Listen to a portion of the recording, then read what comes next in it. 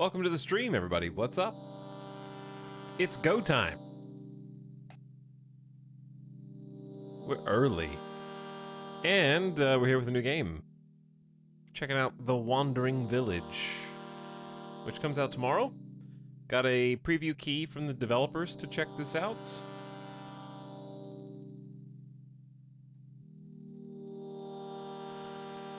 I don't know how much it's going to be tomorrow because I don't think it's on the Steam page. But it's a city builder with a twist. And the twist is that we're building a city on the back of some big rock monster. There is a playable demo somewhere. I don't know, is it, maybe the demo is or isn't still playable? I'm not sure, but it was part of that big Steam demo-a-thon. And it's a game that's also by a developer of a game that I've covered on YouTube way back when. There's a game called Nimbatus, where you built a space drone and you could program it and blow up other ships. And it actually ended up coming out to Steam on in 2020, I think. But I played it back before then. And it was a lot of fun. Enjoyed it. So they hit me up and were like, hey, you want to look at this? And I was like, yes, I do, actually. I love cities. I love rocks. I love monsters. There is no part of that sentence that I didn't like.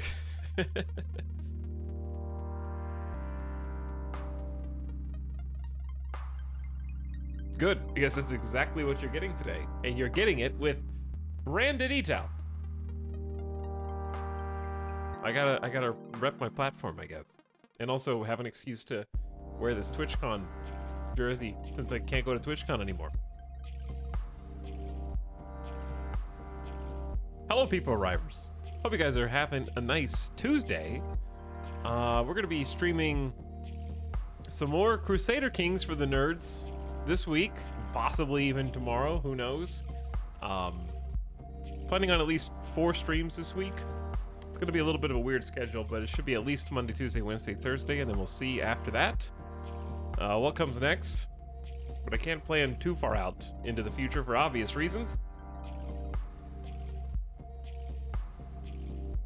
Because planning is for people with different jobs than streamers.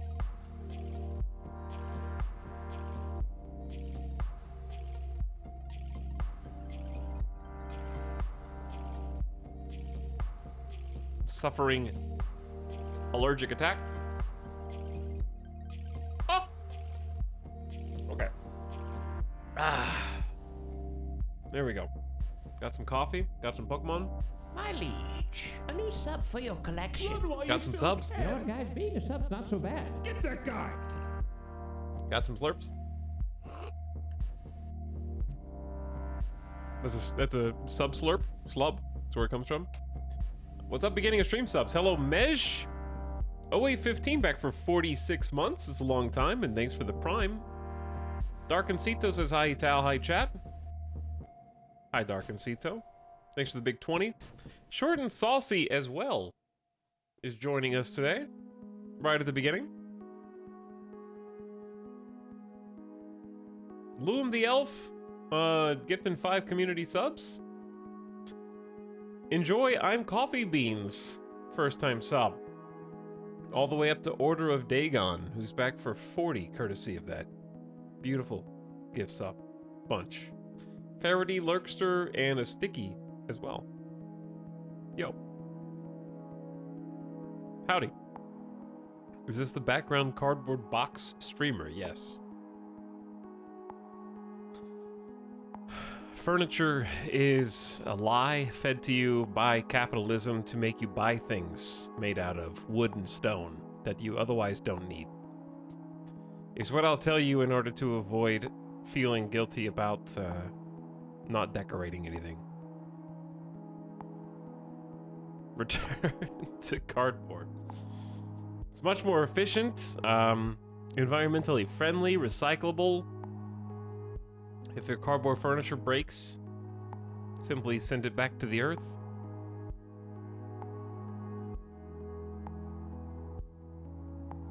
Hello all, what's up? Go.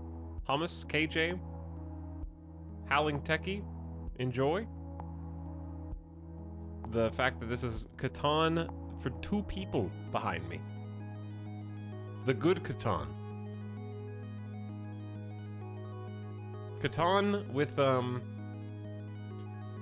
dice that don't actually make the game objectively worse.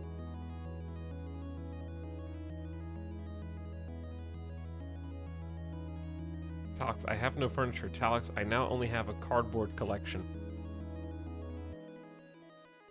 Yeah? There's 2 types of people in this world, chat. The kind of person who has to have their walls painted cotton candy blue. They've got to have a matching blue bookshelf. They've got to have like a sofa that they bought from a consignment shop that they upholstered themselves and resanded, and got a rug that they stitched together by hand, okay? And then there is me, who acknowledges the transient living space that I am currently in. The more effort that I put into this is the more effort I have to undo. What if I wanted like change to a different room in the house? What if I want to have my office in a different room? It's just a bunch of wasted time. Here's the thing, also, it's a damned if you do, damned if you don't, especially on Twitch, because if you don't do anything, it's like, oh, haha, look at all that shit behind you. And if you do try and put effort in, it's like, oh, look at this try-hard cringe Twitch meme person who's got blue and pink lights behind them with a Reddit shelf, you Reddit nerd, you stupid nerd. Okay, so like, why even pretend like you care? You're just making a big deal for no reason. And we all know it. Just accept that I'm like you. Because your room probably looks like this, except it's got like 12 more cups, and half of them still have liquid in them. On your table. Okay? You probably still got like 4 fast food cups with like little crumpled greasy bags in the corner. Throw your shit away. Alright? This is the only trash that I have, is like a water bottle. That's it. And I'm saving it so I can recycle it.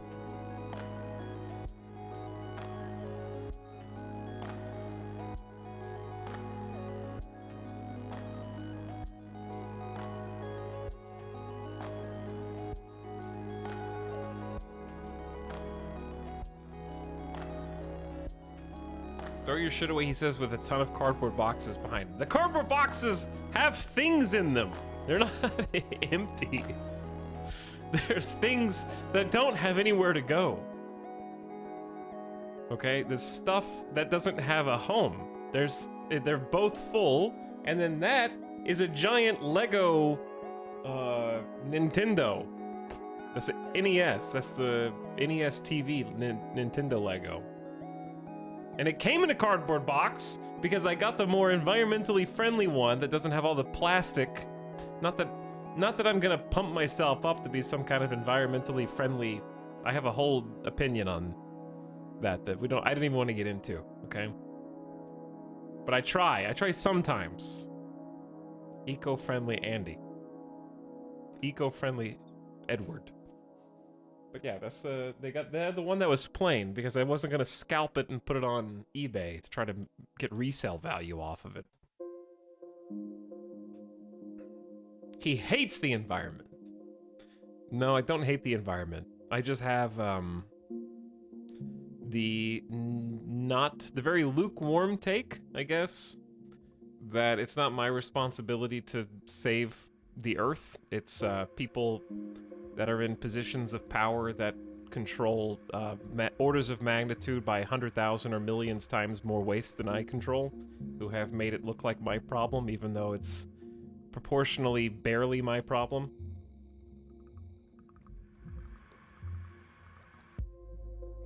So, if I throw away a plastic bottle from time to time, I don't go to sleep crying about it. It's just like, I'll do it when I can.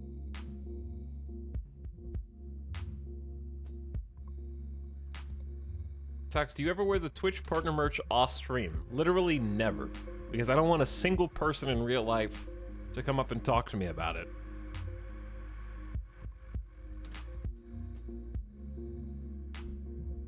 Cancelled Twitch streamer uses his influence to force dozens of viewers to pollute and destroy the earth. You probably already are. We say on our, like, extremely power-thirsty computers, burning electricity and fuel around the clock. Sleep mode is for nerds. I just leave my computer on. I'm just kidding. I turn my computer off at night because it's too hot. But yeah, I don't want anybody in public to be like, oh, dude, Twitch! I know what Twitch is. My grandson watches that. What do you play? Do you play, Apex Night? Like, I don't... What game do you play?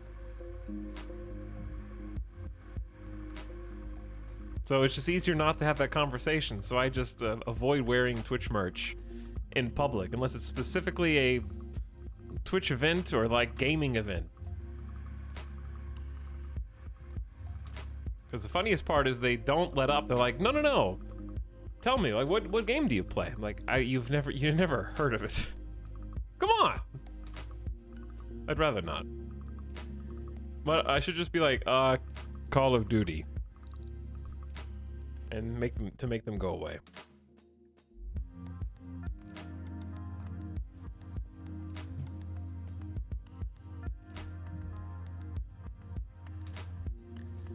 Do you do Minecraft? I have done.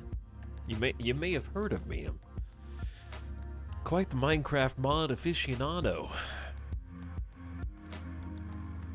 Anyway, I have been asked before, multiple times, when I mistakenly wore a Twitch shirt out.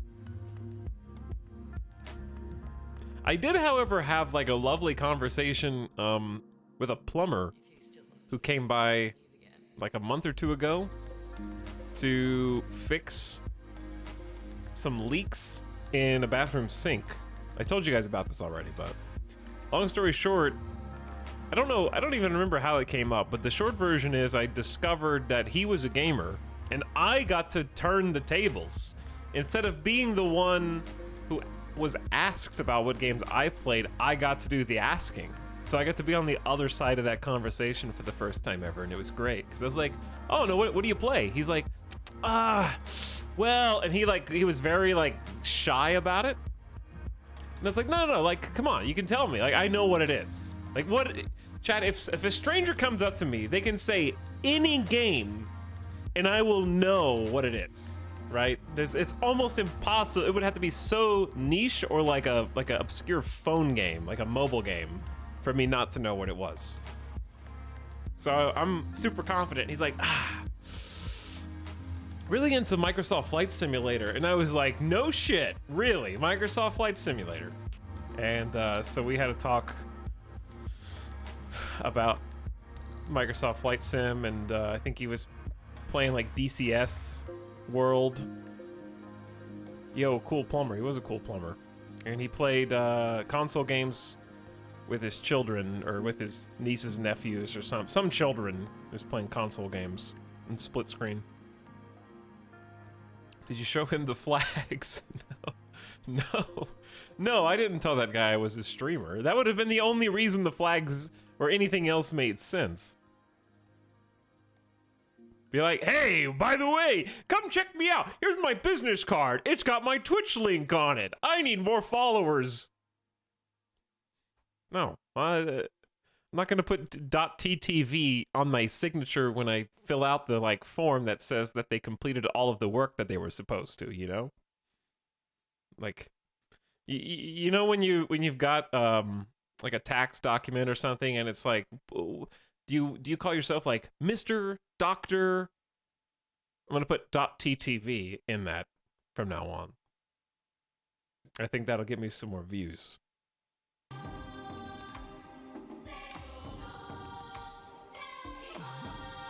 All right, that is the song of our people, and the song of the Wandering Village, which we're about to jump into. I'm waiting for people to start putting TTV on their license plates. It's probably already begun.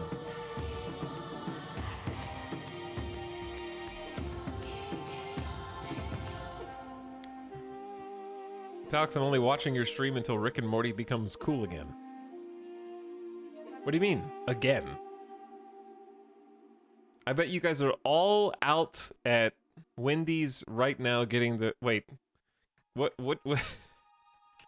Where's the meal deal? Is it Wendy's? Yeah, the Wendy's Rick and Morty drink combo. I watched the review from Review Bra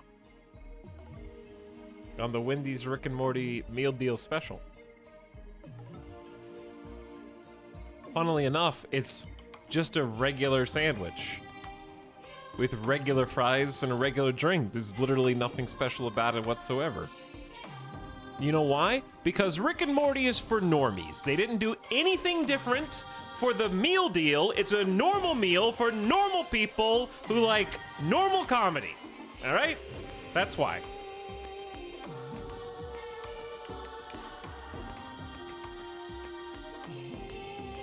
It's like, what's the Simpsons meme? They just go up and say 9/11 and then get people to clap. That's what saying Rick and Morty is bad is like now. All you have to do is say Rick and Morty sucks, and then the people go wild. They just applaud you. Family Guy? I'm sure Simpsons did it first. Sorry. There's too many memes. Far too many memes. Okay. He has the same opinion as me. He's just like me. You wake up for the Nintendo Direct. Wasn't it like at 7 a.m. or something? No. What, so I could watch Link jump through a cloud for 5 seconds? Absolutely not.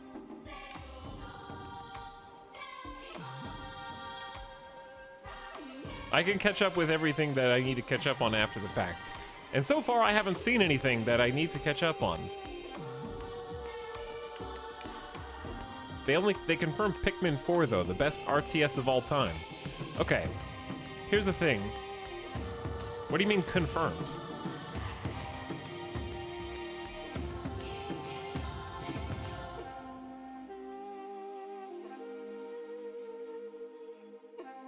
Do you guys remember this?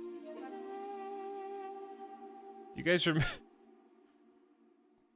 Oh, they confirmed Pikmin 4. Then what the hell is this? Pikmin 4 very close to completion, says Miyamoto. Posted September 7th, 2015. It's been 7 years since they've confirmed it. That it was very close. So Nintendo Direct doesn't mean shit to me until I see the game. It's still coming!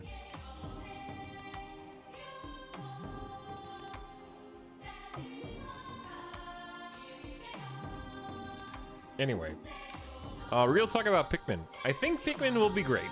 However, Pikmin 2 is worse than Pikmin 1. So like, unless they can find the, like, I never finished Pikmin 2 because we tried it on stream and I just didn't like it as much.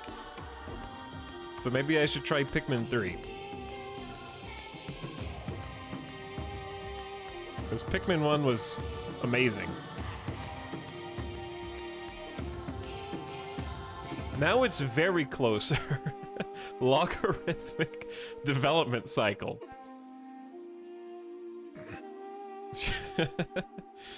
Oh. Anyway, thanks again, Loom the Elf, for the 5 gift subs. It's very nice. We have Minnie Megan also says, variety! Yes, it's a variety day today. It's a variety day every day, but we've been doing a lot of Crusader Kings lately, I know, and we're going to do a lot more, because we have a limited amount of time. We're going to be playing Stellaris Toxoids. I'm not going to make any promises about how long a Stellaris campaign is going to be. You guys know that it can go as long as it goes, basically. But we're definitely going to create that, and that's the 20th. That releases the 20th, which is Tuesday of next week. We might be playing it sooner. So I don't have a lot of time to get Crusader Kings in before Stellaris appears.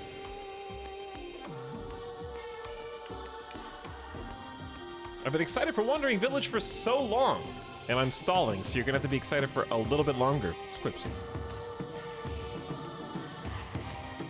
And then after the 20th, the 27th is Hearts of Iron. So that's a week later, and we might get that to play earlier, possibly. I have no idea. Question marks. So like it's pretty rapid fire. So I'm trying to get in a complete, like for us, Crusader Kings 3, we're never gonna get to the end date, but just complete for us campaign of CK3 where we can sort of put it to rest. Before it overstays its welcome, and maybe just grind it out. So we're gonna play that at least one of the days this week, if not tomorrow. And then it's probably gonna be more Crusader Kings or Space Haven. Those are the two options. Space Haven isn't going anywhere. It's been out for a long time, so I'm not too worried about that. But Crusader Kings DLC is fresh still. We'll find time for everything eventually. Maybe. We're finding some time for Wandering Village now. Let's jump in. Whew. Select the game mode. Novice. No. Adept or Veteran. The world is harsh and unforgiving from the very beginning. Survive by any means. I've never even played this, so how am I to know if this means veteran of strategy games or veteran of this game? Definitely not novice.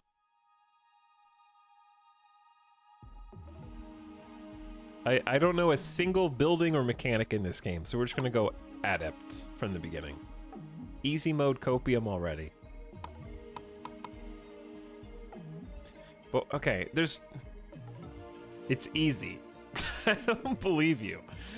Alright, I guess with any city building game, we're just anticipating starting over regardless, so we may as well start on the hardest difficulty so I have an excuse. But then I feel like I'm just gonna get frustrated when I lose and then get salty. We'll just have to take it seriously.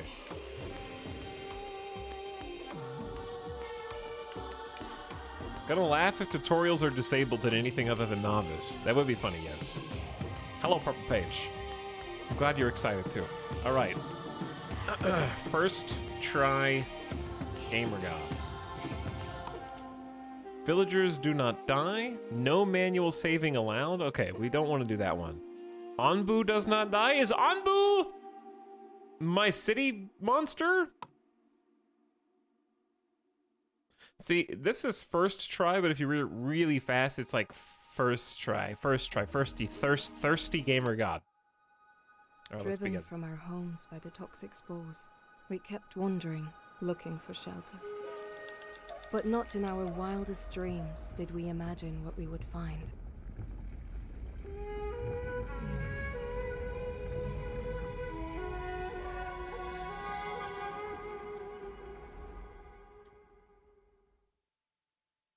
Anbu. By the way, chat. We have... Is that a motor? Ooh, I like this camera angle. Very cool camera angle. We have... Turn the volume down. But also... Twitch integration. So in theory, these should be people from chat. There's GS Random, Benny, Howling Techie, Laser Sand, Chillin' Sicilians here, Lazaro, Major Spacer, Rafferty, Nikos, Acetaminophen, Alamein, Sherilyn, St. Hummus, Cal. Okay, so I think if it has a capital letter, it's not from Twitch. Juan Yinners, Gogo Gatsu. So if it has a capital letter, it's just a regular name. So you guys just randomly got picked. Also, you will apparently be able to vote on the direction that our wandering city takes. This is him. Whoa, that's cool. I like this map. So this is us, and we're wandering down the road toward an Anbu sleeping spot, a comfy spot for Anbu to sleep, free of any poison. There's also a group of nomads looking for a home, a ruined settlement that you can explore for leftover food, a quarry that may have stones and other materials, and dunes with fine sand, and there's more things that appear as we go. And we'll occasionally have to choose different directions to go, as well as be able to send away parties to gather up these materials.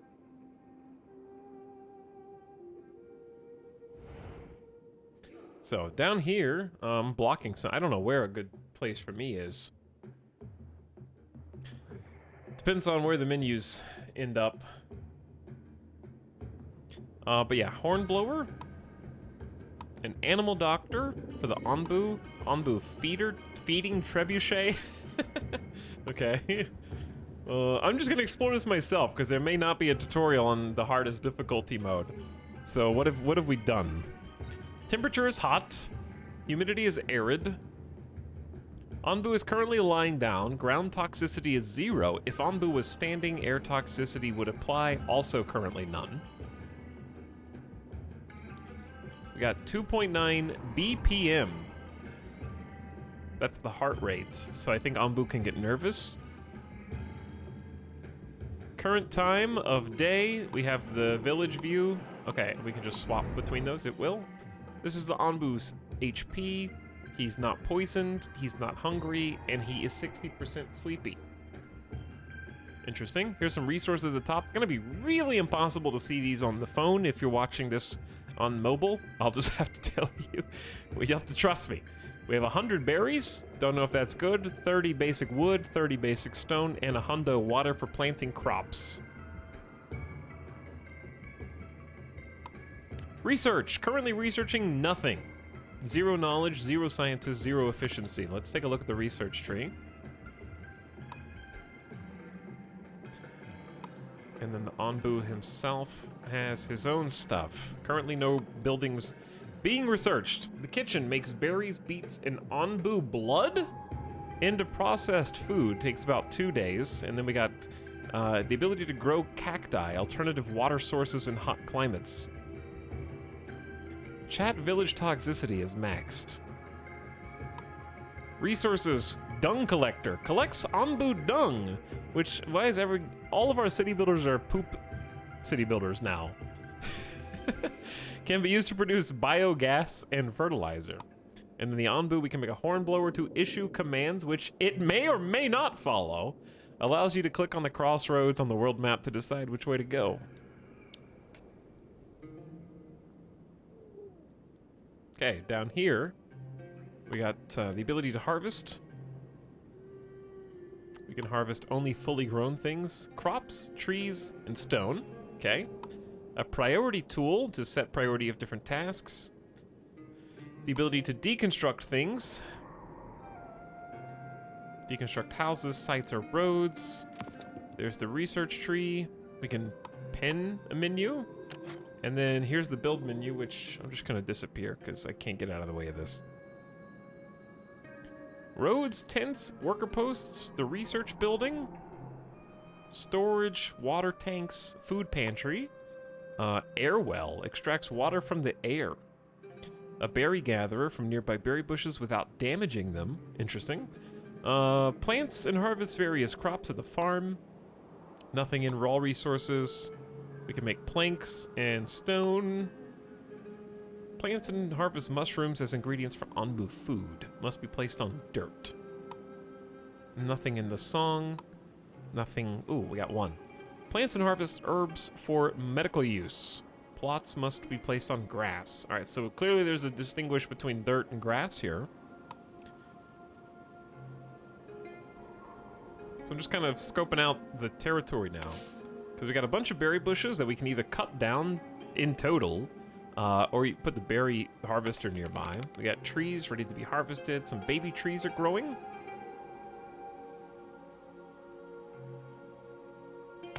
Some very large trunks that have a giant quantity. So each Tree is like 3 wood, but the giant trunks require sawmills. Okay, there's special buildings. What is this? Onbu spike reduces Onbu trust. Ah, there's a trust mechanic. So we have what is a symbiotic relationship with our big Onbu lad, and he has various resources that we can take, which will hurt our relationship with him, but we may need.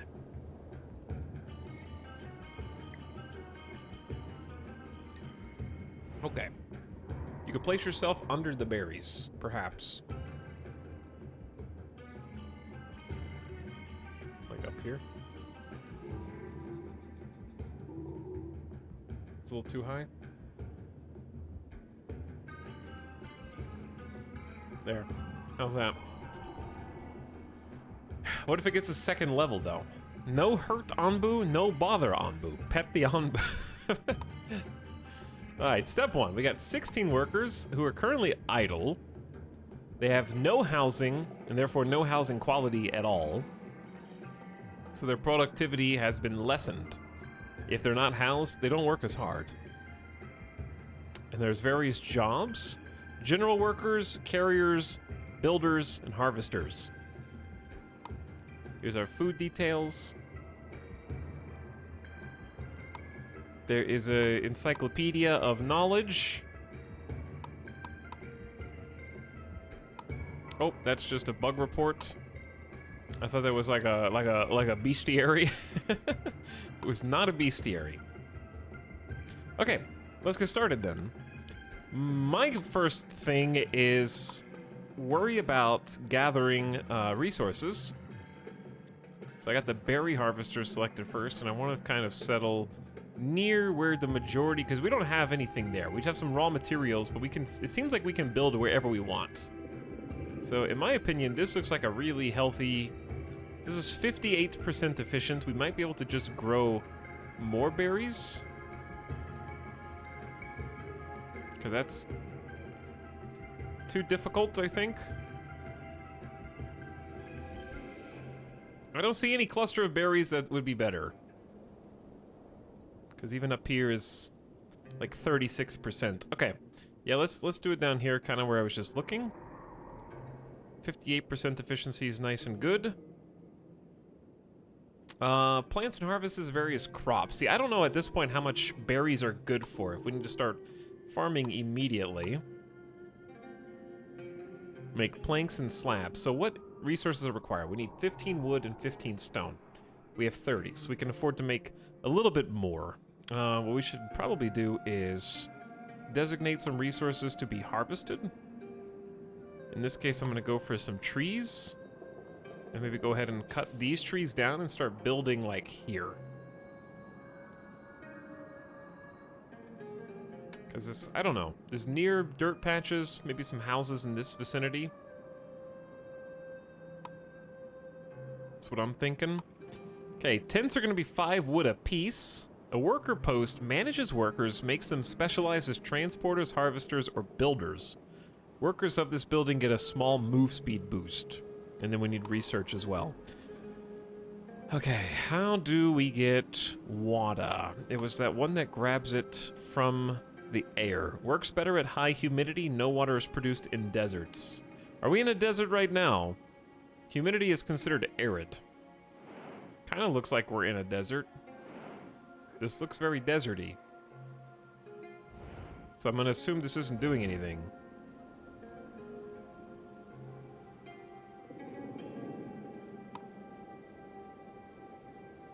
Villagers move slightly faster on dirt roads, okay? Each tent is for 2 villagers, improves the productivity and offers slight protection from poison air. Research building is for research. Stores up to 30 materials each. Stores 100 water. Stores all kinds of food. Airwell works in high humidity. The farm must be placed on grass. Carpenter makes planks. These are advanced crafting materials. Mycologist is for dirt. Plant and harvest mushrooms as ingredients for Onbu food. Okay, so that's dirt.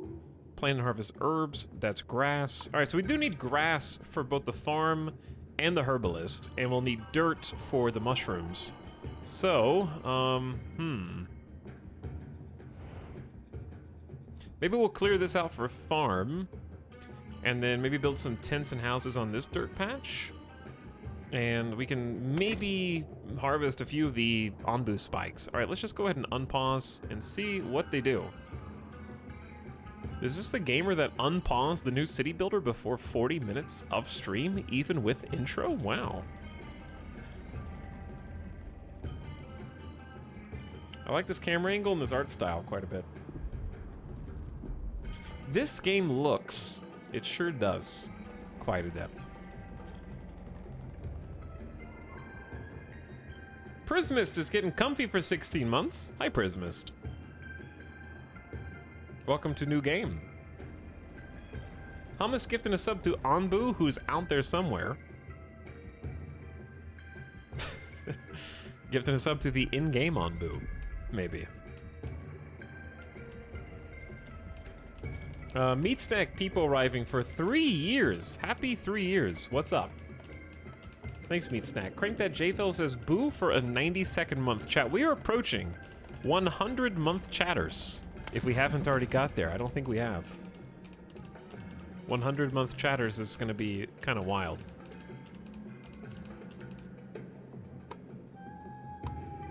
I want...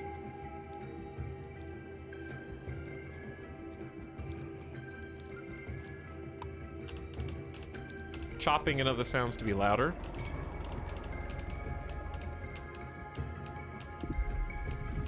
All right, they're all kind of standing around because I don't have any other jobs for them. So what we need to do is make some tents.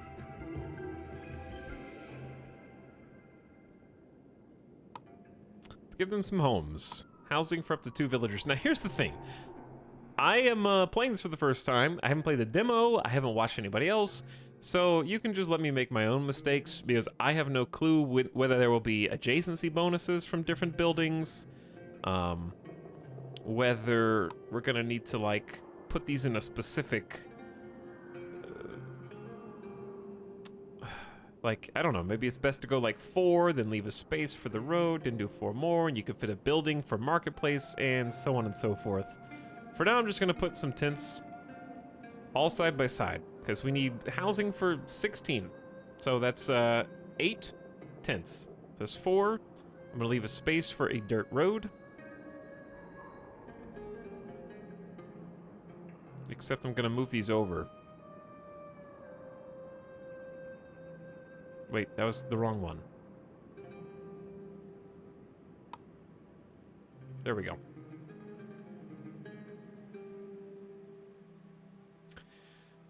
That's kind of the middle, but kind of not at the same time. All right, and villagers will move slightly faster on dirt roads. So let's do a dirt road like this, and then up the middle. And then I would like to get a road going sort of from the berry worker hut all the way up, but that is somewhat challenging because it's surrounded by berry bushes. It is.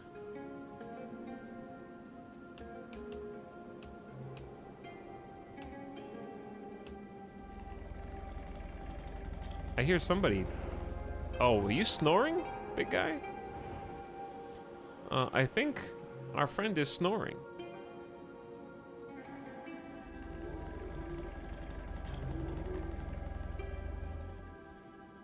So we have 16 wood. It's gonna cost a lot more than the wood that we currently have to put these houses up. So let's just chop down some more trees, I think. Just harvest the trees. The Onbu sounds are great, yeah, I like them a lot. He's gonna wake up sooner or later. Let me see, what's his sleep at right now? He's sleepy 44%. So as that number goes down, he's gonna wake up.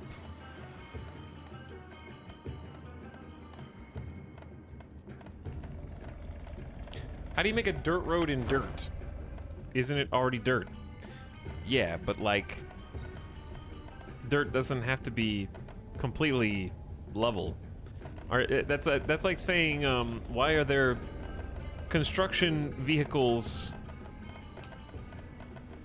working the ground to put up a new, like, neighborhood or strip center? They're still building on dirt.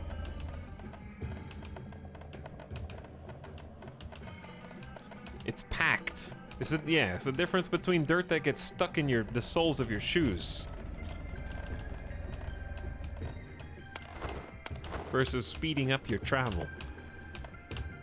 Your feet aren't sinking into the mud. But yeah, I like all the animations quite a bit. And we do have them some basic huts and houses. It improves their productivity and offers slight protection from poison air. Okay, it's just a level 1 housing quality and a 10% poison resist.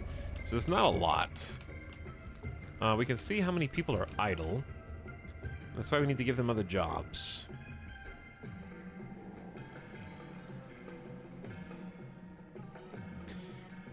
So, what other jobs? We'll definitely need a worker post. Each worker post manages workers and specializes, and workers in this building get a small movement speed boost.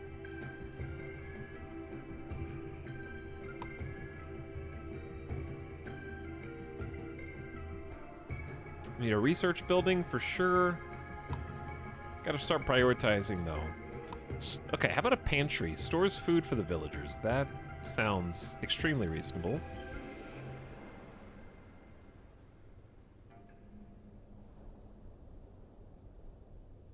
Let's do... How about a water tank behind them on one side and a pantry on the other? That's 10 wood, 10 stone. So these are all basic resources. 15 wood, 5 stone. So we're gonna run out of stone pretty quick. But I want to keep up with the road design there.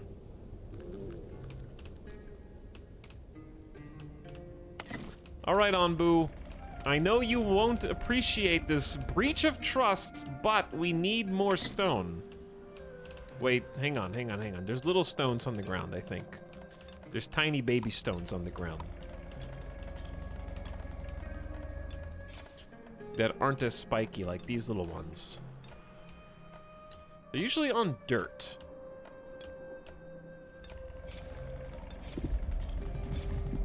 So we're gonna go grab those first.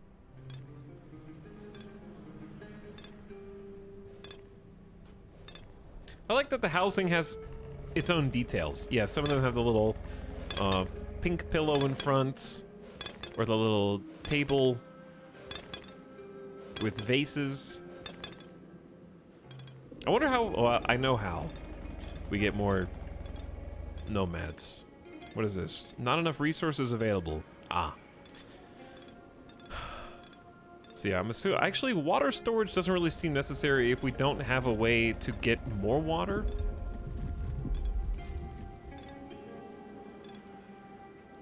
So I might just cancel this real quick and check to see if we get all of our resources back. We do? Okay. Hello, Roof. Thanks for the 30-month alien. Please sub.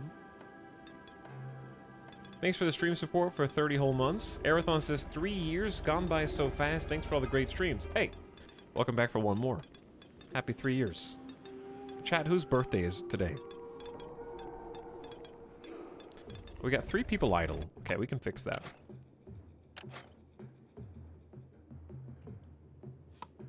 We're playing on the hardest difficulty for my first game, so I'm just trying to, like, not screw this up.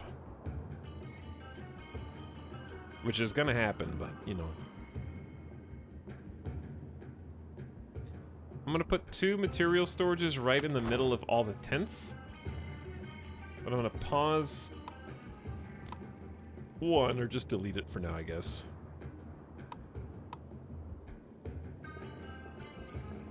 Dirt roads are free, so we're just gonna allow construction of that all the way around. Because you know we're eventually gonna start over. There's no way I get this right on the first try. So the berry gatherer is employed how many people? The more berry bushes that surround the building, the more efficient it is. We can have up to 3 workers. You can see them picking the berries right now.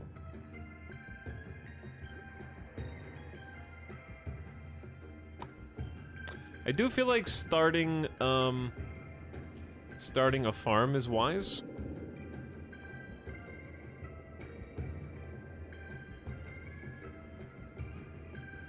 If we can figure out how to do that.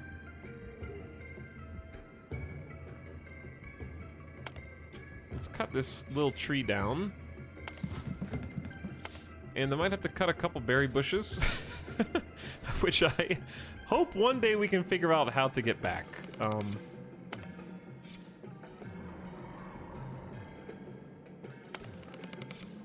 right, we got some jobs to do. I like the music so far, too.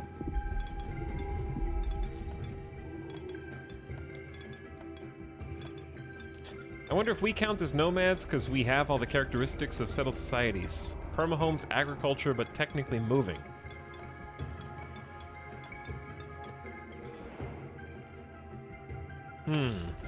We are definitely still nomads because we're going to have to rely on the other territories to satisfy all of our needs. So I don't think it's going to be possible to truly become self-sufficient here. Well, we do have 100 water. It's useful for planting crops. It's currently just stockpiled in water buckets. So maybe I could have built... Damn, we have 65 stone now. They're just up here grinding all of that. So where are they taking these berries? They're moving the berries to the new pantry. Okay. So lots of haulers. We're going to be able to specialize soon. There is the material storage for various types of stockpiles. We can choose what we want to stockpile in it. So I'm not sure if this is the best location for a stockpile. Yeah, I think you want specialized stockpiles near the things that are being produced, because these are just kind of catch-all. Oh well, we're learning. Are we dragon riders? We're whatever this is riders.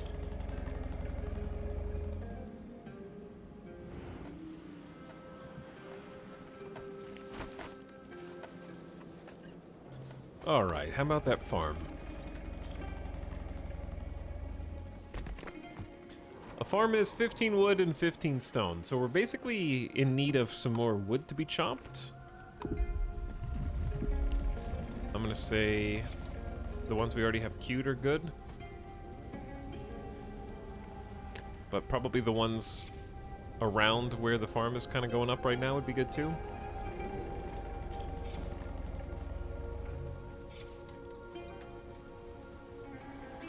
Is it the end of the first day? They've done a lot in one day.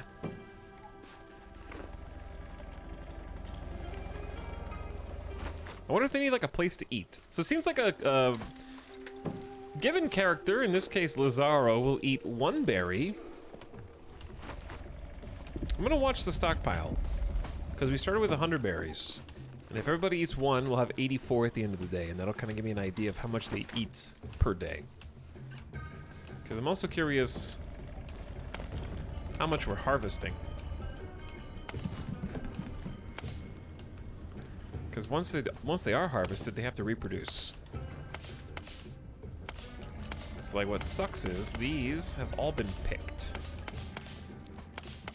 And they won't make more.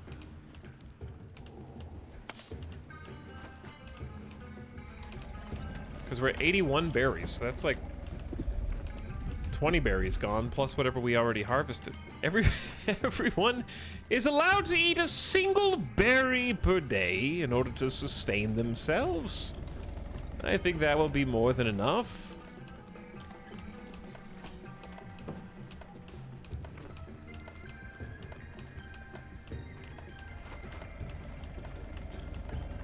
But yeah, for those of you just joining, this is a preview for a game that comes out tomorrow on Early Access. We just got like a early beta version of the game from the devs, but I have some good news. The devs also sent a few extra keys and said to give them away. Excuse me? He's awake! Anbu is at 0% sleep.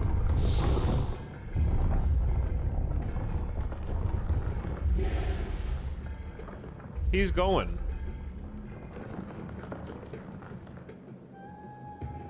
Oh, we're on the move. His hunger is 4%, poison 0, sleeping is 0. All All right, let's pause for a second because what are you guys doing? You got 2 farmers? Up to 5 can work here? Plots must be placed on grass.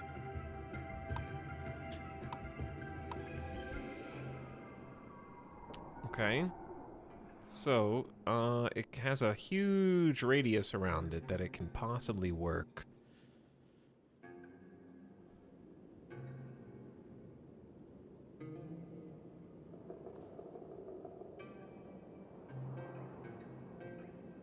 And I'm not really sure how much we want to start with.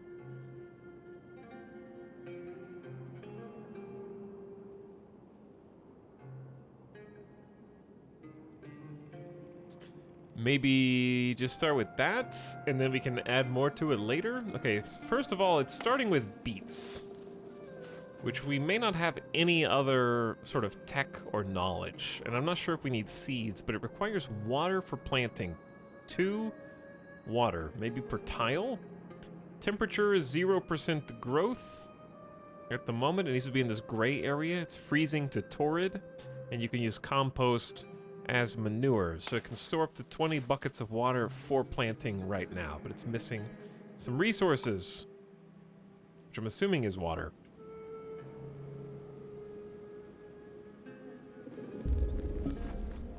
So we're going to start with that.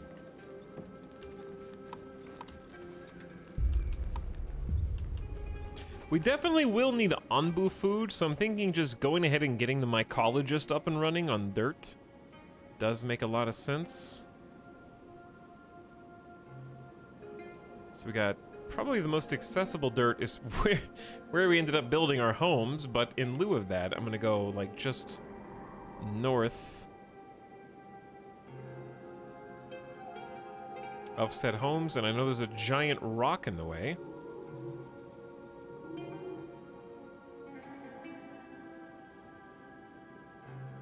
Might just build it next to the rock. That way I can kind of get a dirt road. Why is that spot blocked? Is it just because you can't build next to a tree? I don't know. But I want to start connecting everything up.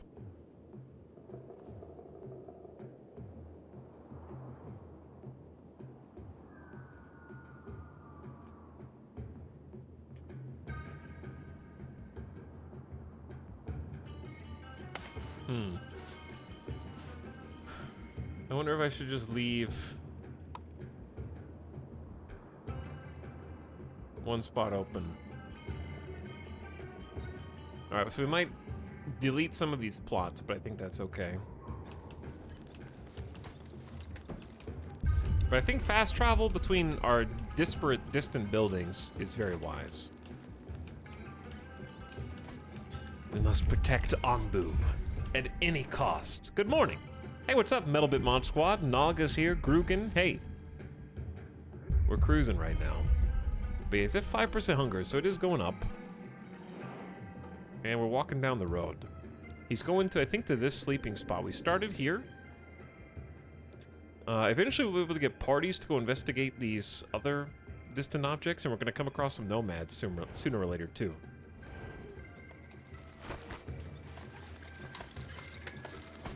Okay, I'd like to get the worker post so that we can actually start getting some specialists.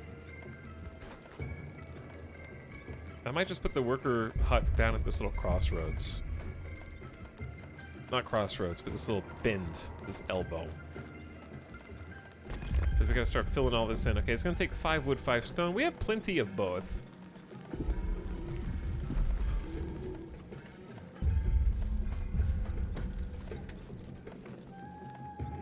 So what, we're at 74 water?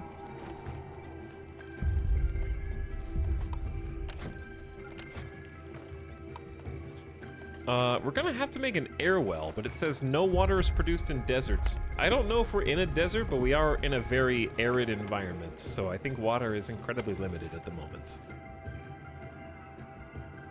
Alright, planting mushrooms will require water as well.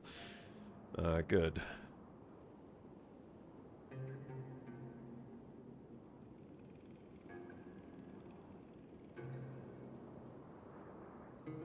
So that's gonna be 1 water per tile?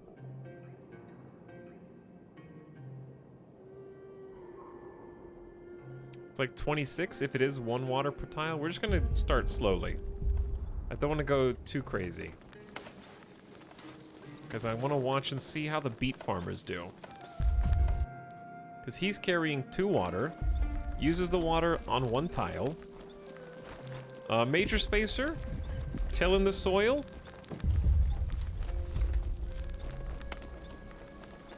Acetaminophen is also helping with the farms. Are the Twitch chat in yellow robes? Howling Techie.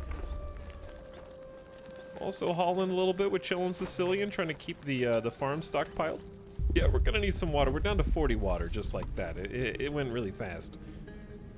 Oh God, look at the ground. Oh, that's a crazy view. Okay, but yeah, we need to figure out how to like siphon some water.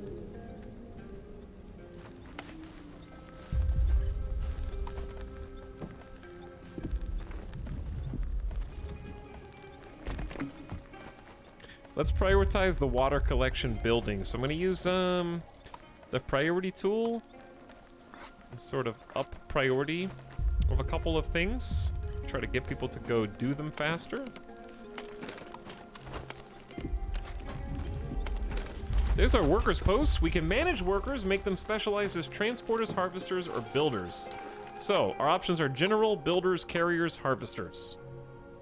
I'm assuming general workers are like the people who sort of... Yeah, what is a general worker if carrier and builder and harvester is already accounted for? Maybe just people that are open in the pool? Like people available to be selected for things? Extra jobs? Sort of a whatever needs doing, they'll do it.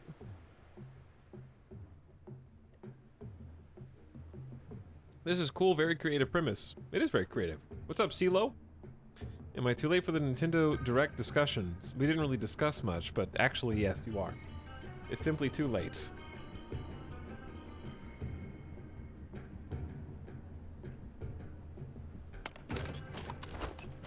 I say...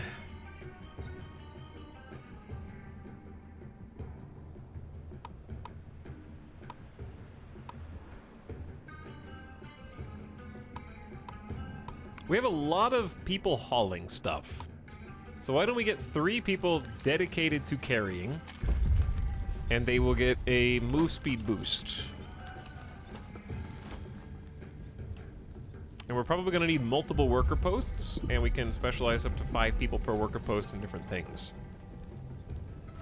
But what if you specialize 5 people as workers and then you have nothing to build? I wonder.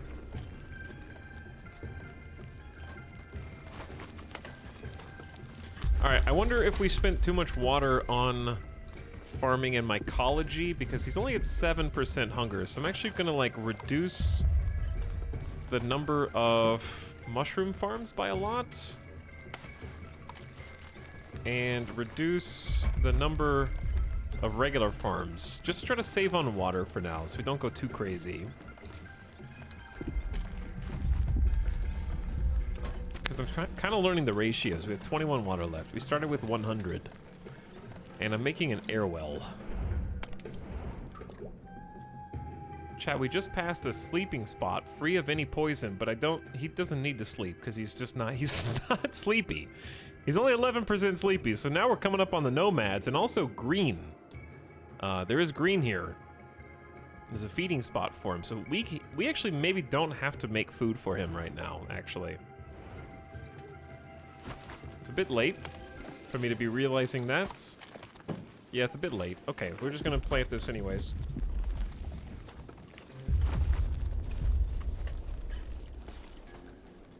What is there to discuss anyways? Yeah, what chat happened? What did the Nintendo Direct do? This air well automatically extracts water from the air, works better at high humidity levels. Currently not functioning because there's no water productivity. All right, so that's a problem.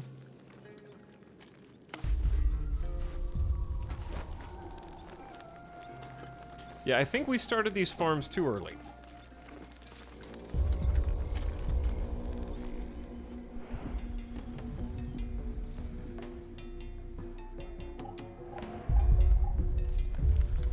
You two are standing around, Major Spacer and Acetaminophen, very proud of yourselves. Rafferty and Sherilyn also just kind of standing around.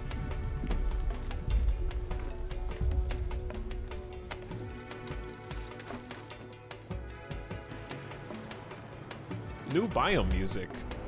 Oh, we are in the new biome, and we're about to get nomads looking for a home, but I'm down to 14 water and 53 berries.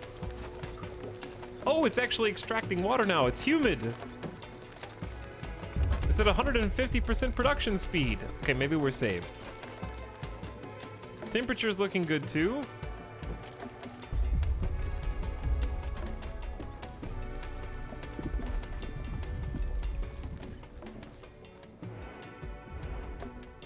Now, how do we get these people?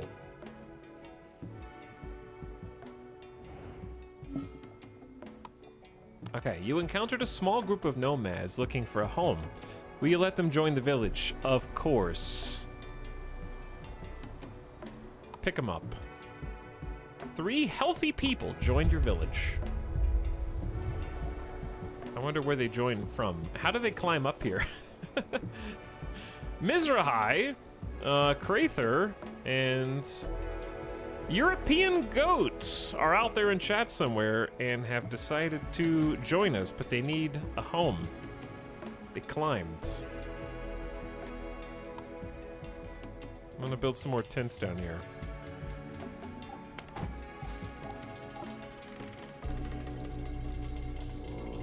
And then prioritize them.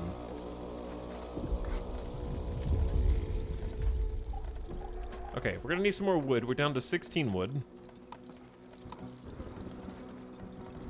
As time goes on, we're gonna be basically stripping the land of all of its natural resources.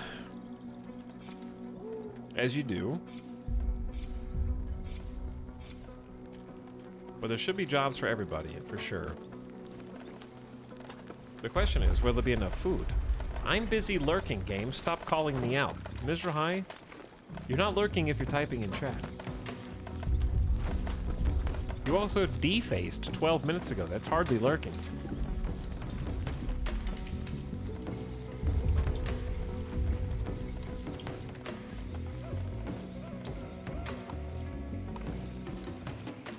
All right, music is good but loud. There we go. So, we're in a jungle biome, actually. And what I'm curious about is whether we need a second airwell. I guess it depends on how much we want to farm.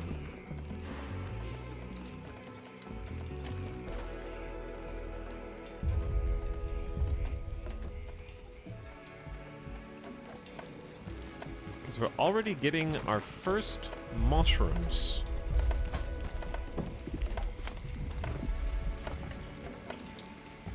Which apparently we don't need, because there's already a feeding spot out here.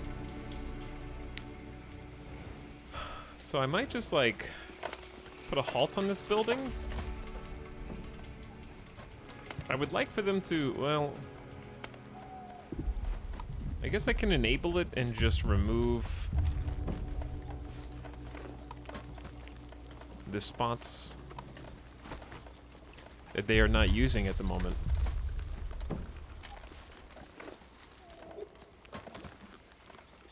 I can't be lurking if I tab back in every 3 minutes to comment something and then go back to something else. Correct. Yeah, that's not what lurking is.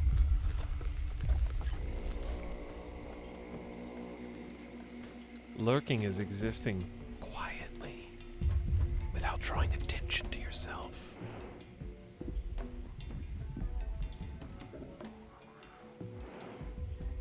Oh yeah, but there's a feeding spot coming up soon. He is 12% hungry. Shh. Chat, please. It's only 3:23. Europeans are still online, and they are here to be seen and not heard. Wait for the Americans to finish working and going to school so they can come in. You're just keeping the seat warm for them.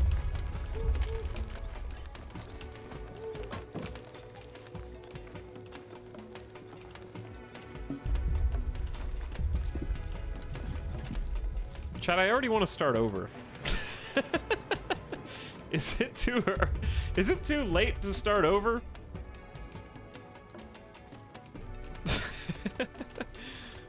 To explain why, do they just eat raw beets? Yeah, can be eaten raw or refined. Literally nothing is wrong. I know, but like, I know nothing's wrong, but like, you abandoned Anbu already? I want to have a more than a two. I want to have like more air wells and then water storage.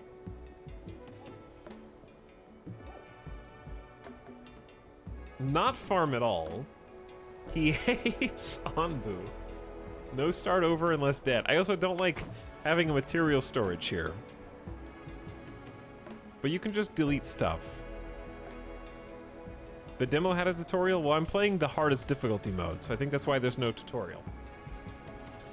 Which I'm kind of glad there's not, because I don't feel like I need a tutorial. I just don't like the arrangement of my buildings. If only there was a way to remove and add to other buildings. Alright, fine. I'm gonna keep playing because there's nothing really wrong.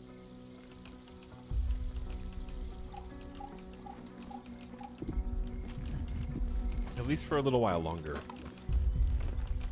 Because I'll tell you what I need. A second air well. We do have enough wood and stone for that, but we are gonna need some more stone soon. And it's getting further and further away.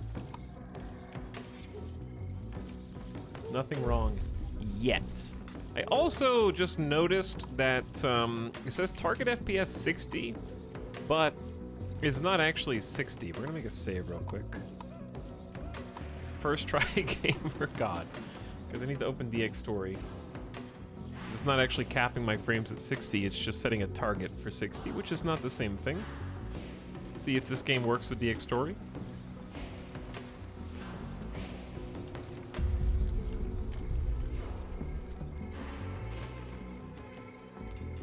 Maybe? Okay, it does.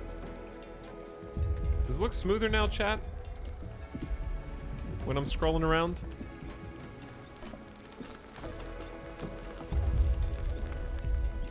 Or maybe you can't tell the difference?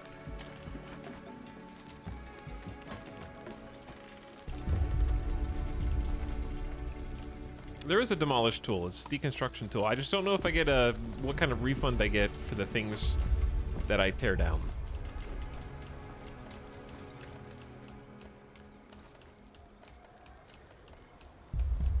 But yeah, I'm annoyed with my farm plots. And I don't know how to make it better. Alright, so 2 air wells. We were kind of breaking even on water. We've been at about 15 water. While we're in the humid jungle, we should actually start seeing water go up. And if water's going up, I want somewhere to store it.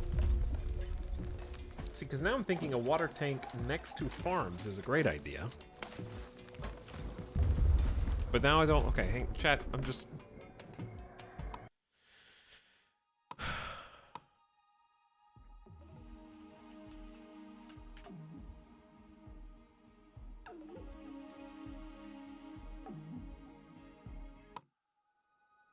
Driven from our homes by the toxic spores, we kept wandering, looking for shelter.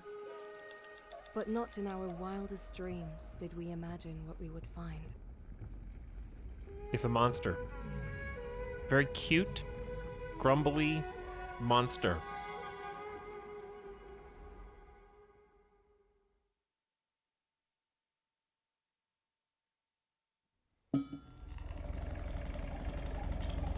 Etal, what's the best way to store microwavable meals in your opinion? Like Chef Boyardee ravioli or Hot Pockets? Okay, I thought you said what's the best way to store microwavable meals in your pocket?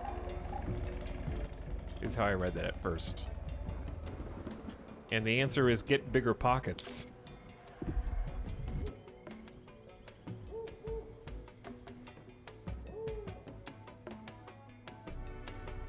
Oh, he just started? Nice. Listen, I had to start over for 2 reasons. Number 1, I was curious.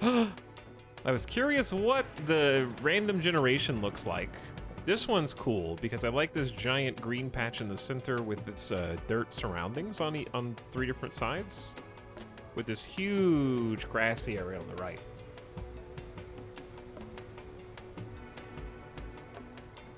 We definitely can build on the grass, and it's fine, because we're not going to need that much grass for farms, let's be real. But this map's neat because it's got a high concentration of the big stones and the big... Like, this is resource city right here. Just so many of them. Onbu 2. Oh, you start in a different biome? Oh, you do start in a different biome, so that's randomized as well. The things that you find on the trip are randomized. Canonically, previous chat village fell off of Onbu and died. Oh, that's right, there's a new chat.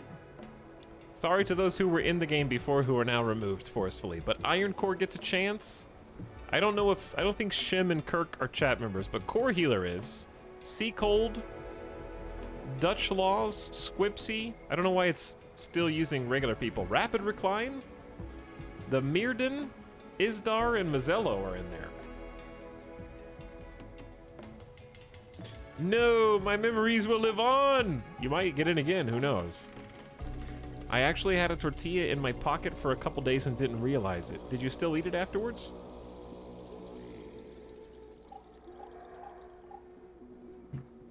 Tell me that you did. I don't want you to waste anything. Okay, chat, this is the real one. This is the real one. So we're gonna harvest fully grown trees.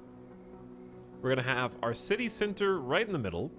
We have a beautiful dirt patch for the different, like, herbs and mushrooms that require dirt. We have a ton of grass for farms to the right.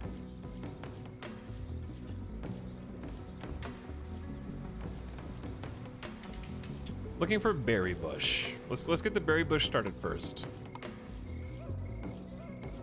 Ah, where's the best berry gatherer spot after all? 45% efficiency. The berry clusters are a little weird on this one.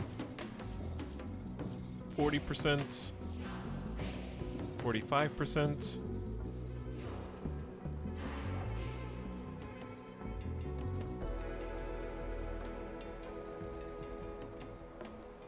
So like 45% seems like the best cluster we can get right now. Reset. No. I like this map. I like this map. We're gonna make it good.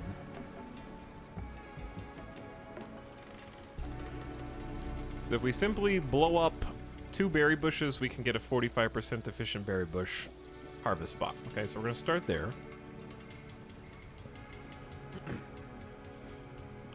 We're starting in a human environment, so we can start gathering water a little bit earlier. Alright, now the housing.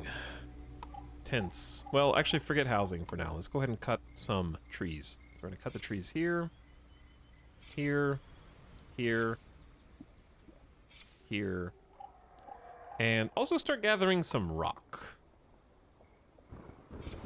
So each little rock is 3 stone, and each tree is 3 woods. That's easy enough. Get to work, my minions. We had 58% before. Reset. You're not wrong. We're just gonna have to farm better instead. Same. I found a chicken nugget in my jacket pocket once. No idea how long it was in there. Well, just a little bit longer. Because it's still in there, right? Did you... How many, like, wash cycles did it go through before you found it? How much laundry did you do?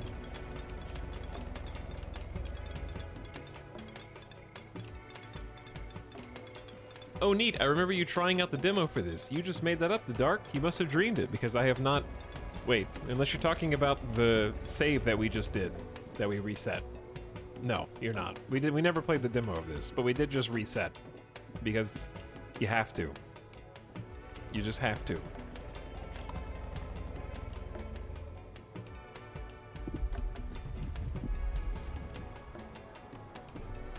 So for farming...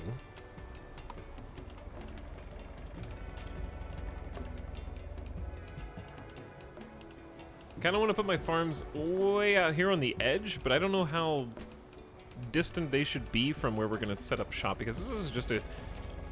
this is a great place for a farm.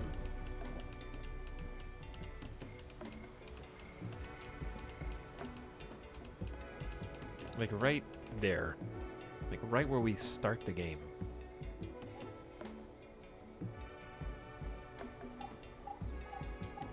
Can you pause construction? Can you like put something down and then pause it? Because I don't think you can.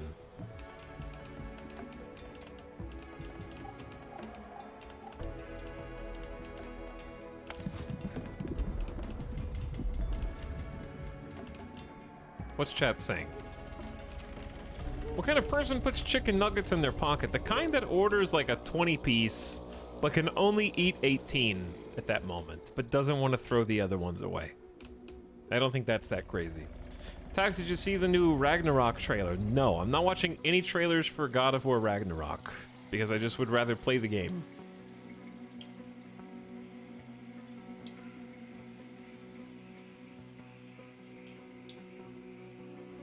So instead of keeping it in the packaging, they stick it in their pocket? Yeah, the packaging for like a 20 piece is so much larger than 2 chicken nuggies. And it's not even close. Alright, but what if we build the farm? I want the little... Okay, so here's how we want to build the farm. I want to build it straight down from the berry gatherer for symmetry. You see how it has white dots and red dots. So white dots are still considered growable, arable land. So we're really taking advantage of pushing it down as far as it can go down here. So we're gonna go ahead and lock that in, but we're gonna build the other things and queue them up and just give them higher priority. And I know for sure that I want a path around this farm.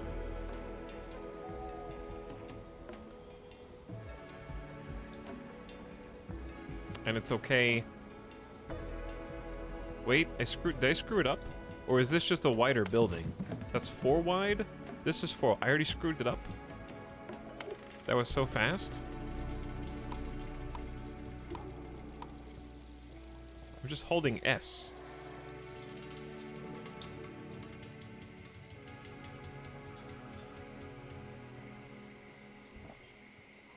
Time to restart, shaking my head. Oh no, does this game have paths? Of course it does, yes.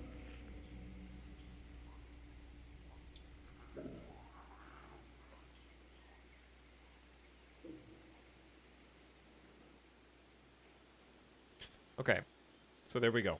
Huge path. But like I said, we're just gonna like prioritize the things that we want. Chad, does anyone want to hazard a guess at how many blocks this is to find out where the middle is? 1, 2, 3, 4, 5, 6, 7, 8, 9, 10, 11, 12, 13, 14, 15, 16, 17, 18, 19, 20, 21, 22, 23, 24. There's 24 blocks. That's, why can't they just do one more? Then we can make it odd. Doesn't have to be odd. It just has to be like houses, right, tents right down the middle.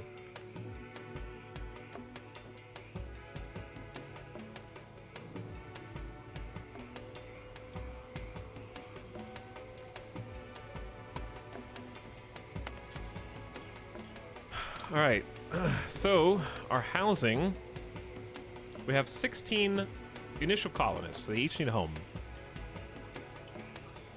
And I did not hate the way we did that before. So like, there's our 16. That should be basically in the middle. 1, 2, 3, 4, 5, 6. 1, 2, 3, 4, 5. Oh damn, it's not in the middle, is it? Why is this so challenging?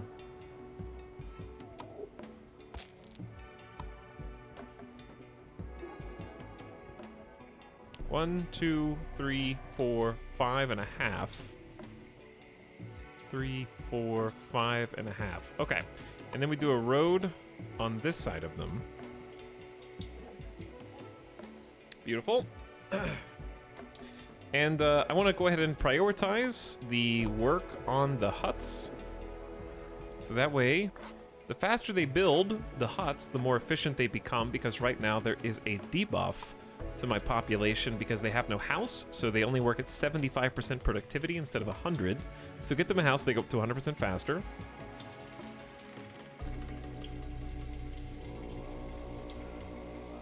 Fira gifting a sub to Elder Than You. Thanks for the gift sub, Fira. Welcome to stream, and the G-Man back for 49 months.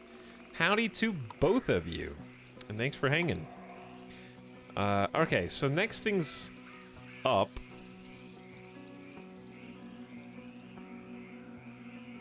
So we know that we can store food for the villagers.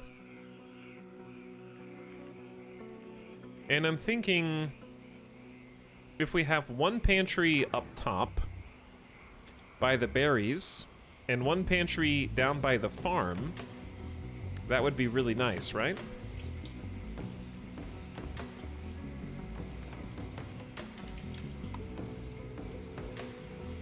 Okay, so 2 spaces away from this. See, this time I'm actually comprehending what this is supposed to... Okay, this is still a little goofed. It's okay, we can't have everything be that symmetrical, all right? This will still work.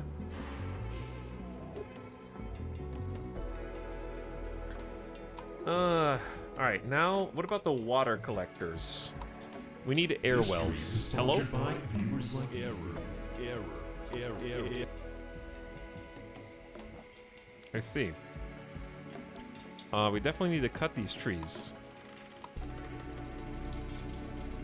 that are right here, and then we'll have a better idea. Okay, I say we just let them go with this for now.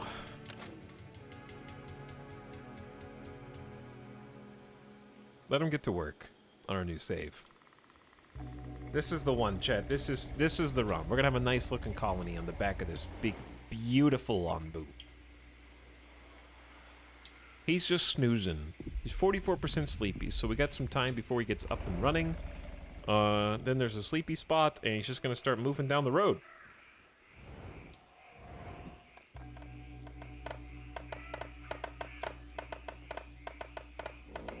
Who's gifting subs?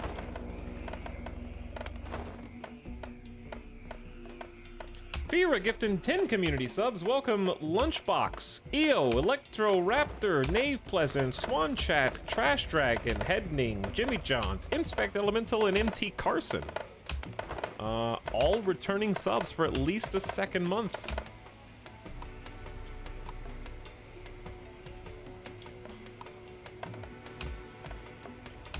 Hello each one of you. Thanks for big $50+ in gift subs, Fira. Super nice. And Imcrone says, Eh?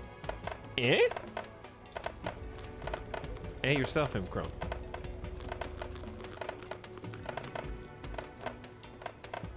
Restart when he realizes the south building is not a farm.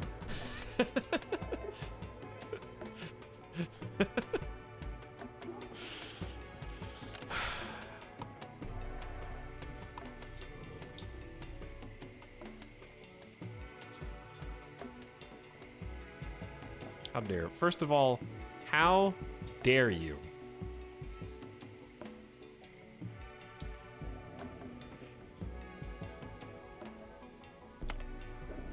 Look what you've done. Look what you've done. Do I need to actually reset? It's just a little dirt. We didn't actually waste anything other than like the run is already cursed. No, it's not. It's fine. It's not ruined at all. Just give it a second.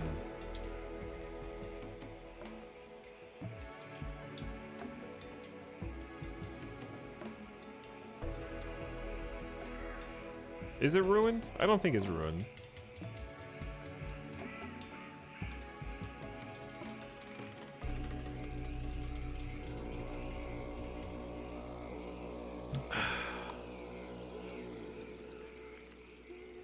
Two more spaces and over one.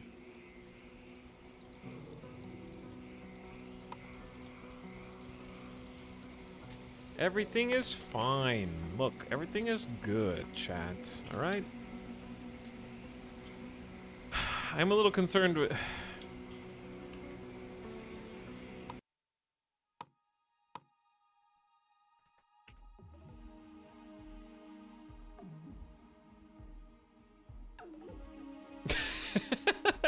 I love. Okay, there was a chat member. Howling Techie just wrote, "The strive for perfection is a wasted pursuit. Enjoy the chaos and discord that life naturally brings in this game." And then at that exact moment, I went back to main menu and they said, "Wow." Save name. Wow, wow, wow, wow. Driven from our homes by the Wow, wow, wow, wow.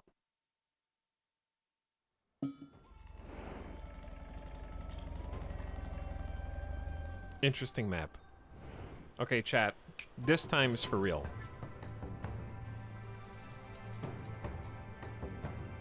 This one's for real. Watch this. We got stone. We got trees. Okay. We got, what biome is this? Pink? Where are we? How do you see what biome you're in? This is Etal's 10th run.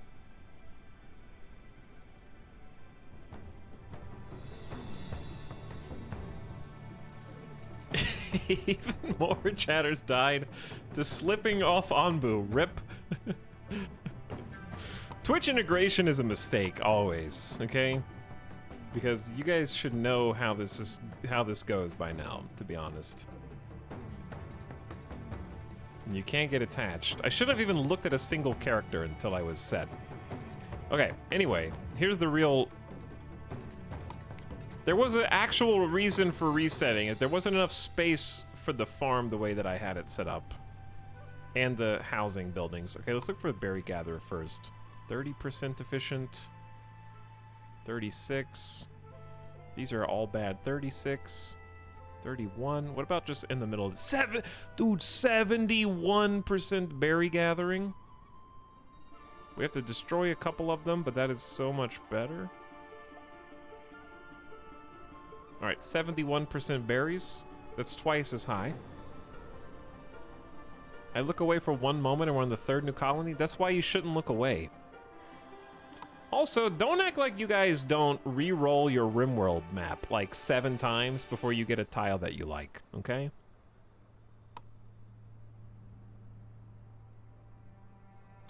Don't come in here and lie.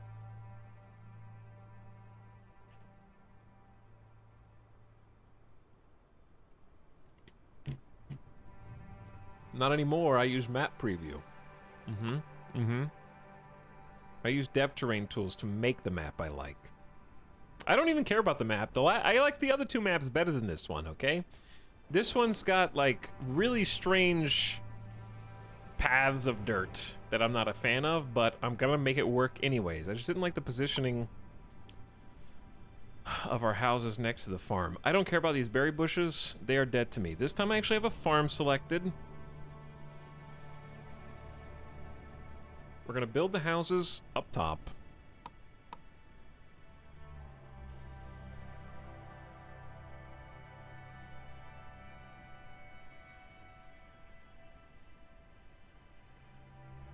Okay, tents. They don't have to be even at this point because they just need to be even with, I guess we're building them in the dirt this time because it's just, there's dirt everywhere. So the grass is actually a little bit harder to come by than it was before. This time we're gonna save room for like 2, basically rows of tents.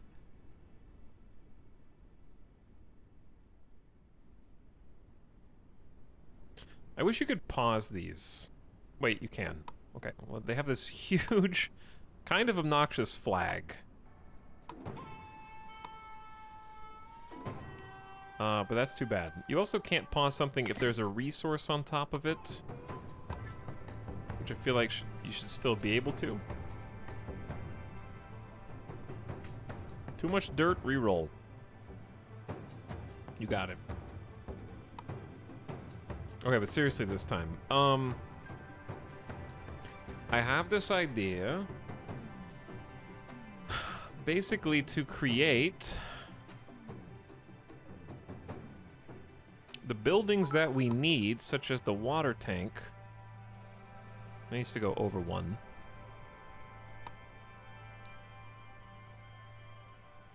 Next to where it's going to be used. I'm trying to create the most efficient possible setup for these. So we're going to have one air well that's right next to where the water is actually stored. So it's going to go air well into water tank directly into farm, okay? And then I know that I assume the people need to drink. It just says used for planting crops. Do people actually drink? I don't think that they drink. So I think it's just for this purpose.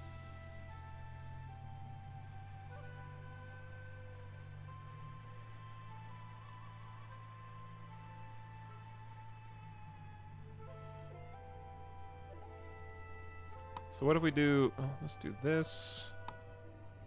And then a second air well down here with maybe even a second storage facility for it. And then I would like to pause one or both of them. Fira just gifted $50 in bits. I saw someone mention Midas Cam and Avon. That's all it was. You want... Look. There he is. There's your camera. You earned it. But thanks for the very, very helpful and supportive bits. He's a blanky burrito right now, yes. Very much a blanky burrito. Also, Avic is here. Hey. Hey, Etalyx, super enjoy this game, and the dev, actually. They make very comfy games. Yeah, I loved Nimbatus. And actually made some YouTube videos on that when they came out. We haven't restarted 3 times at all, Avic. It's actually been nothing to do with the game's difficulty and all to do with my obsessiveness with wanting my base to look a certain way and have a certain level of efficiency. So I've just wanted to figure out how things are going to look together. So we've reset a couple times.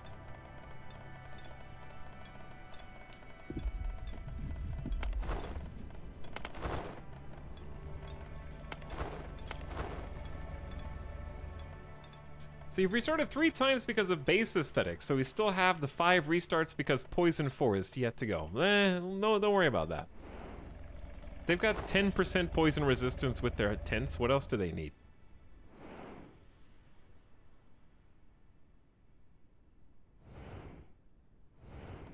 Wait, he's still in the giant wandering rock dino character creator? I am, yes.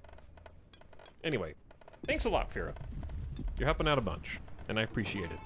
We just need to make sure that we prevent construction of 2 of these buildings, and then prioritize the ones that do matter, like their houses, for which they need additional resources. In this case, wood. And the wood is already queued up. Maybe I should prioritize that a little bit more pressingly. So then go chop those down, and then get to work. But yeah, how have you enjoyed the game so far? You said you liked it. I'm assuming you've got the preview build. Have you done any YouTube content on this? Avic? Let's see. You have. Wow. As far back as February. Did they have a build of this game in February? Was it the demo? That's crazy. A year ago? Wow, I didn't know it was playable that long ago. This is my first time playing it today. And I'm allowed to restart a few times because it's not even 4 o'clock p.m. here in Vegas, so we got plenty of time left today. All right, let's stop building this water tank, possibly even deconstructing it, which you get a full refund of the resources. So nobody's idle. They're finishing building the last of these tents. And I would like to start some new types of buildings. Like, for example, I wanted a workers' post.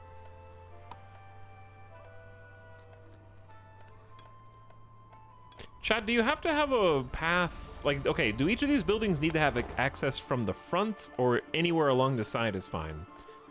I'm not gonna actually build that there, but I'm contemplating where this should go.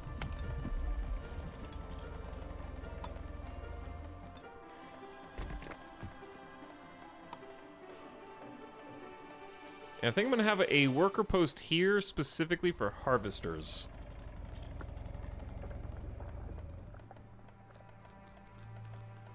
And then I maybe want another worker post for builders. I want to try and give everybody the buffs that they need from the get-go. But I want to get research going. I definitely want to get... We need some more wood to be chopped. So let's go ahead and do that real quick. You guys can start cutting those down. Cutting those down. What is this? The berry gatherer should be, I think, very, very highly prioritized. So we can start getting that 70+% efficiency, 71% efficient berry harvest spot. Maybe cutting down some of the trees around there too. I like the character animations. I like them quite a lot too. I also like this camera angle. It's a very aesthetically pleasing mishmash of 3D and 2D animation. Avik says, I played this right after watching Nausicaa of the Valley of the Wind, so I was well prepared for poison. I haven't seen that. I know that that's a sin. I'm actually planning on watching some of the Studio Ghibli or Ghibli, depending on how funny you want to be, films soon. I've only seen a couple.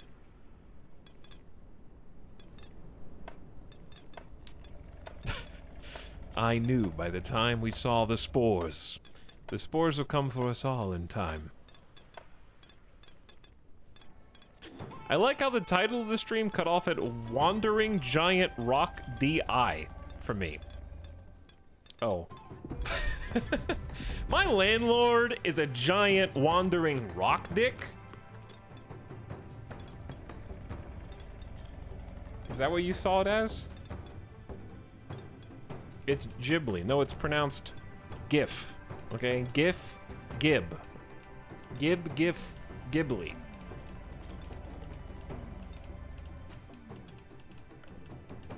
Chad, I like the cut of your gib. You know, that's how they say it.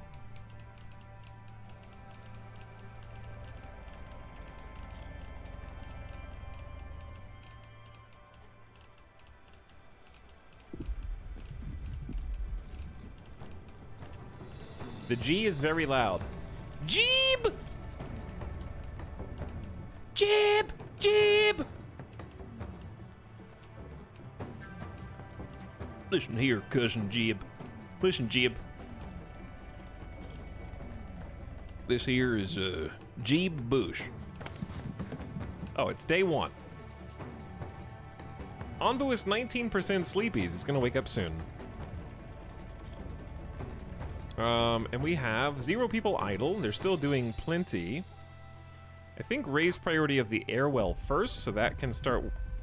Oh, they're already making the water tank. It's too late. But there's lots of resources around here. Oh my god, they only need 1 wood for the farm. But I don't know if we need the farm before we need water. So we need water first.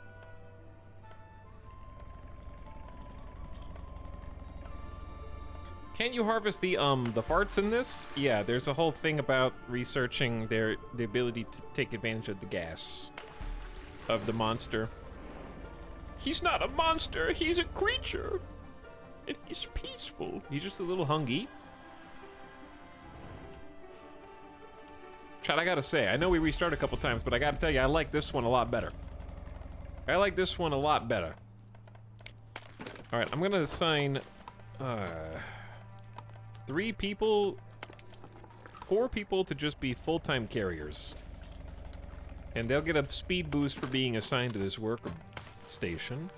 There's the farm, which we're gonna basically take everybody away from until... Okay, we've started producing water, good.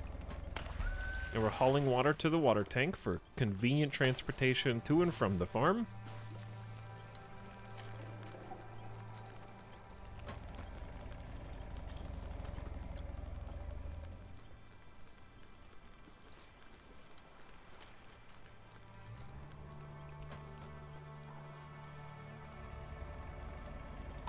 Now what? Well, we're gonna need research, of course. 9 people are idols. Let's just stop for a moment. I'm curious, like, the people need to eat food. So I don't know if it's better to put the pantry storage.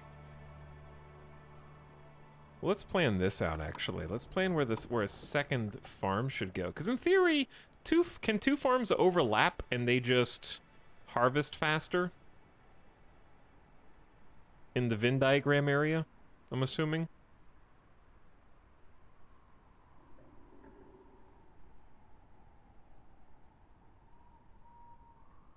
Because that might not be the worst thing. Are you playing as the fleas on a creature? Yes. More or less, we are. Alternatively...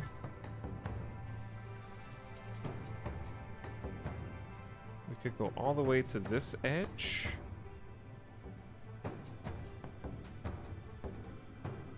I'm debating where a second farm should go.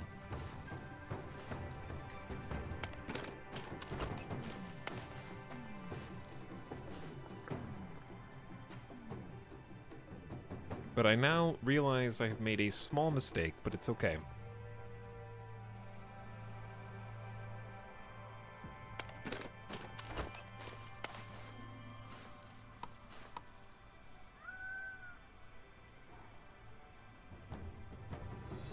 I'm probably not gonna do this, but I'm just testing something else, so bear with me for a second.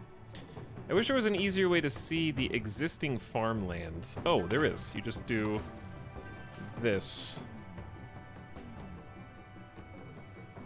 And that way, I can see where another building should go.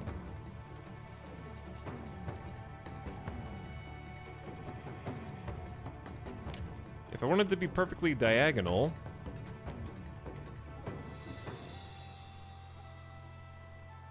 it'd probably end up being there. And then I could go one further and there could actually be like a road between them if I wanted.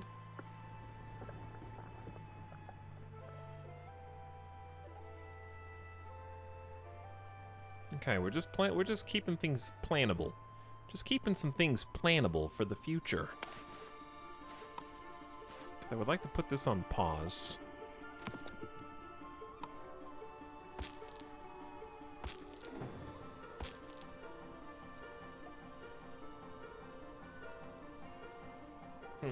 Okay, yeah, I think that'll work. Whew. Now I just have to pay attention because they're deleting this tree.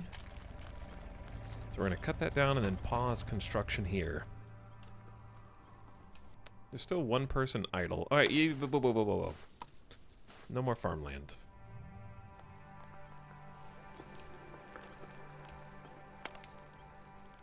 I do think 2 air wells is good, so let's allow the second air well. So that's wood and stone. We need to chop some more trees. There's never enough trees.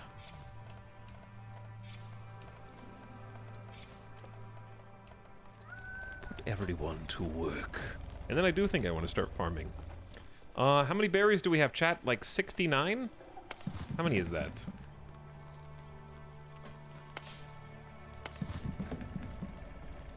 I'm gonna go ahead and put a third person on berry gathering, at least until they're idle. Because it's hard to see at a glance whether the berry bushes are done or not.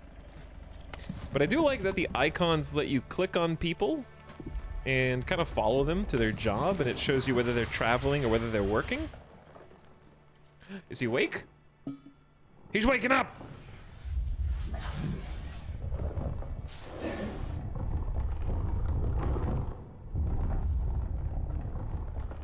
On boo, you are our boo.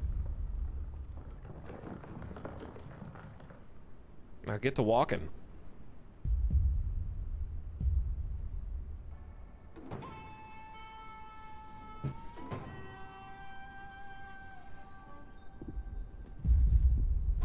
Rich board gamers who make their own custom kitchen dining tables be like...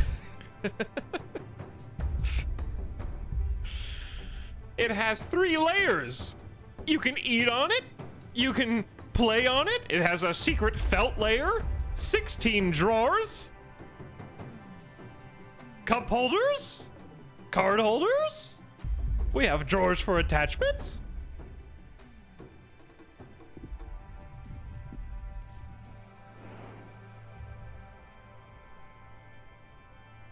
What is the premise of this game? You're looking at it. You're watching it as we speak.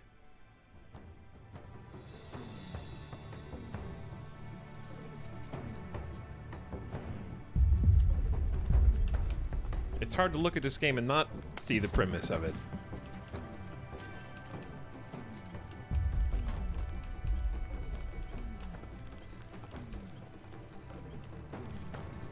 Alright, still 0 people idle. We're cut. Okay, food rations are dramatically going down. Oh, there's consumption and production here. 31 consumption, 14 production. Okay, well, since we're actually gathering water now, I say we take at least 3 of our 16 people and assign them to crops.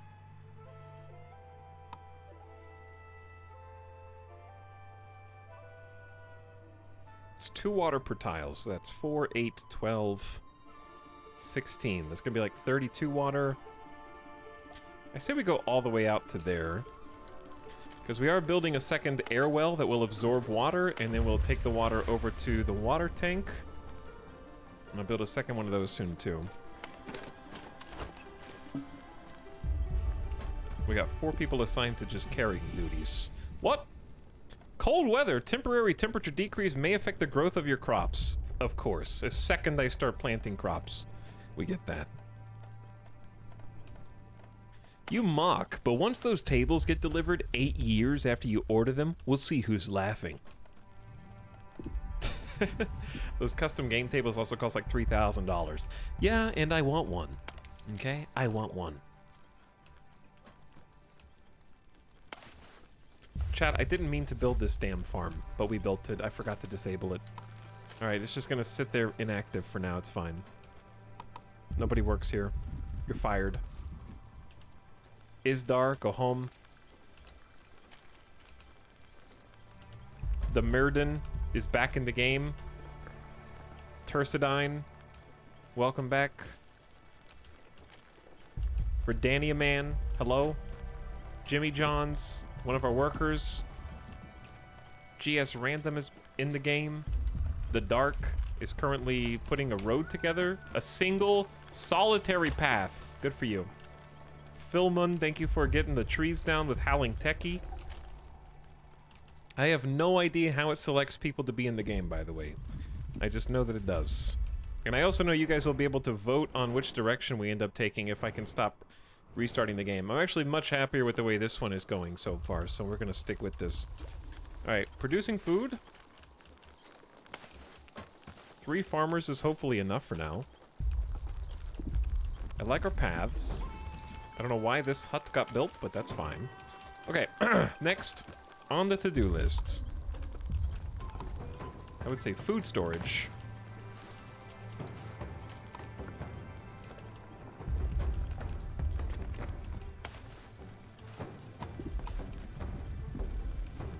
So we're gonna do a pantry right there, situated between the farm and our housing units. And they recognize that we are out of stone. So we're gonna go grab some chunks. So we're grabbing the tiny chunks specifically, because the big chunks need either a quarry or we have to upset Anbu. So we can harvest these big spikes for a whopping 30 stone, but it reduces the trust that Anbu has in us. We're about to pass into a desert tile. So I'm hopeful that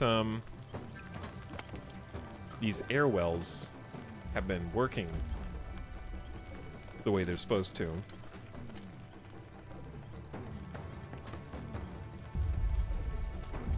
Okay, meanwhile,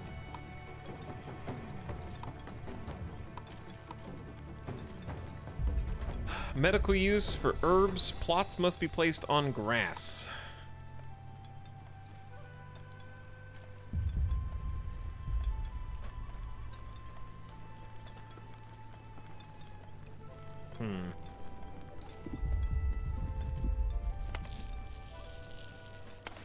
Chat, perhaps we test out some... how many resources you get back from deconstructing something.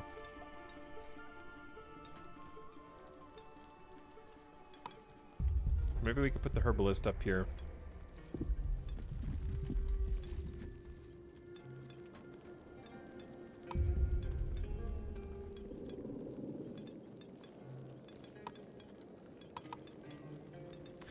Okay, what are you guys, oh, they got berries. Who are you marrying Anbu off to for an alliance? Still to be determined.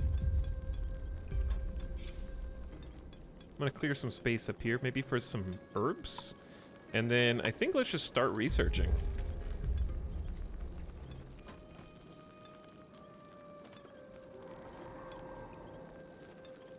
Where to research?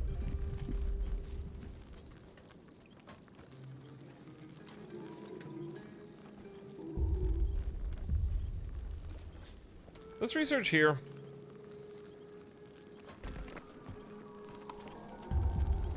We gotta put some jobs next to the houses or else it won't look cool. And I'd say prioritize research over everything else. Look at my little peasants go. Oh, we passed into the new tile. You can actually see the background.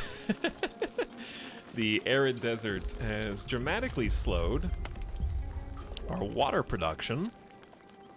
That's what the big flags with the down arrows mean. We're passing through the desert biome now. There was a cold snap. We're through the cold snap, and there is nothing on this road for the moment. But we still have a stockpile of 60 water to help with crops and getting beets to sustain us for food. Production is almost matching consumption at this rate, and to that end I could get another berry harvester if I wanted, but I don't know if there's another good spot for berries.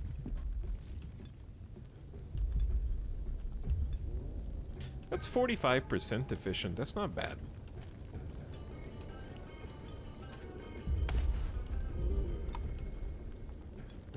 Yeah.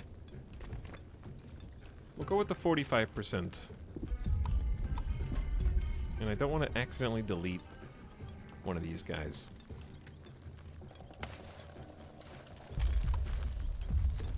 So here's my question. Should we do a funky path, chat?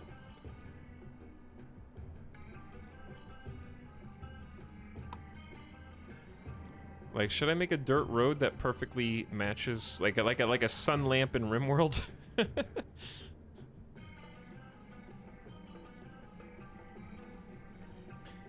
Let's funk it up. All right, yeah, let's make a weird funky path.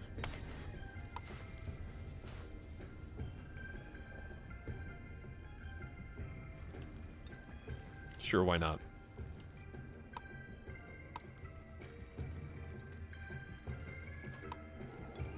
There we go. Desire paths. Can we praise Anbu? You are free to praise Anbu if necessary. Whoa, this is gorgeous. Hey, Candelies. What's up? Oh, by the way, 2 Staccato, thanks for the 14-month sub. Welcome to the stream. And Knight757 is back for 33 months. Welcome to our 3rd colony. 3 colonies in 2 hours? Now that is good content. We are cramming content in. That's 3 complete runs in 2 hours. Pick one of the 2 that's not true, by the way. Pick one of the 2 recommended researches or open the tree to choose more options. Make berries, beets, and Anbu blood into processed food. Or issue commands to Anbu which it may or may not follow. Allows you to click on crossroads on the world map to decide which way to go. Let's get the kitchen in first, I think. Dung collector for fertilizer. Yeah, I think if we got all this food and we don't have any way to cook it up into something more useful. So here's our research. We can have 2 people researching right now. Phil Moon is researching and Howling Techie are researching. But they're going to the pantry to grab a snack, I think, first. Hi, Town Chat. What's up, Psycho Merlin? I crave content. Oh, you're getting some.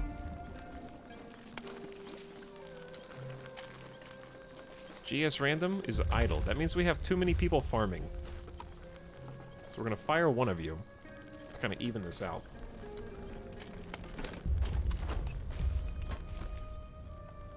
I feel like you're always gonna need haulers. Let's make 5 people dedicated carriers, and we have 11 people left over for the other jobs.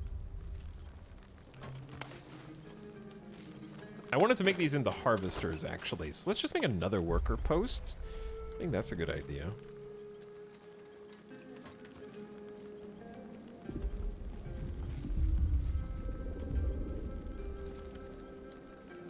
This building's a little longer. The 4 wide and the 3 wide buildings are causing me some complications.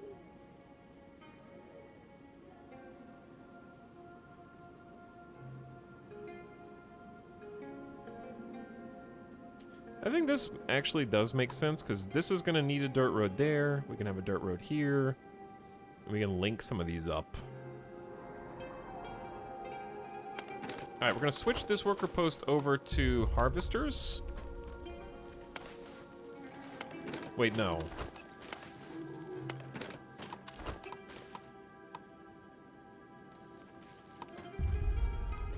No, those guys will stay carriers. Because farmers are still farmers, and farmers will still harvest. I guess that's for when you have too many farms, and you need some people to, like, back you up and harvest more.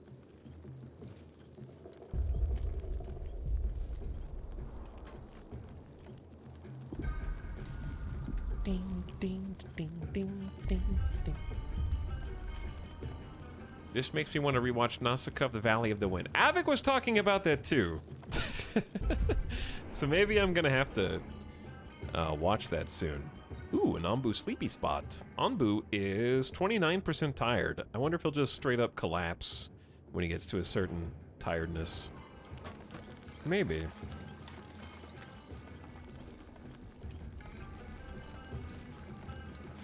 You can make thick paths. I mean, that's useful too. But I'm fine with this for now. How do you get new settlers? Eventually we will stumble across nomads, at least for now. And then eventually we'll be able to send away parties. We got a whole exploration tab for buildings. And we can send out workers to scavenge rare resources. Scout tower increases your sight radius on the world map. So you'll be able to find them. I want here parties. Because I don't want to leave my house. Okay, well, these guys are going about their business. We are running out of food. Because we need to harvest these crops. Are they going to grow? Or do they need to be watered every day?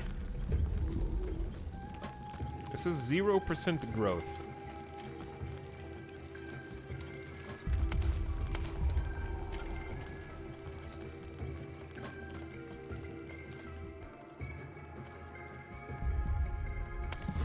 This berry harvester's still doing great with 3 people. Probably only gonna need 2 for this one.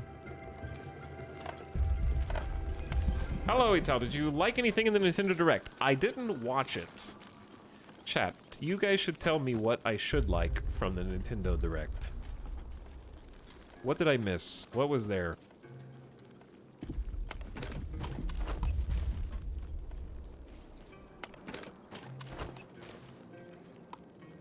Pikmin 4, Octopath 2, I never played Octopath 1, Factorio on Switch, interesting. Zelda, of course. There was farming. There was apparently a lot of farming, because I saw some memes about that. Where's Anbu going? Anbu's just walking. Anbu's a... Oh dear God, there's a fork in the road. I'm not going to be able to pick which path. I have to research and build a hornblower.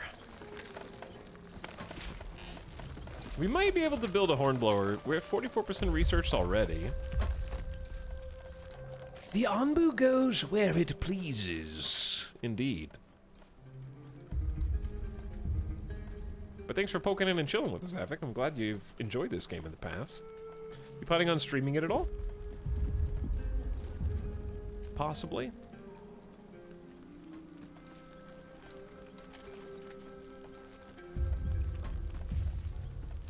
So I know we can fast forward, but you guys know how I feel about fast forwarding right now, right? I just feel like something as bad's gonna happen. It's also a great opportunity for us to double check that we've built everything that we have to build right now. Check, check, check, check. No material storage as of yet. Yeah, I don't really want to build this because I don't know where it should go. I guess you know you'll eventually have a quarry over here, so having some rock storage nearby is good, but I'm just gonna wait on this because I don't know how I want it to look. Okay, stone cutter and carpenter we're gonna need. Onbu food, I don't know how to make onbu food yet, and we don't have enough people. The herbalist was gonna go on grass. And we still have plenty of jobs to cut down trees. We might have too many people assigned to different jobs. That may be the issue. Because we have 15 people employed and 1 person unemployed. But we do have 3 general workers. And I think a general worker is just transport, construction, or harvesting as the case may. Oh, harvesting is all resources. That makes a lot of sense. But we're making sure that we have at least 3 people reserved to do everything else. Maybe we'll free up a farmer. Gonna be checking out how it's developed since last time I played. Nice, Evan. What state was it in like a year ago when it was out? That feels like I would hope a lot has changed since then.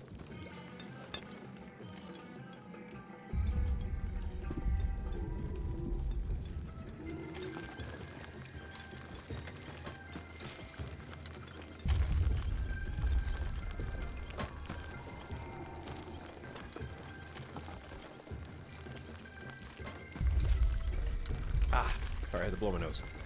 Welcome to day 5. And the run that's actually going to have staying power.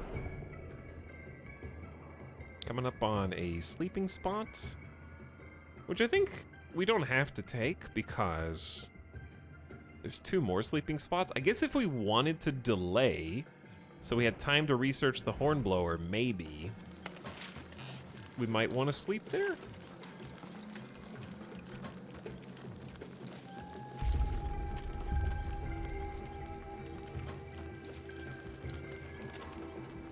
Okay, now we're clearing out some of this space. So 15 wood, 15 stone would get us access to this herbalist.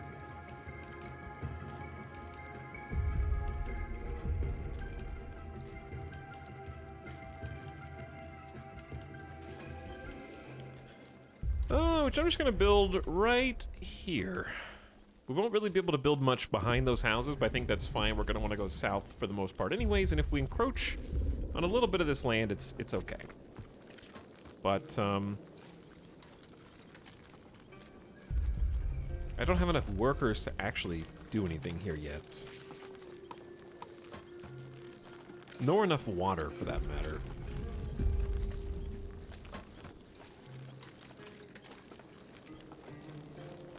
But I would like to unite the paths via the dirt.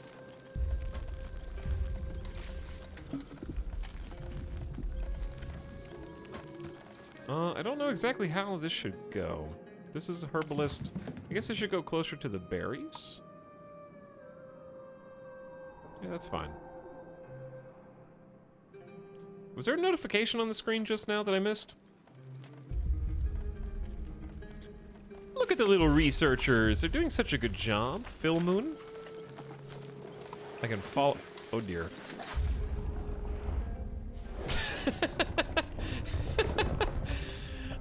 Yeah, just snuggling up. Oh, that feels nice.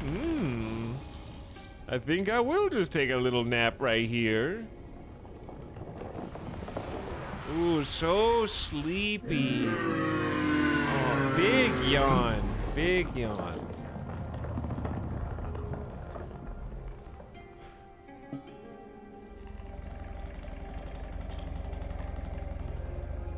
Good night, sweet Anbu.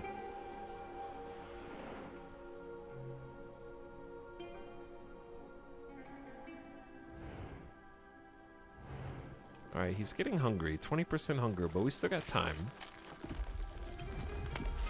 98% finished research on kitchens, and then we can start cooking. But, next, we could do the scavenger hut to send out workers. We don't have enough. Food stand provides food for villagers in remote areas. Heals poison villagers with herbs. Those all sound super useful, but this is going to take 3 days. This is too much to research, I think. But we're going to start on the hornblower anyways. Probably not going to be asleep for 3 days, if I had to guess. Like, you might be able to build... Chat, does more research buildings equal faster research? I'm assuming it does, to some extent.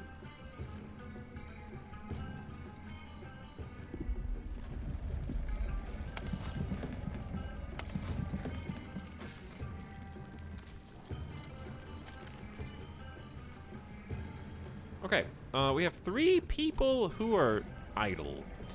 And I'm not sure if there's anything else that we can do outside of, I guess, just harvest some more basic resources so that we have plenty to go around.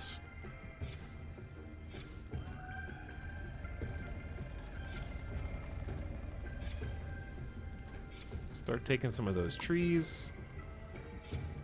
Gather up some of the rocks. Careful which ones you select. And then just kind of create a little stockpile. Maybe that's a good reason to make some material storage.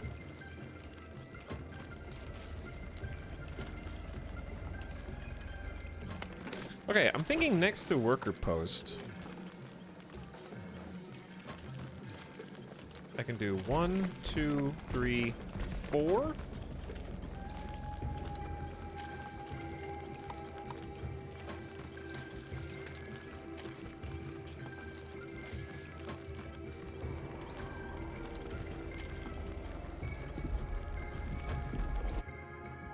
Kind of want another building here, though. Wait. Surely we can fit something else here. You better restart. No, I think, yeah, chat, you're right. We should maybe restart. Wait, is he waking up already? What? That was such a short nap. No hornblower for us. All right, at least both of them lead to the same biome, so I can't tell any difference. I think they're both jungle. These are gonna be 10 wood apiece. So maybe we should hold off on building a couple of them for now, because that seems quite expensive.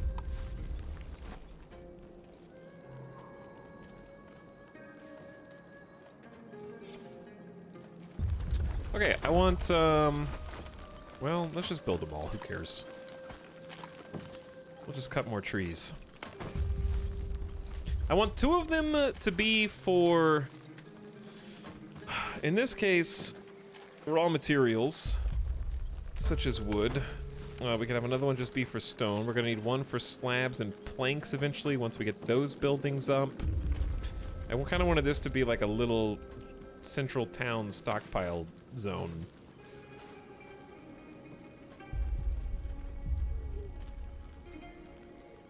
I just ate sushi from a supermarket. To be honest, it was not that bad. I mean, it's fish. They sell fish at the supermarket. And sometimes it's not even frozen first. That was a good, yeah, that was a good story. So what's the premise of the dino walking around? He'd just be walking. He's got places to go and things to do. Shrines to see. He's a wandering creature. We're building on his back with a symbiotic relationship between the 2 of us. He gives us access to different resources and potentially treasure.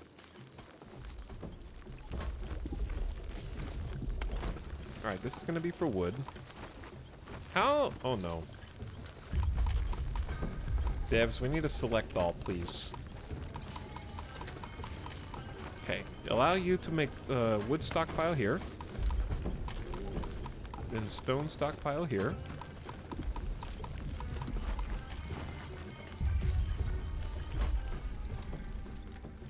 That way they at least have somewhere to take all the mini resources that are on the ground, kind of collect it in one place and condense it.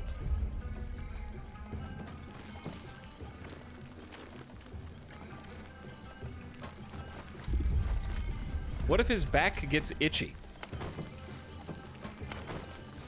Then he flips over onto his back like the dog doing that upside down wiggle. You know what I'm talking about. We have to be careful for that. Watch out for the signs. He just rolls over. Did he choose a direction? He's coming up to the fork. I don't know how he just chooses at random, I guess. Okay, we researched the kitchen, so we need actually planks and slabs to make this. This is an advanced resource, so it's time for carpentry and for stone cutting. So, stone cutting is fairly straightforward. This is a very large building, but we already know for a fact that we're going to end up building a quarry next to this boulder. Therefore, I'm just going to go ahead and preemptively put the stone cutter over here.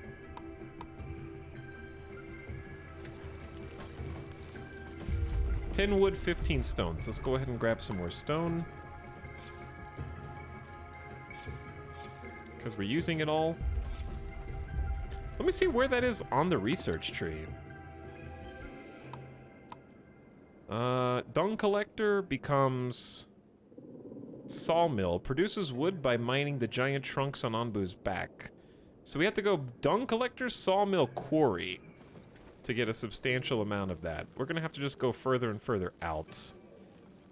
Collecting resources. Really just need more people. I don't have enough, like, workers to divvy up for jobs yet. Did he pick us? He's at the crossroads now.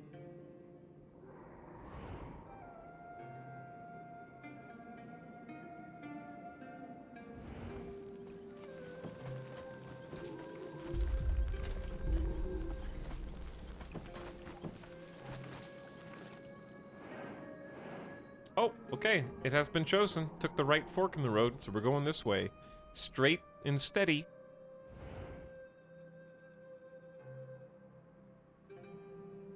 So while we're schmoving, chat, I caught up on Rings of Power. I have seen it. I now have an opinion.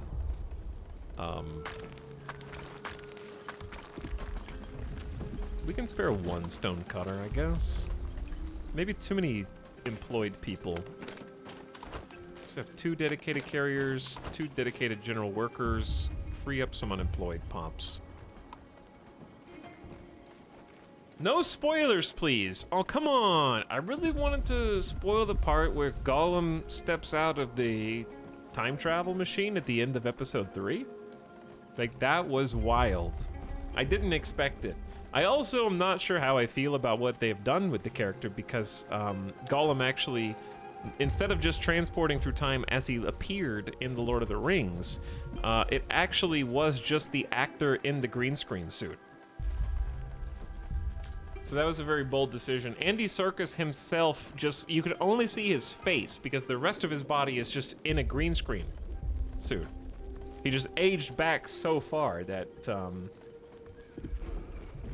you can tell it's him. And also I think there was some kind of like Actors Guild requirement and contract where he didn't want to be a character. You know how like actors have to show their face and they take off their helmets whenever they can in order to get face screen time? That was kind of a similar thing there.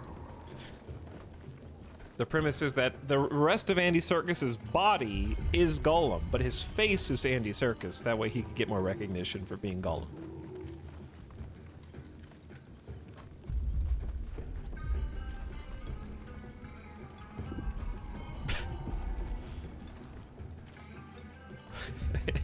And what a fellowship of the ring we are, he said.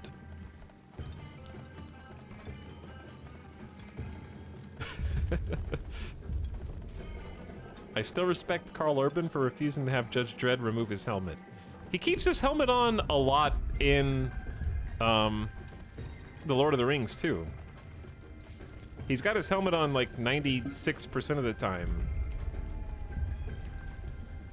in The Lord of the Rings. I forgot that Carl Urban was just Éomer.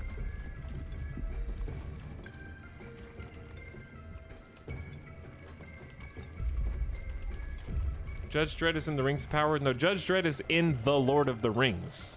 He's one of the named Rohan characters. OG, back from 2002. He is, he's the son of Theoden, right? Gondor? No, he's not Gondor. He's Éomer.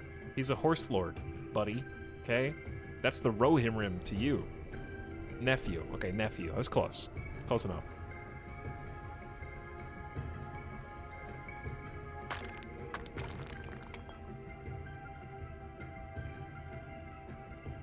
Make stone slabs from stone. So we should have like a... Who's working this? Isidore. See, here lies the problem. Because I got this material storage. But what I really need... I haven't even talked about Rings of Power yet. I know. I know.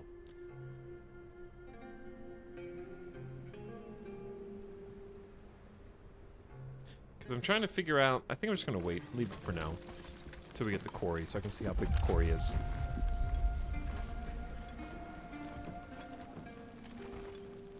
Okay, so Rings of Power. The first episode is kind of stinky. It was just a little bit too much sort of lore that I thought was okay. Here's the thing, I have to hold it up to a high standard because I just watched The Lord of the Rings Extended Editions 4K right before. All right, so I have very high standards. But that's okay, because it's the Lord of the Rings TV show, and I think standards are justified. Told you guys, tell him it sucks or he's gonna hate it by default. I don't hate it, because I don't feel, it doesn't, let me put it like this. It doesn't feel like a cheap cash grab. So I can tell that the people who are in charge of it are actually trying. However, in the first episode, I gotta remember how I felt after the first episode, because I've seen all 3 episodes now.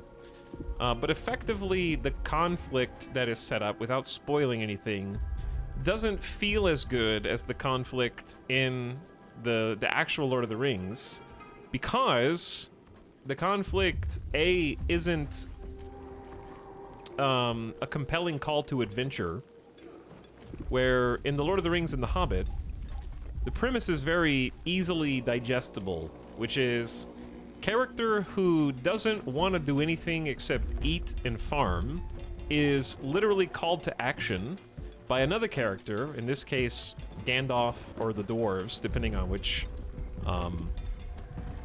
property you're watching.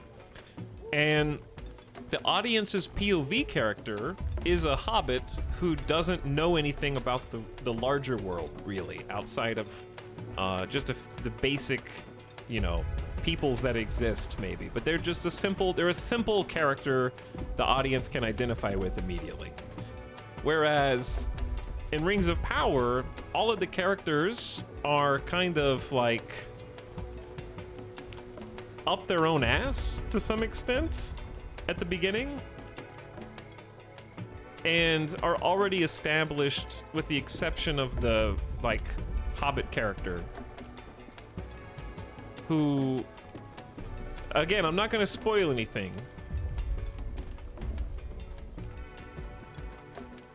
That's how the Silmarillion be. I'm just saying that the audience needs like a sort of main POV character to sort of explore the world with and have things be explained. Because there's a few things that I know because I'm a nerd and I understand a few elf isms that wouldn't necessarily come across to the average viewer.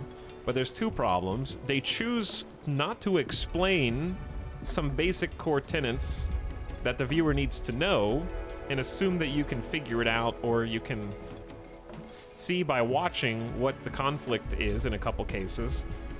They choose not to explain any of it, such as, I can't say without spoiling things. But also, they don't present that conflict in an interesting way.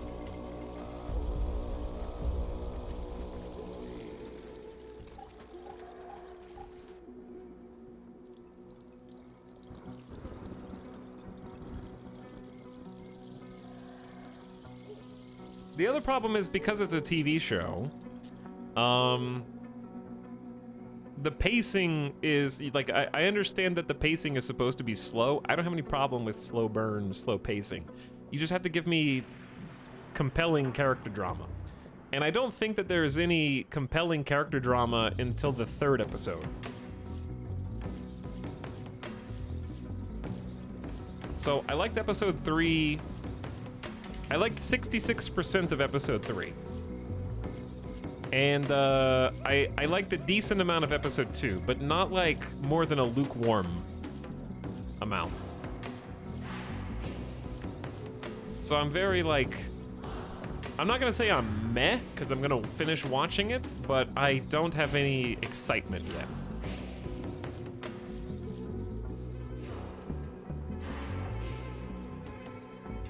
Very informative. I have no comment. Well, I liked it. I just think it's neat. I mean, that's fine. All right. I don't want to die. Hold on. Where are we? There's a mushroom feeding spot coming up. I can unpause and talk about this. I just need to make sure that we're moving the right direction while we're doing this. We have 55 berries. We need to make some more beets. So we need to plug some more farmers back in. And we have actually positive water. So I'm probably just going to increase the grow zone there. And then I want to check.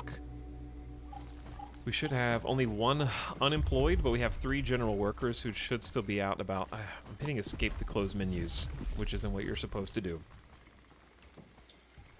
They still have plenty of rocks to go chomp. They got berries. We're back in the fields, getting beets. I need to make the kitchen, but I need specialized resources for that. I have more opinions.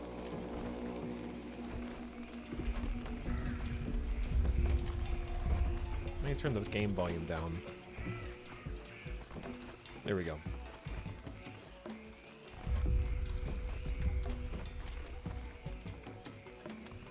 But anyway, since I did just go and watch all 3 of the original Lord of the Rings, there is a nostalgia bias that I can't deny. However, the way that I went back and watched bits from the Fellowship of the Ring after watching the first episode of Rings of Power. I've seen all 3 episodes at this point, but I went back and watched specifically after the first one because the thing that annoyed me the most is that the character introductions and the race introductions are so smartly written and clever. Like, just take the intro to the Fellowship of the Ring.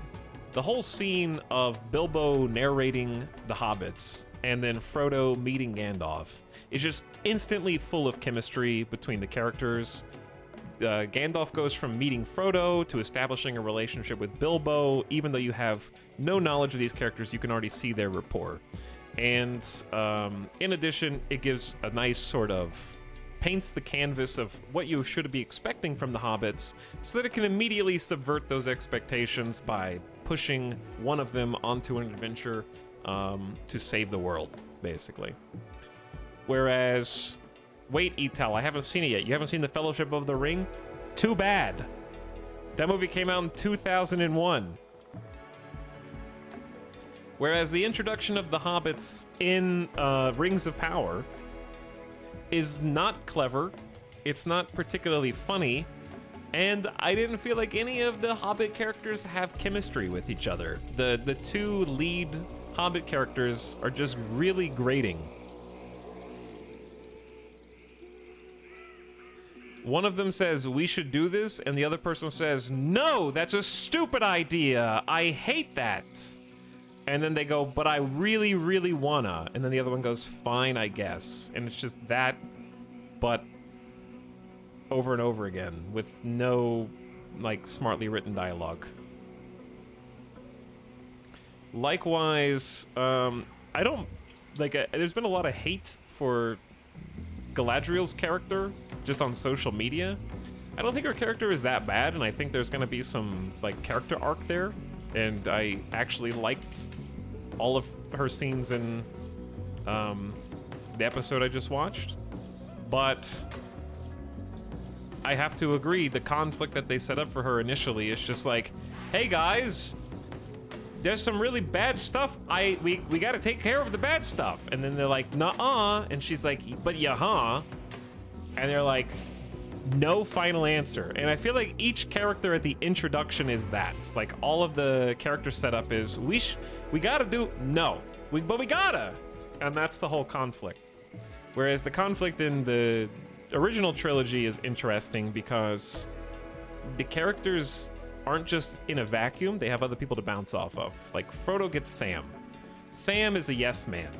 There needs to be more yes men, like some actual characters that are believably friends of the characters who are on the screen, who maybe have just differing opinions that they can actually play off of with some logic and reason, or at least in-universe logic and reason.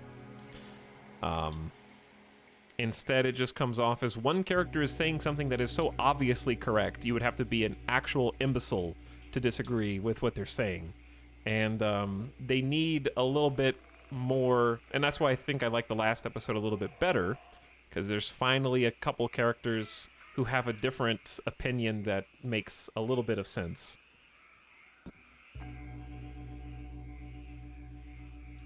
The Harfoot storyline is by far the worst part of the show. Yeah, I think so too.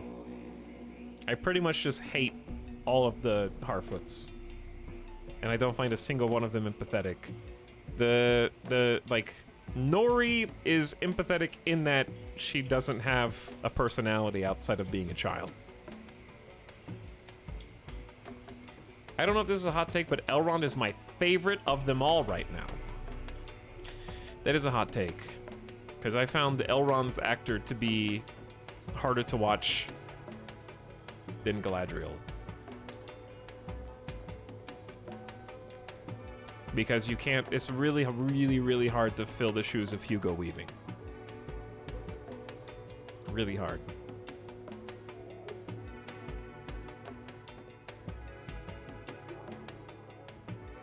I think Cate Blanchett would have been a great narrator throughout the show. I think they just didn't want to overlap the two Galadriels.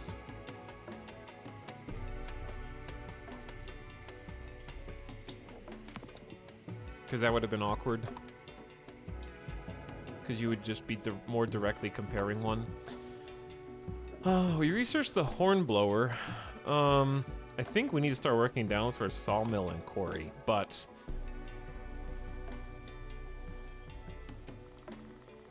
I know Poison is going to be a pain in the ass later. These all take advanced resources to build. I was looking for anything that doesn't. Command Anbu to sleep. He sleeps better in designated sleeping spots. I don't know if that's better right now. Maybe Cactus Plantation, alternative water source in hot climates sounds useful.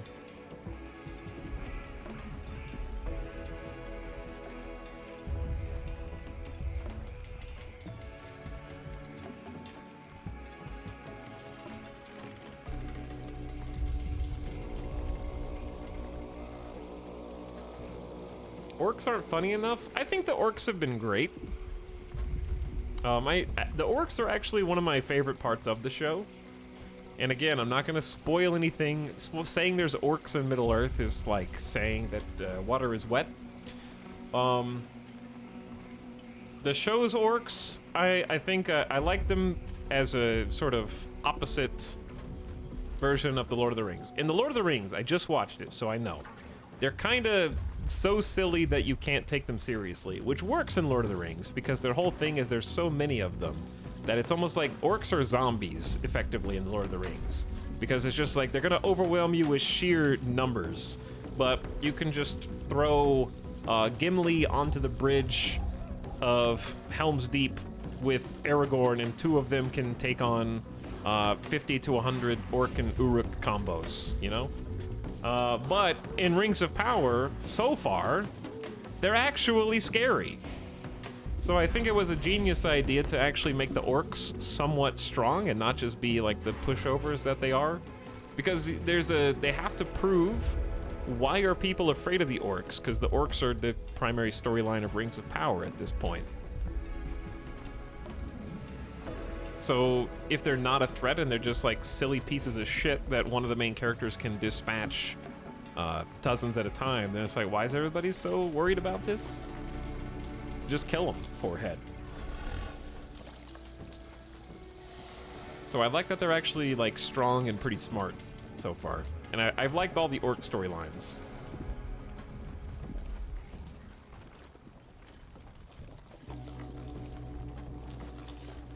Is Arondir your favorite? I think his storyline is, I hated his episode 1, but I like him better now. There's so many things I wish I could say that are spoilers that I'm not gonna say. Is he eating? I don't know what he's doing. He says he's sleepy. Oh, he must have just eaten. Yeah, he did just eat. Sorry, chat. I didn't know he was eating. Everybody's storyline starts off terrible in episode 1, and then it slowly gets better.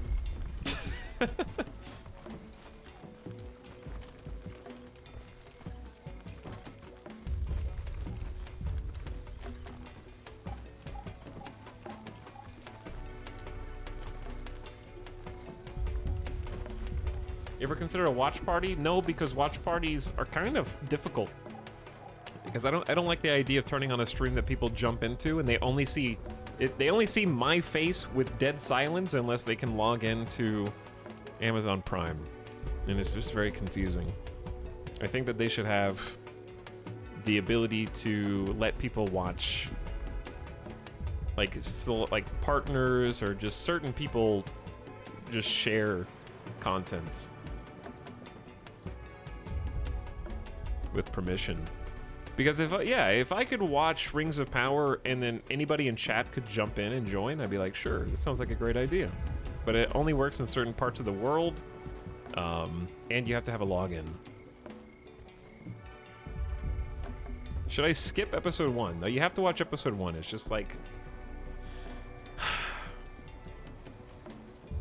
I'm trying to get... The reason I sigh is because I'm trying to give an opinion without giving too much away.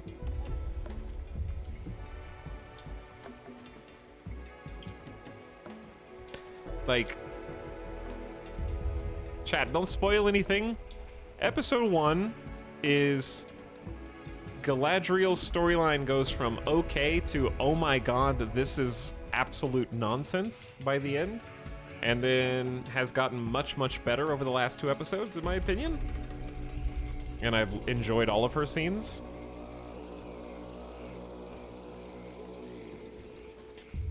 Galadriel almost literally jumps the shark from the first episode, but it's so much better now. It's okay. If you know, you know. Whereas Arondir goes from, oh my god, I hate this storyline, to, oh, this is a pretty cool storyline. I like where this is going. So he goes... and then the Harfoots, actually, for me, were, ooh, I really like how this ends. It's very promising. And then it just gets... That one just gets worse over the last couple episodes. And then... I don't want to spoil too much. But I like Dorf.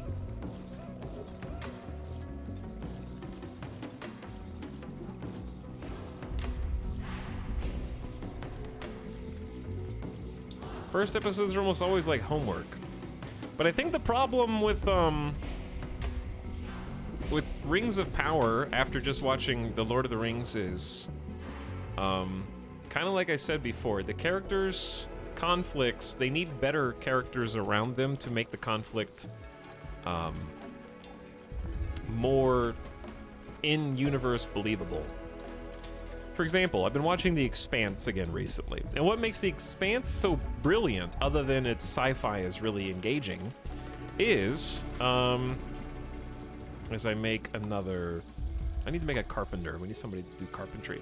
Is that the main cast of characters, once the crew is formed, and you know who the crew is, each of them has a different moral compass to some degree. And the inter-character drama and the conflict of the series is who is going to convince the others that they are correct. And sometimes it's Holden. And sometimes you're like, man, Miller really is stupid and sucks. Oh, and then Miller has like, oh, yeah, I understand why you did that. And sometimes the characters will go rogue, which makes sense because their character is the way that it is. And they do something that the other characters find reprehensible or bad, but you're like, oh, I understood why you did that because it's within your character to do so. And I just think that Rings of Power needs more of that. Characters with their own moral compass. And that's why I like the last episode, without going into too much detail. Characters with their own moral compass that sort of do things differently than the main characters. And sometimes you're on the side of the main character, sometimes you're on the side of the other main character, and sometimes you're like, no, actually, you know what? Alex makes sense. Sometimes you're like, Amos makes sense, and there's a bounce between them. There's never one character who's right all the time. And I think that's what makes their conflict interesting. Because they still have chemistry and they still want what's best for each other anyways. And I think there needs to be more characters like that in Rings of Power.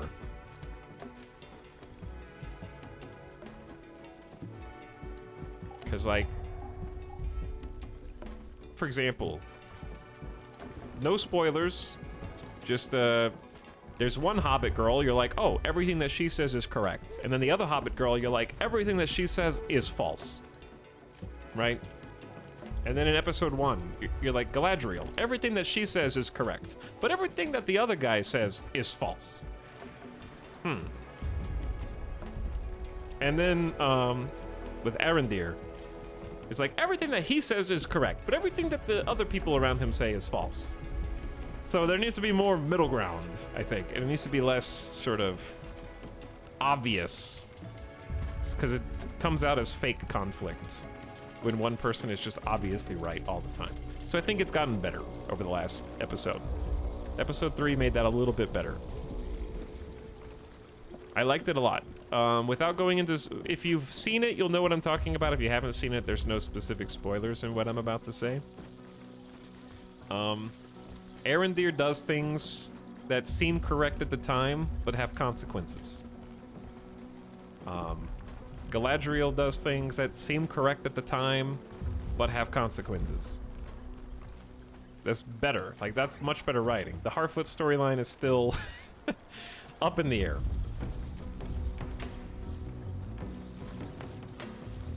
As in, it all kind of isn't good. Likewise for just Elrond in general.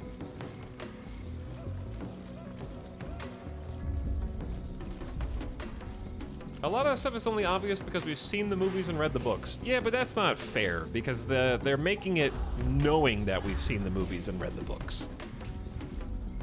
You can't make a whole trilogy, and also a Hobbit trilogy about Sauron bad, and then come in with a TV show and be like, this character says Sauron bad. I am not sure. We should convene the council to determine the worth of this statement. Is Sauron really bad? We must figure this out for ourselves. I don't know about that main character.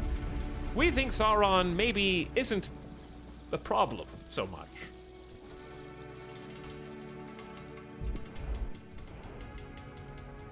without sort of insulting the viewer.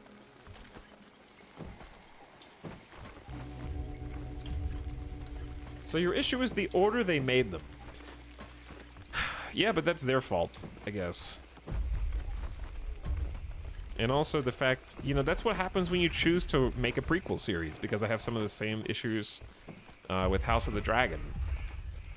Which is, I'm not super invested in the stakes of House of the Dragon because it's a prequel. I don't think prequels are ever as good. No matter what. Chad, what's one prequel or prequel series that's better than the thing that it's a prequel of?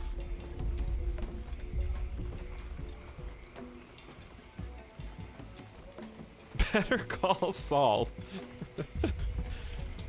Star Wars? Get out of here. You're gonna sit here with a straight face and tell me that the prequel trilogy is better than the OG Star Wars movies?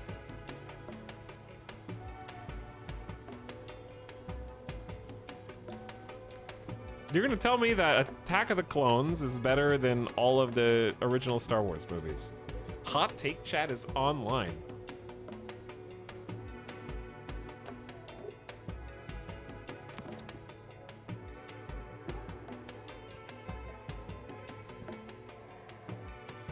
Unbelievable. All right, kitchen, cactus plantation. We should start growing some cactus. But before we pick a new research, Anbu is 66% sleepy and doesn't have a sleepy spot. So he's just gonna pass out. There's a poison forest. I can't send it away. Dude, there's nomads looking for a home. We need to be able to send away parties. I think that should be our top priority for research.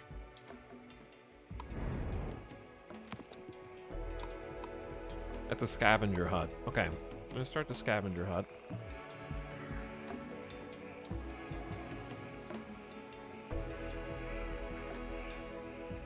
Chad, I will literally never agree with you that Star Wars prequels are better. You're just saying things to be funny.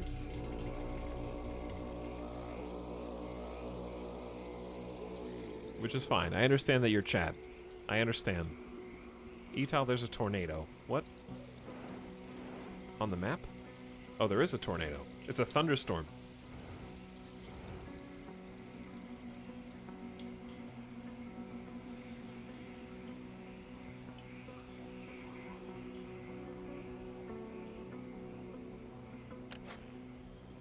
Okay, so we actually do have a few stone slabs. The problem is we've run out of all small stones. So we're gonna find those. We've still got some queued up for harvest and people are getting them. There's just not that many people getting them. Because we don't have that many people. It's understandable. What we need is a kitchen in time. But before we get the kitchen, I do need a hornblower. That's just 10 wood and 5 wood planks, which I'm working on a carpenter as we speak. The carpenter's being built now. This is gonna get us those wood planks. We don't have them right now.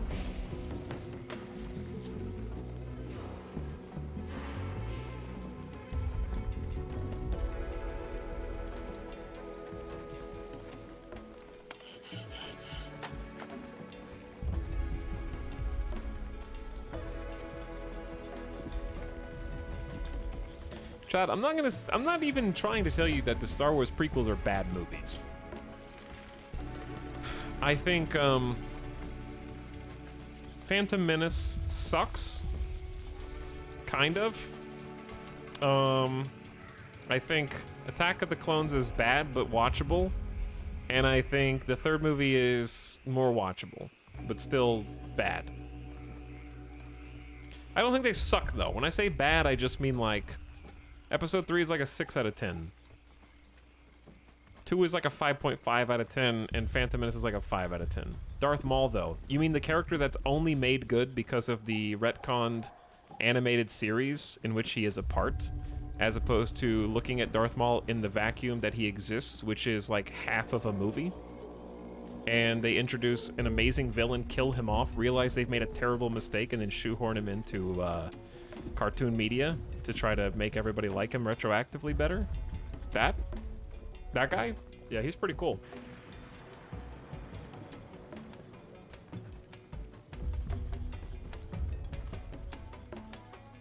I think the Clone Wars show is better than 90% of the movies, and I think that's why those are the people in chat saying the prequels are better, are Clone Wars fans. You guys are fans of the series that came after and not the actual movies.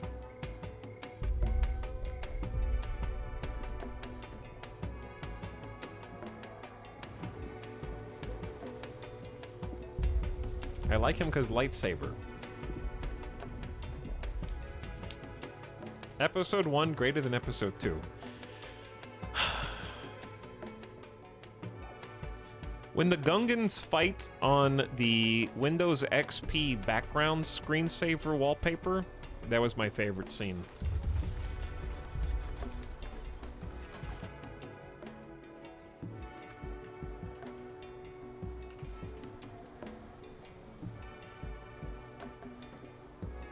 And for those of you who don't know what I'm talking about, I will find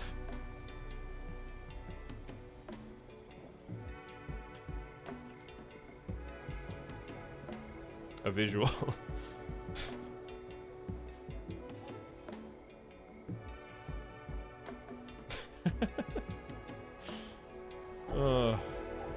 I wish I could watch a video. Okay. This is not a screenshot, but I am not the first person to make this comparison, apparently. Because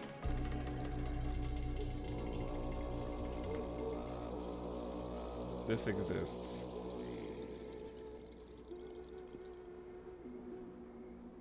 I have to convert it from WebP, sorry. Because the internet is a blight.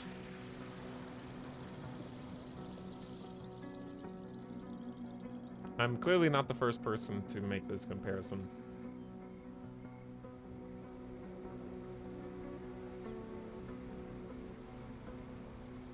There's actually a lot of Photoshop of this.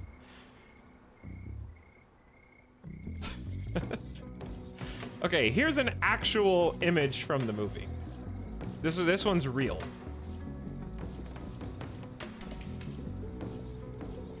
And maybe you can see why people make that comparison. There we go.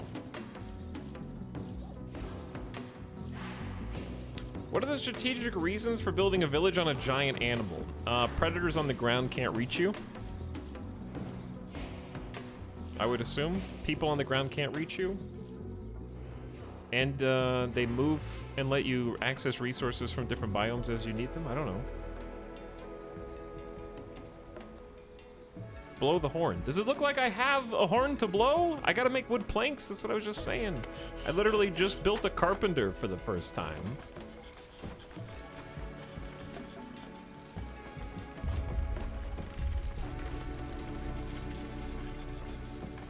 If that's the worst thing about episode 1, that's really not all that bad. Did you just straw man me?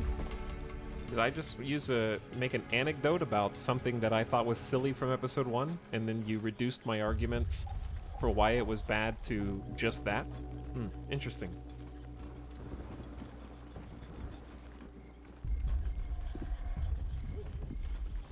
Quick, gaslight the streamer.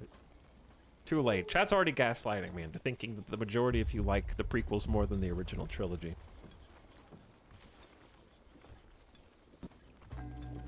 Now, I'm not saying that some of you don't like it, but the majority definitely not. There's no way.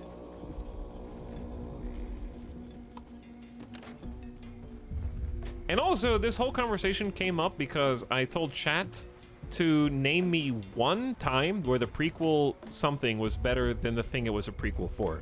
And you have named Better Call Saul and Star Wars. So even taking you at face value, you've got one TV show that its status as prequel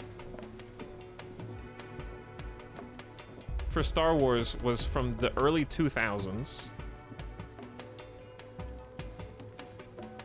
And the second is a Better Call Saul Breaking Bad prequel.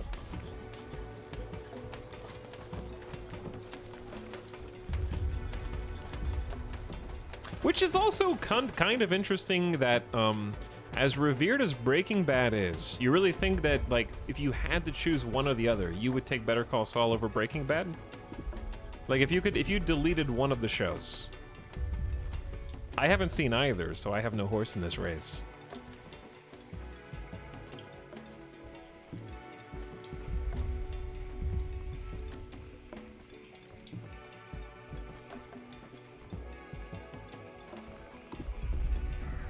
Chat is a little bit divided on this issue, I think. We need 2 people to become carpenters, but I don't have enough of a workforce. Here's what we need to do. We need to find out what we have too much of. We have 146 water, but it doesn't take workers to work the air well. It just takes haulers. We also arguably have too much food. So I think we reduce the berry gatherers. We just need to go get some more people. Okay. Now we have a second person in the carpenters.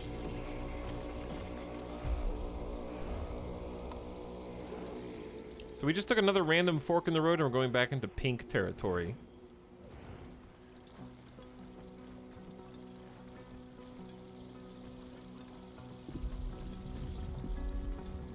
If only there was some sort of Twitch chat function where people could vote to show how many people like one versus the other. You underestimate chat's willingness to vote for something just to try to get a 50-50 result, and you won't actually get an honest representation of anything that you poll Twitch chat to do, because you can see the results before you vote, which is a huge mistake.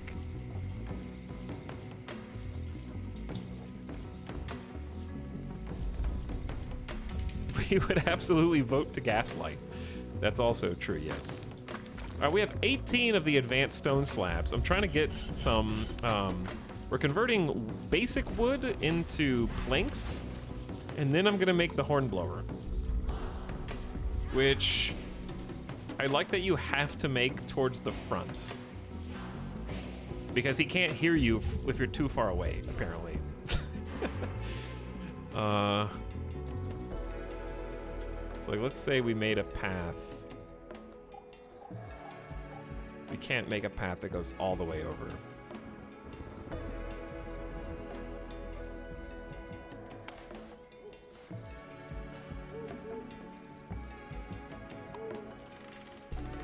Be that as it may, look at the path over here, or the hornblower over there.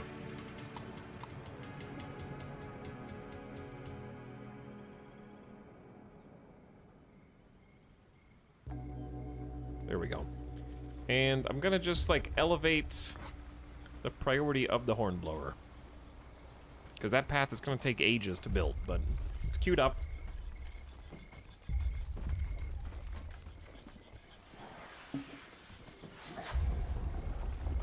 '22 and they still can't figure out blind polling or ranked choice voting for that matter, huh? Ranked choice voting would be good. Are you taking a nap? He's 86% sleeping. I'm just gonna, I mean, if you're gonna nap, at least you're napping where it's nice and humid. So we have the opportunity to store up more water. We have 150 water. Excuse me. So maybe a water tank is a good idea. We were gonna get a second water tank here anyways. That way we're better off in desert where everything's a lot more arid. We have a nice stockpile of things.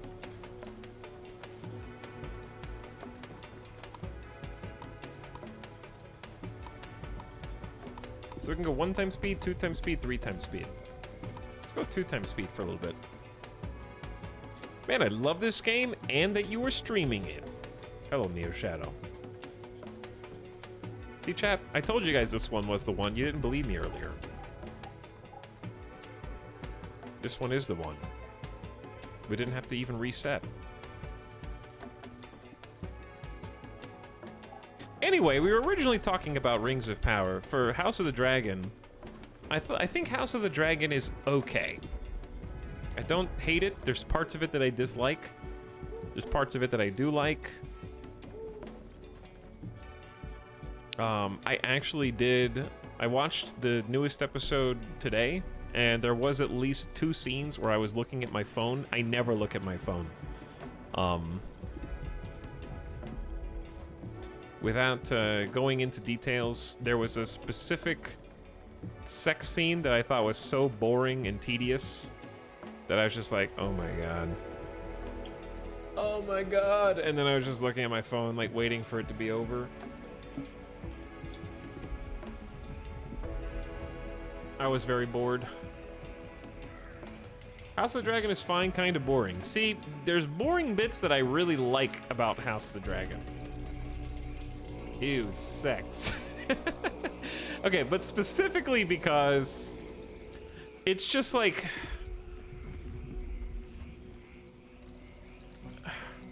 it gets to the point where there's 3 types of sex scenes, okay?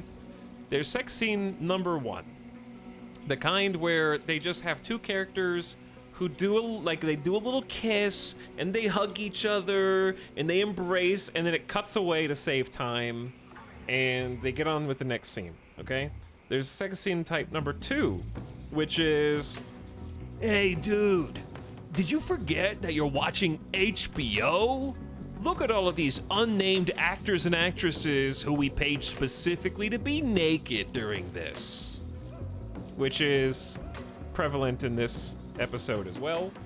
And then there are the sex scene number 3, which is, here is a sex scene that is supposed to be loving and tender between 2 named characters that we desperately want you to ship. If you ship these characters, please note that we did not get a nudity clause in their contract, so we are just doing awkward sort of camera angles to show you that they're having sex while showing at length. Basically, it's just shades of gray. This is like you're just watching shades of gray sex scenes. That's type number 3.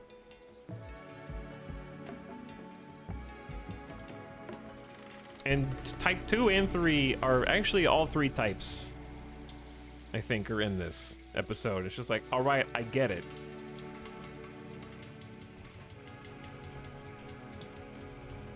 I understand the plot ramifications of what's happening. Can we move on now? It just feels like filler.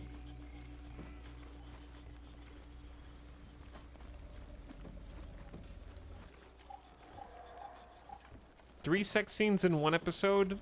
There's a lot in the 4th episode of House of the Dragon. There's a lot. That's why I was so bored. Because they're just like, I get it.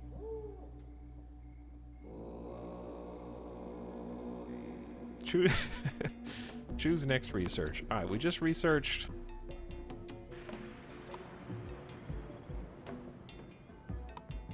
They really want us to know how hard it was to get naked in the medieval world. Chat, you guys know, like, in media, when there's like an injured man because he's been fighting because he's a soldier, and like the only person that can tend to him is this really hot girl who he happens to fancy, and then she realizes while like getting a bowl of water and like a rag, and that's the only thing that she's using to like tend to him, and she's like dabbing the spot that's hurt, and then they realize that they actually love each other. You're talking about Robb Stark, right? I'm talking about Robb Stark. Like that kind of, those kind of scenes, that wasn't in this episode. I was just using that as an example. This is a very specific story. It's literally in Game of Thrones. That's why it's specific, yes. But it wasn't in this episode. My point is that I'm just like, I'm over that entire vibe. And there was a adjacent episode of one character like delicately taking off another super strong, sexy, smoldering soldier's armor, one piece at a time. It's just like, oh my, Etal hates love. I just hate those tropes that are clearly there just to invest a very specific type of show watcher in what's happening.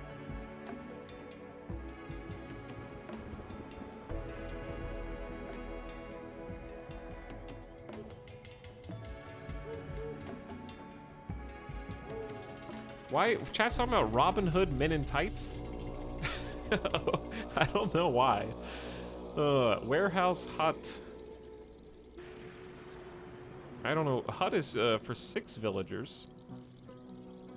Big time storage. Village doctor. Tomatoes.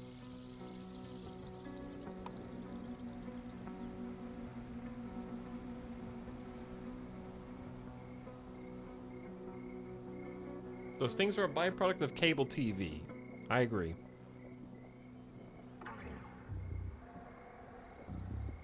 What's a trope that you eat up every time you see it? Okay, every time I see a conflicted authority figure character who's often a detective, who is a company man but does things his own way with his own moral code, Judge Dredd style, and then eventually becomes disillusioned with the system of power in which he is a part of before ultimately going rogue. I'm describing Miller, yes, exactly. From The Expanse. That's a character trope I will always accept. I can always be like, oh, I love this arc. What a great character arc, and even if I see it a dozen times. I say we start moving towards Sawmill and Quarry. Let's go Dung Collector.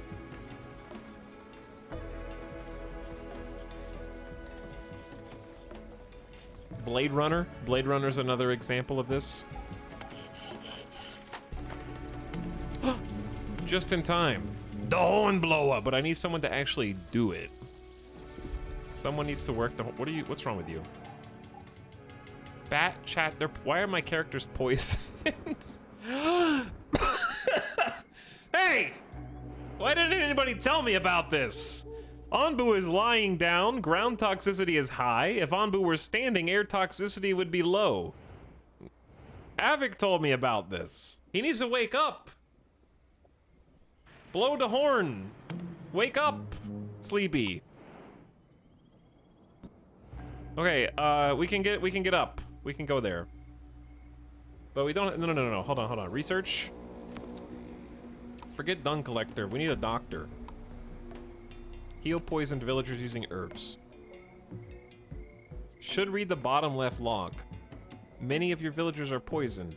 Listen, smartass. It's written in 8-point font. You shouldn't be able to see that on your phone.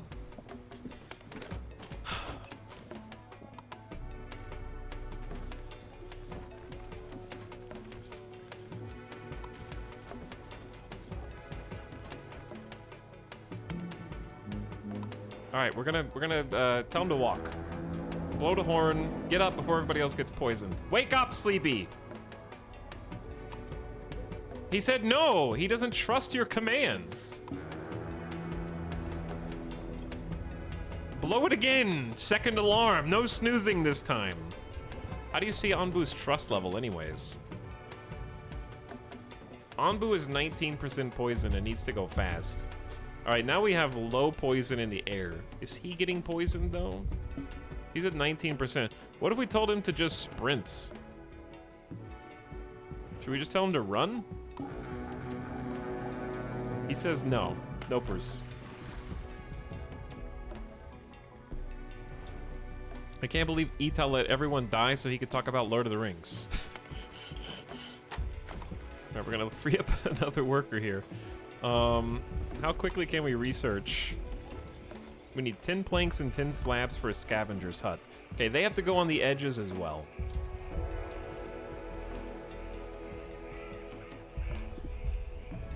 Not there, though. Scavengers need to be able to bounce off the sides. This is going to be a herbalist. Goes all the way to there.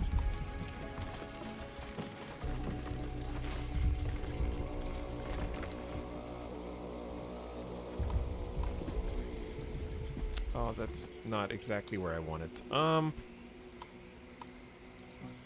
Still need to make the damn kitchen, dude.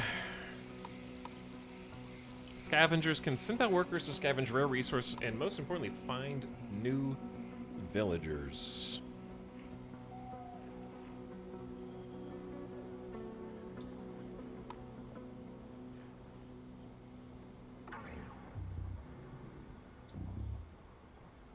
That's not exactly the way I want it to be. I think it's fine.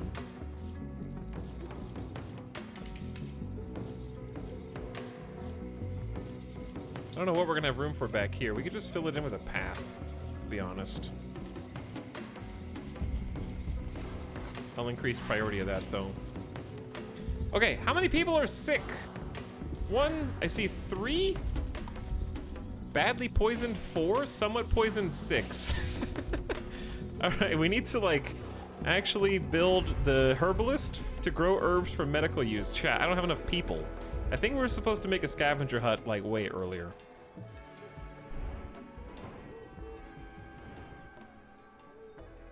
We're down to 0 poison though, but if you were lying down, ground toxicity is medium. I really like this mechanic. Help Etalyx, texted my crush half an hour ago. She hasn't responded yet. Should I give up and be a hermit for the rest of my life?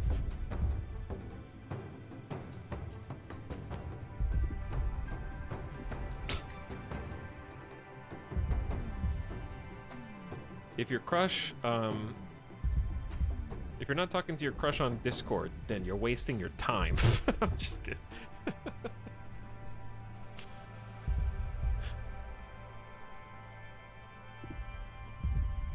True.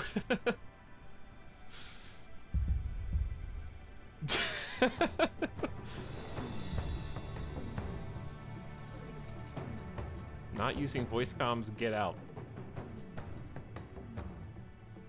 I think you have to send the follow-up text to make sure that she say like R, like the letter R space the letter U space the word there, and then 3 question marks as a follow-up.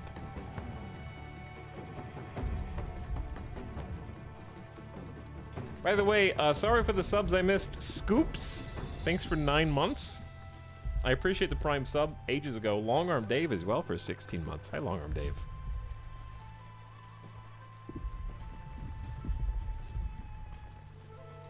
Surprisingly enough, I have my crush on Discord. Okay, there's a second part to that advice, which is if your crush is already on Discord, for your own sake, don't keep trying to do literally anything and everything bending over backwards for someone in the hopes that they eventually notice you and like you and confess their undying love for you. Okay, just don't do that. That's part 2.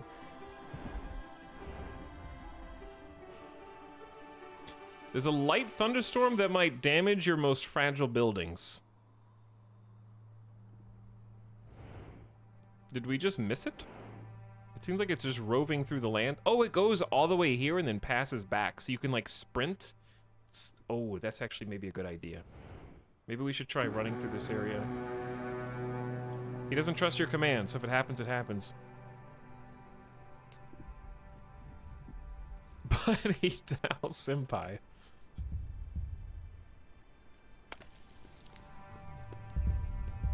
I literally met my partner on Discord.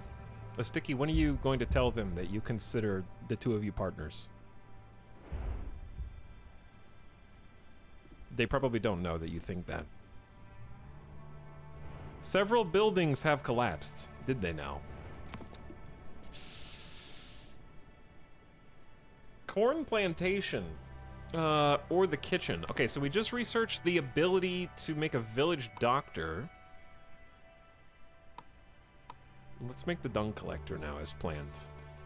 Okay, all right. There's no poison in the air. We need a good sleepy spot. Right there, right there. Anbu needs to start trusting me. First, gotta plant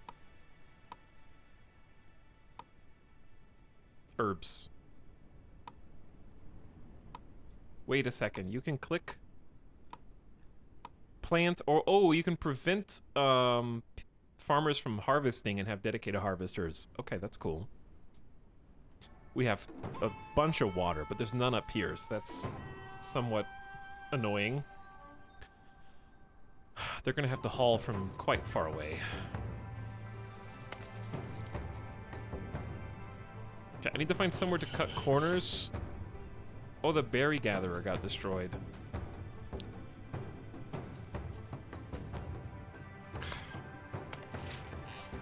We just need 1 researcher for now. I know that sucks. 1 researcher, 1 stonecutter, 1 carpenter. General workers can help us do a bunch of stuff, so that they're fine. Or maybe just one, because it's too much. 3 farmers. We definitely need 3 farmers. 0 and 2 berry gatherers. Okay. And then the hornblower, of course. Okay, we got at least 1 person working as a herbalist, but we need a second. Chat, did 4 people die? The Dark is dead! The Mirden is dead! They succumbed to poison? Uh-oh. This might be game over. We lost 25% of our population.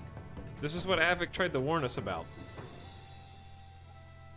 It's because of these damn spores in the poison forest, I bet. Try number 4 incoming. Probably.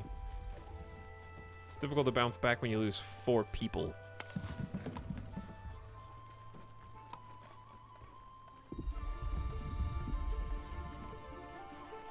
At least I was able to build that one singular square of road. My life is fulfilled. You did great. I like that this is as challenging as it is, though. This place is unaffected by poison and looks comfortable for Anbu to sleep. We're inside the nice flower patch. I think he's gonna sleep there himself. Anbu accepts your command and decides to sit. How cute. How do you get more people? We have to go scavenge for them. It would be a lot easier to reset. Storage is full. Yeah, we have berries that we don't have anywhere to place. Because the pantry is full.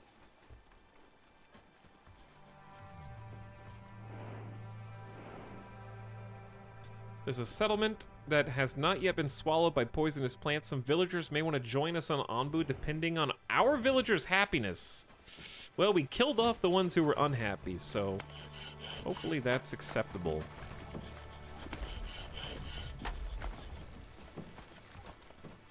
All I need is 1 wood plank, and then we can make the scavenger huts.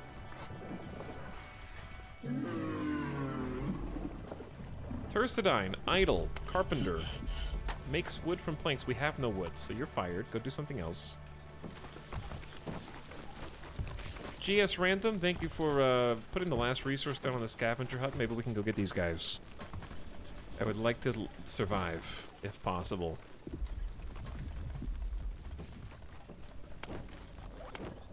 Beautiful. Full staff required. 2 people have to be sent out at a time. I want no party available for the settlement. Wait, what? Okay, one day. There we go. Forming the expedition party. I want to see this. Someone just went inside.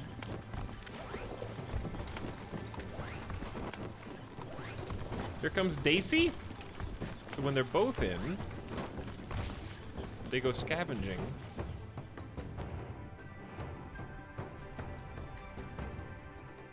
It'll take about a day. And then if we're lucky, we'll find some people who want to come join us to help us out, because I quite like the way everything was going here up until we got poisoned. It's a bit chilly outside. The temperature's going down. Humidity is normal.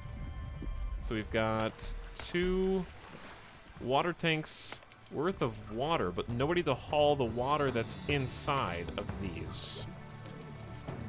So we just need a lot of free hands right now. I think we dropped one of the farmers. We also have 26 stone cut, so I'm gonna drop the stone cutter. And then we only need 1 herbalist right now. So there we go. Freeing up a whole bunch of people to be unemployed to go help with hauling. Building. He's waking up! Shaking off the sleepies. He's got 29% hunger and 20% poisons. We gotta keep him healthy. And they're like halfway done scavenging. There's also a shrine. Could have an ancient artifact. Oh, there's another settlement back there that would have been better to do first.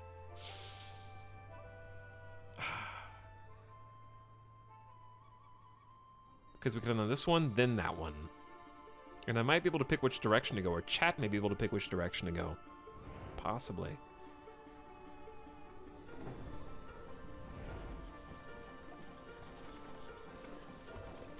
But we have planted the herbs at the herbalist.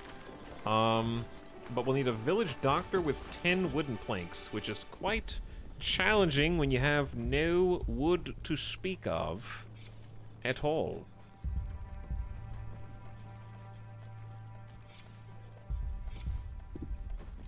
So we give him a bunch of jobs to do. Anbu is back up and at him. Yeah, that's just right on the edge. A dune with sand. We got a bunch of rocks. We could go to the forest. Wood or mushrooms can be found here. A shrine artifact. There's an oasis with fresh water. There's a lot of cool things you can go scavenging for.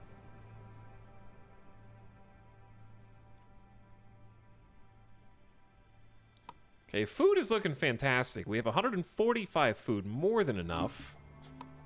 Research is moving at half speed. What's up? You encounter a group of settlers looking for a home. Will you let them join the village? Absolutely. Pick them up. I think 4 healthy people join the village.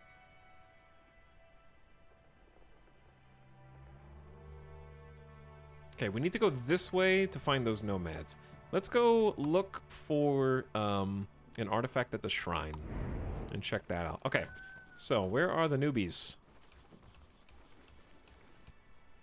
Are they walking from... They might just be walking from here.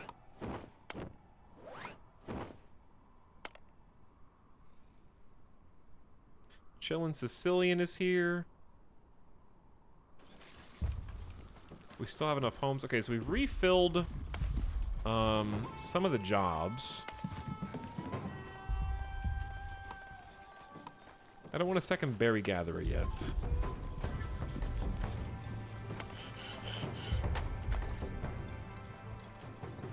We've recovered the losses. We're gonna try and bounce back. But I should take a quick gamer death break because it's been like 3 hours and 20 minutes.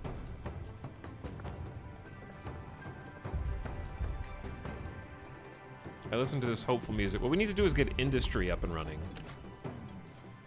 Stone and tree. Yeah, 7 unemployed or idle pops now. I wish there was a way to cycle through everybody. Maybe there is a hotkey that does that. Let's have 2 people permanently assigned to be carriers, 2 people permanently assigned to be general workers.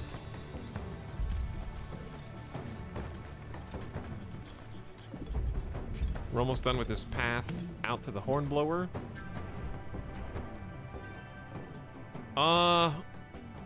Go north, go south. I don't think that's how the compass works, but go north.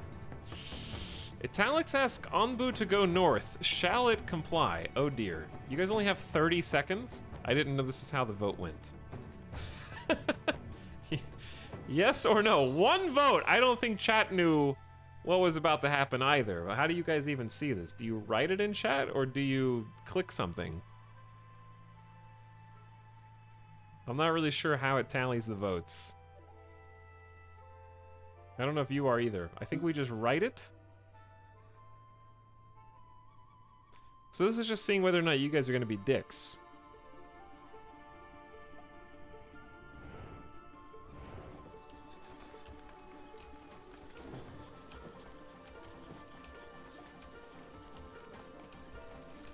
Chat is now Anbu. Chat is now Anbu. Howling Techie is going to haul some wood.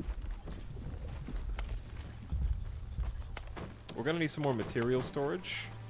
I think there should be probably a number here that shows you how full a given storage is instead of having to add it up yourself. That would be useful. Because this one's holding sort of different resources. Or this one's holding combinations. Or maybe it could only be specified for one and it just picked a random one. I don't know. Anyway, what are you guys doing? Oh, did you guys find a relic? A scavenging party returned. They brought back 1 knowledge for like research purposes. Maybe? Heat wave. Quarry. A mine that has iron ore. A ruined settlement. Much like our old home, a few desperate survivors or leftover food could be found there. Let's go out that way. I gotta stay on top of that. Okay, village doctor time. We need some planks.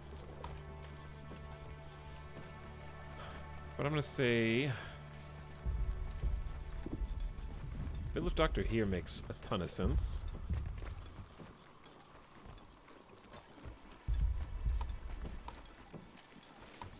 And then we can create some material storage right across the street from it.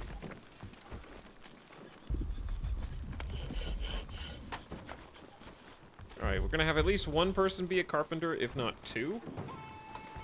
Because we need a lot of planks, but we also need a lot of wood to be chopped. We're just gonna start clearing forests.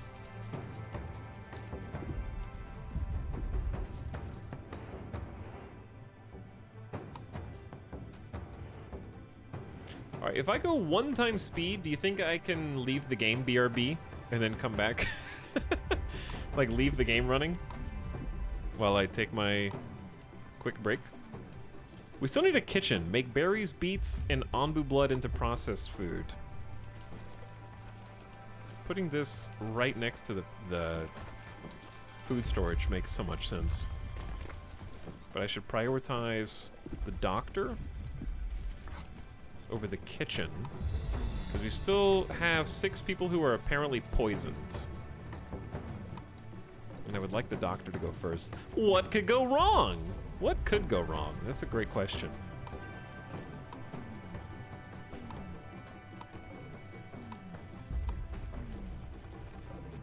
What'll probably go wrong is the research should finish. But yeah, we have a bunch of trees to be cut down.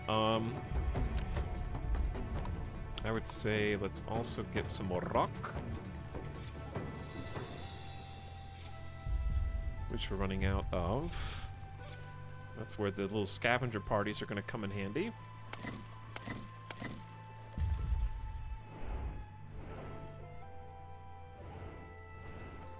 Okay, so I'm imagining the game will probably end up pausing itself. Let's make a save. It's a great save name.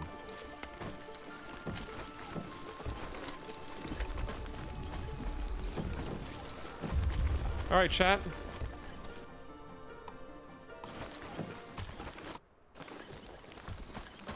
You guys listen to this. And I will be back in a moment. If anything goes tragically wrong, we'll just reload, but I don't think we'll have to. BRB, thanks for hanging out today.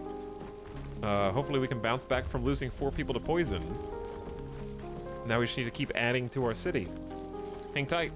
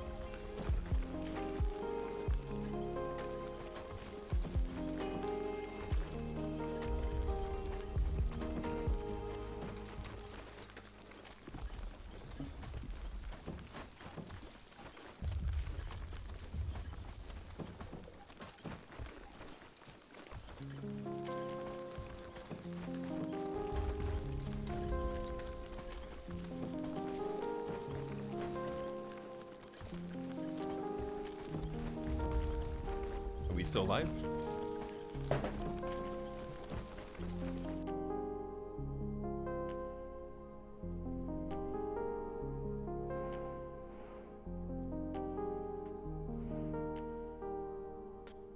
What's up?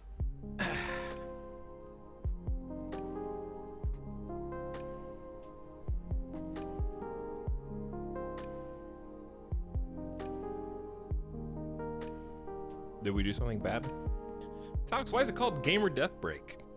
Because it's designed for you to get up, stretch your legs, and stop letting blood clot in your knees so that you're not sitting for too long, so that when you finally do stand up, you release blood clot and you instantly die.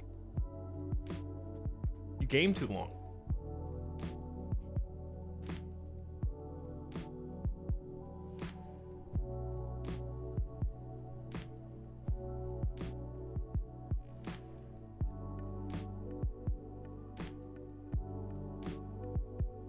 Speaking of, I just did 10 squats. I'm getting a lot of interesting feedback right now. Anbu pooped. And I wasn't here for it. Anbu evacuated its bowels.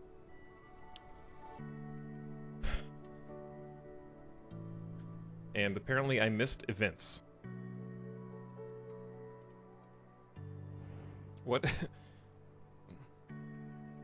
What events did I miss? We brought back some flour, and what, I missed the people on the road?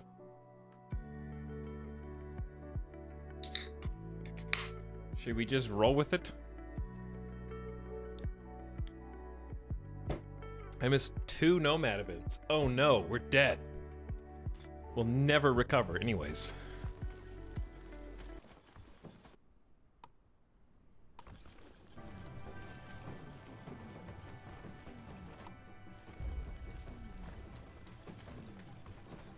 Where were we? Well, we've got some scavengers ready to go on another expedition, so I will send them to go get some wood. We have 52, actually. Let's go get some stone. So there's no poisoning now, but at the same time, I see that there is a poison forest up ahead, but there is a safe spot. Ah, that spore cloud is coming right for us, isn't it? It's hard to tell. It seems like it goes up and down this line. I gotta turn the game volume back up. Hold on. There we go. Alright, now we can hear stuff. I thought this was a CK3 only streamer. This is just a really weird realm. I got here in time for the research. Okay, so research-wise, we have a dung collector. Collects dung from Anbu, which can be used to produce biogas and fertilizer. I really want the sawmills. We can get the trunks on his back. Commanding him to sleep is useful. Making him food is useful. There's a lot of potentially useful things. Extract bile from his gallbladder. And what is that for? Compost dung to create compost, uses fertilizer, uses fuel by decontaminators. Alright, we're gonna have to make fuel. Let's make the sawmill first. And I'm gonna add a second researcher back to the research building here, so we can research things a little bit more quickly. Brought back 12 stone from our little expedition. Anytime there's an X over the thing, we've already got it. Let's go get some resources, because these are quite quick. It's faster the closer that they are. Maybe I should have gone to get some iron ore. I don't need iron ore yet. But we will. Okay, food-wise, we're consuming 31 and producing 16. However, there's piles of beets just here that nobody is available to haul. So we're gonna work on that. Did we succeed in building? No. We need a village doctor, but we don't have any planks. There's only a single carpenter working right now, because we only have 2 people unemployed.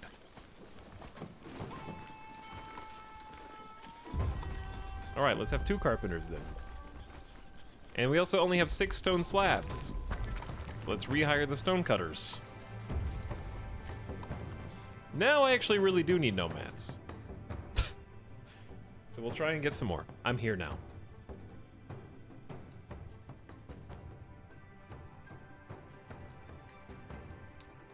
Anyways, we're back from our break. Got some water. I ate a couple cookies.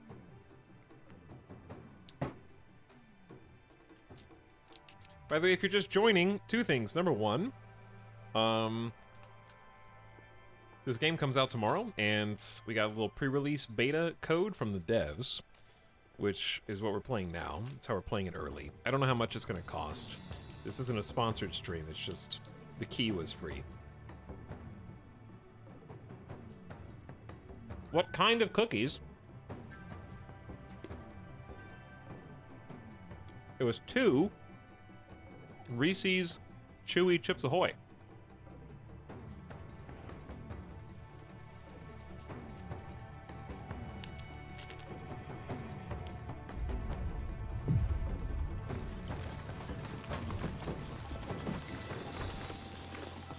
Is it acceptable? Or no?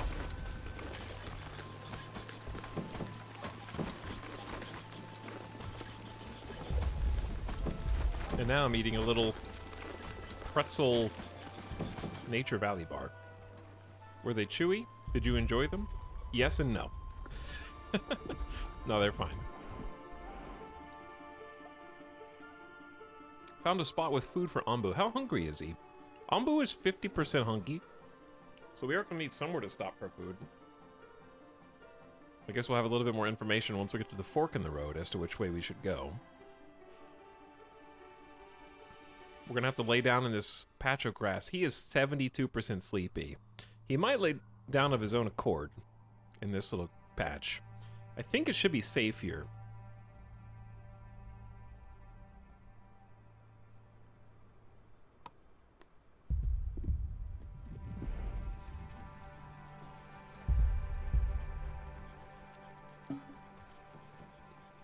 Fresh air, free of any toxins.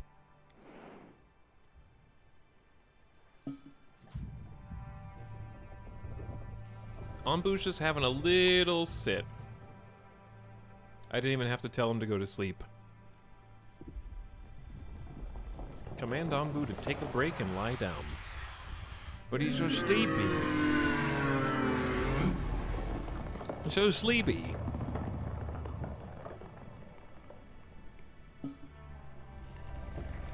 Big yawn.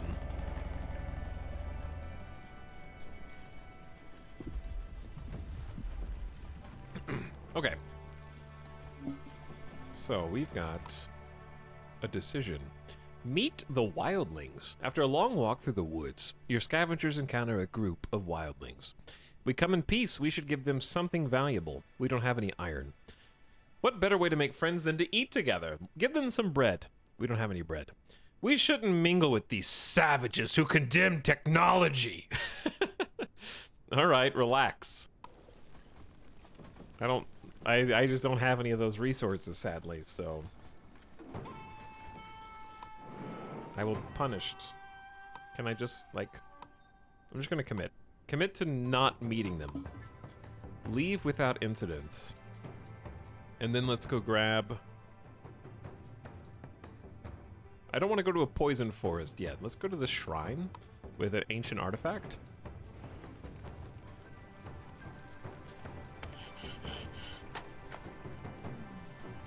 What we need is some more nomads. We need some more people to live here and kind of help out.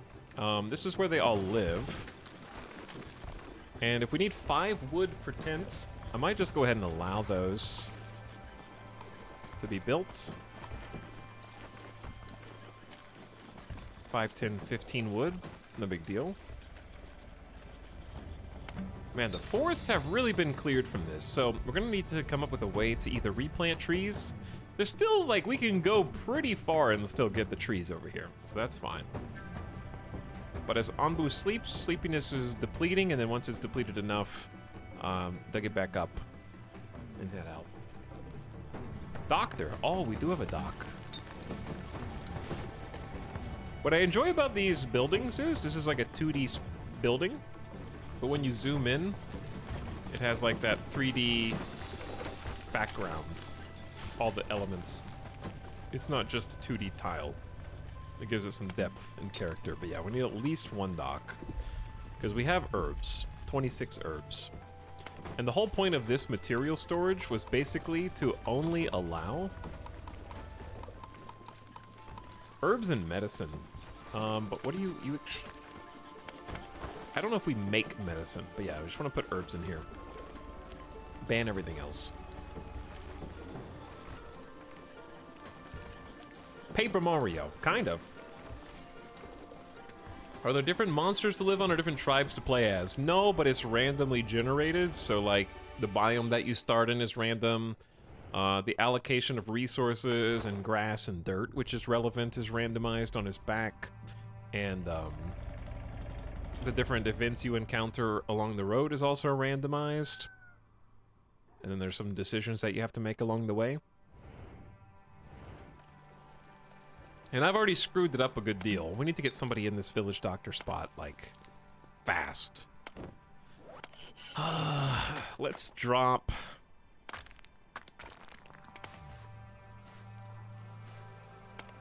Who do we drop?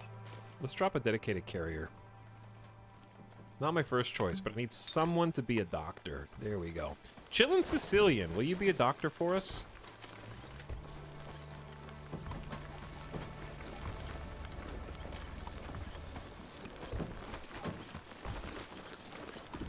Time to wake up. Had a nice rest. Ambu's no longer sleepy.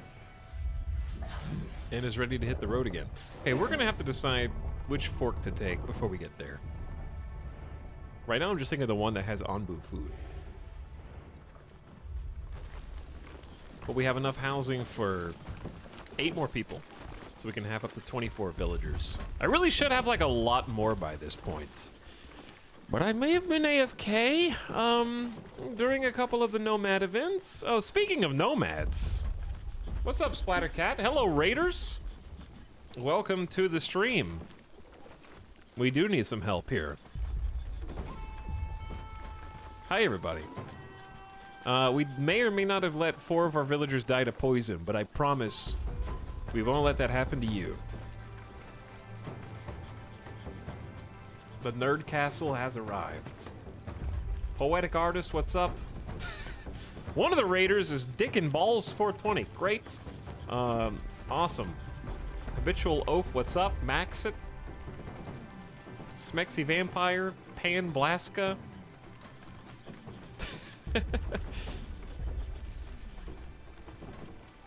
What's up, all? Hello, Sock. Master of Disaster. What are you guys playing today?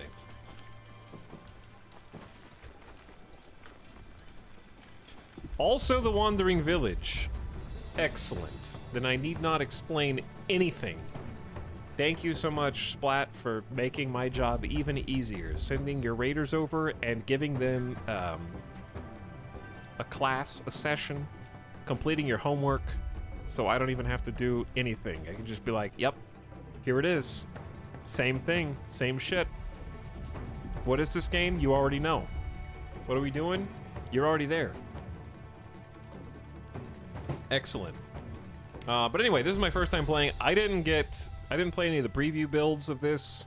I understand that there were some back in February and even before that. There's also a demo on Steam, which I didn't play, so this is my first time playing.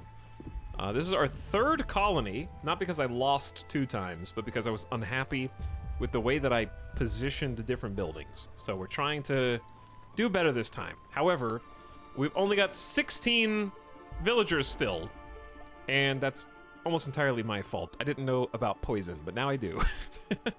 So, we've struggled to cope through some losses, and also I may have been taking a bathroom break during the opportunities to get more villagers.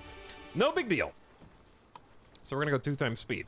I do appreciate the raid, though, and I recommend anybody in my chat who hasn't already checked out Splattercat to click on the link and head on over to toss Splattercat a follow right now. I can't wait until the new shout-out commands is added to Twitch, so there will be a prompt on your screen to do that. Instead of making you click multiple buttons, you only have to click one.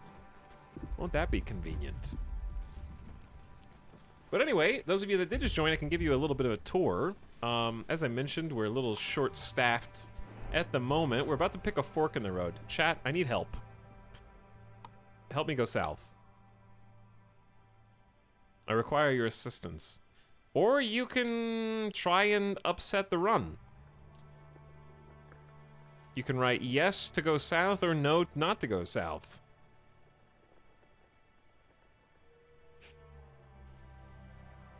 I know this is a bit of a surprise because I honestly forget that there's a poll when I do this. And that you have to type something in chat quickly. You only get 30 seconds. I'll warn you a little bit more next time. But we're going south to try to feed the dino.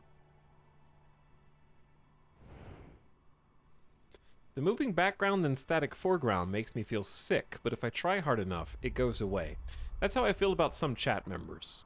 Some of them make me feel sick, but if I try hard enough, they go away.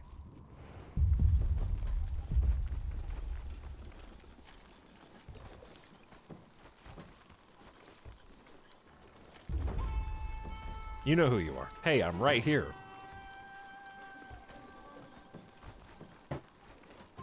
Okay, here's a base tour. Got our berry gatherer down here, just only one person working this berry gatherer, I think, because we had an abundance of food for a while. It's diminishing. I tried to create like a clever future-proof farm zone. We have a farm which is currently just got some stacks of beets that need to be hauled. We have no haulers. And adjacent to that are some water tanks and air wells. So the theory is air well collects water, they haul the water to the tank, they haul it from the tank to the farm, and keep that as short as possible of a trip. And then on the right side, I was going to do a worker post for harvesters, whose sole job is harvesting. We kind of have this self-contained little farm zone. That was the plan. It's not working yet, but it will. We got a boulder that we're going to be tapping into with a quarry soon, and the stone cutter is going to have a nice little setup with raw materials coming in, being stockpiled, and then instantly taken to go cut. We're trying to just streamline all these processes. I need to send out my scavengers. Let's go. Ooh, that is a distant settlement. So you'll see our scavenger hut occupied, and they'll go out and try to recruit some more people. They can also bring back different materials and resources for us. This is our little neighborhood of tents. Not very advanced, but they get the job done for now. 2 permanent researchers on the clock. We probably really only need 1 researcher at the moment because we're a little bit behind on tech. We only just got a village doctor to heal poisoned villagers, and we had like 6 people with a low level of poison. They have been tended. And we got a herbalist farm with just a single farmer just trying to keep up with a bit. We don't have any water accessible for you. That's going to change in the future. A tornado came through and knocked down my good berry gatherer. Carpenter is trying to keep up with demand for all of our new buildings. We need to get a better stockpile for you as well. I think that'd be a good idea. Let's make the material storage building right next to you. Wait, not there though. How about on this side?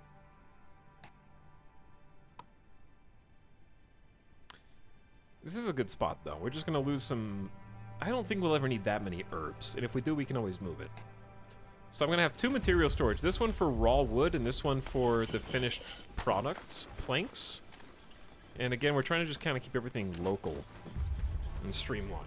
We'll see if it works. But anyway, how did Splat's Village go? I don't know if you can see what day we're on. It's day 24, so we're pretty behind just because, again, my first time playing this game.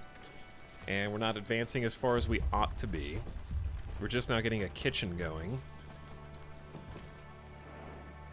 And Ambu is on the way to some food soon. But how far did you guys make it? Hope you had fun, though. And thanks to those of you from the Nerd Castle for popping and saying hi. and enjoy your stay, whether it is short or long, because we still got quite a bit of stream left ahead of us tonight. So feel free to stick around. About 500 kilometers. How do you see how far you go? I don't know how far that is.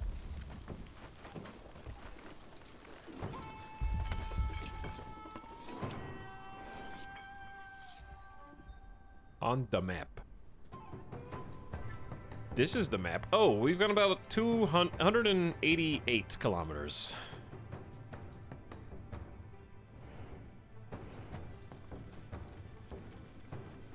We're just gonna go at 2 times speed for a little while, because they're really just dependent on more people at this stage. We need to snowball with people into industry.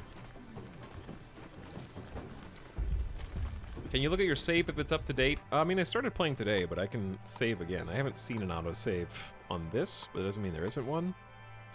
There's autosaves here. So it seems okay. I can't leave until my gift sub runs out. It'd be rude otherwise.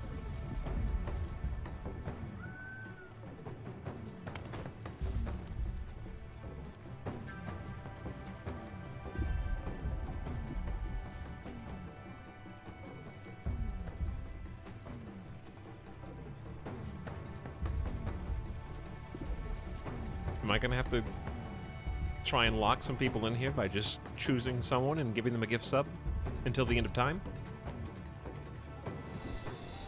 Ombu is famished. What is this? Okay, so we got a cold snap incoming.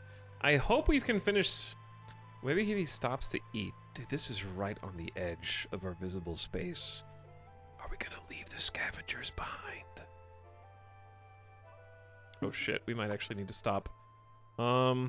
The place has fresh food for Ombu. Chat, how do you make him eat? Is Ombu just gonna eat automatically? He's hungry.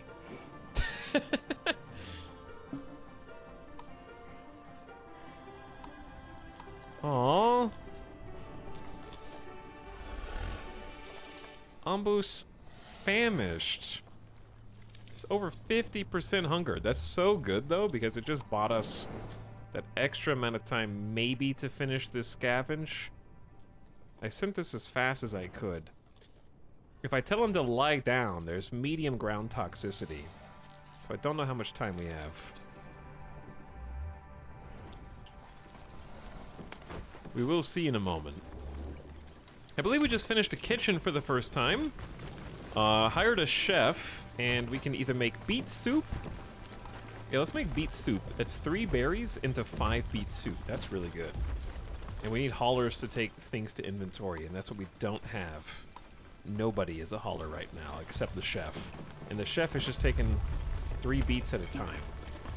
Which I guess is enough, but doesn't give us anything stockpiled. Isdar, somewhere in chat, maybe?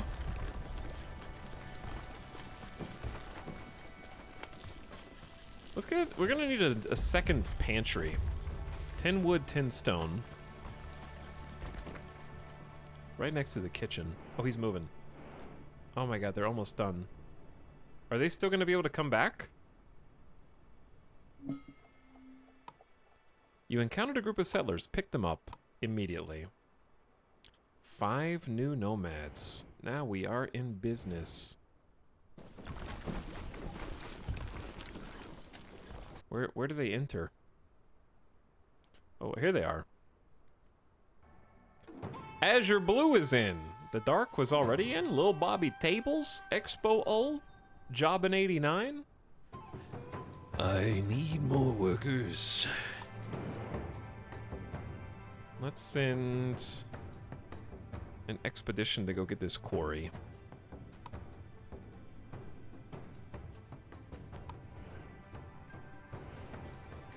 Okay, that's a big deal. So now we have a whole slew of general workers. So what I want to do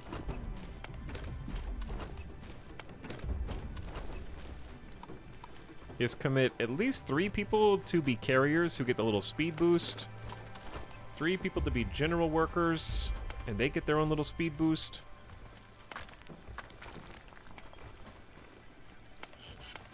We need to configure these material storage banks.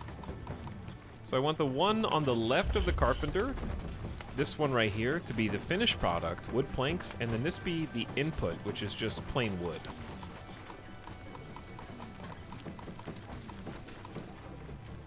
So the theory is...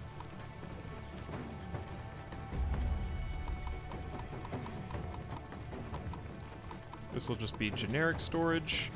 But yeah, I want to ban wood planks and wood from these.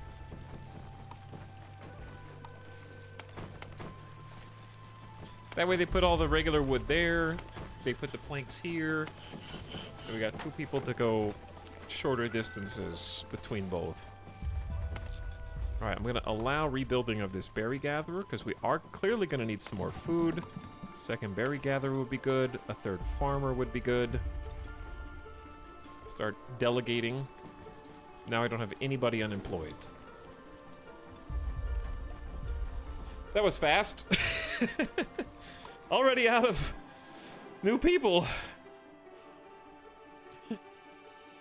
That's a shrine. I was getting excited for a second. Are we going to go through 2 cold snaps?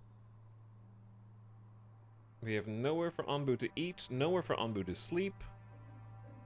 I might be able to have Anbu run through the cold snap if Anbu trusts us, maybe.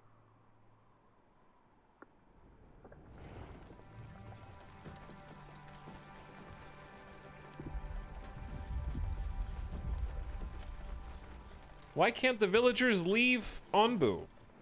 Have you seen how tall this lad is? You need a specialist rock climber to get up and down this. I think one mechanic that would be cool is, I mean, it's a little bit late now in the game's development, but like maybe longer periods of rest. I think it's probably fine as it is now, but I was thinking like it's so tall that it would be cool if the villagers could only get down while Anbu is resting. And then your regular scavengers sort of just go during that downtime of eating or rest or whatever, and then you end up teching up to like flyers that have like gliders or something later. But this works the way it is. I think just like a better notification for your people coming back would be nice. You can send them back out immediately. Let's go get some more stone.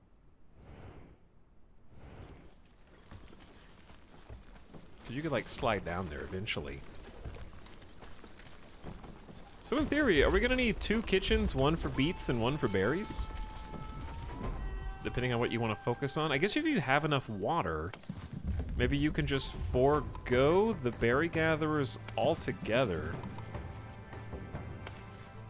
in favor of a full farm, and then just focus on turning beets into beet soup.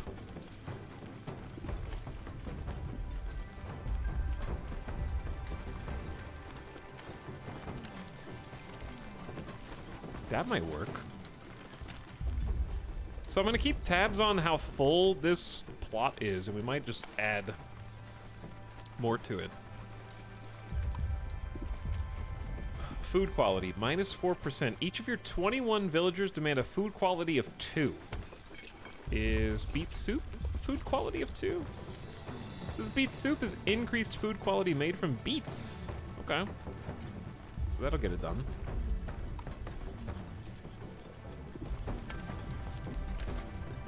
Since the water gatherer, the air well is passive, I see no reason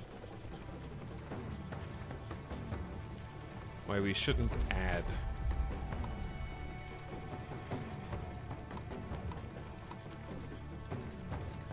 an air gatherer and a water tank, maybe.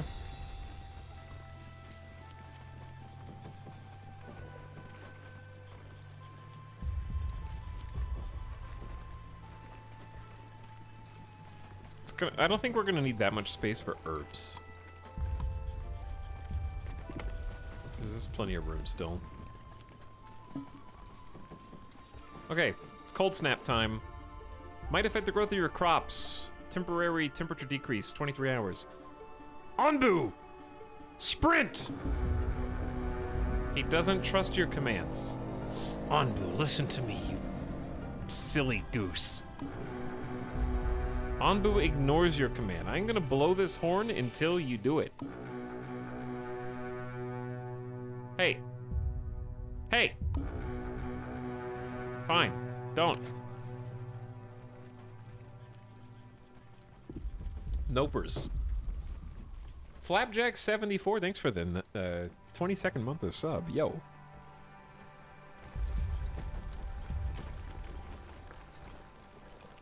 I appreciate the extra sub. Oh, we don't have any regular wood. Well, this is getting difficult.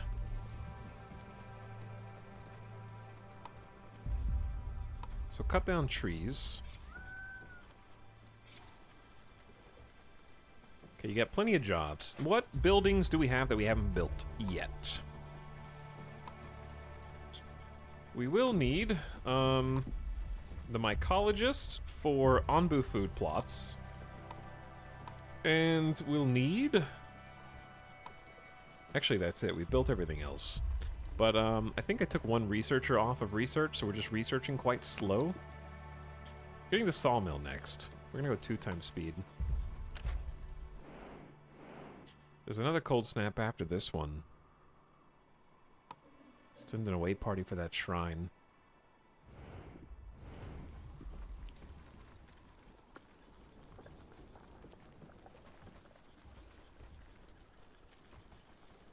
Feed him, pet him, heal him, don't harm him. Pet the Anbu? We could do that.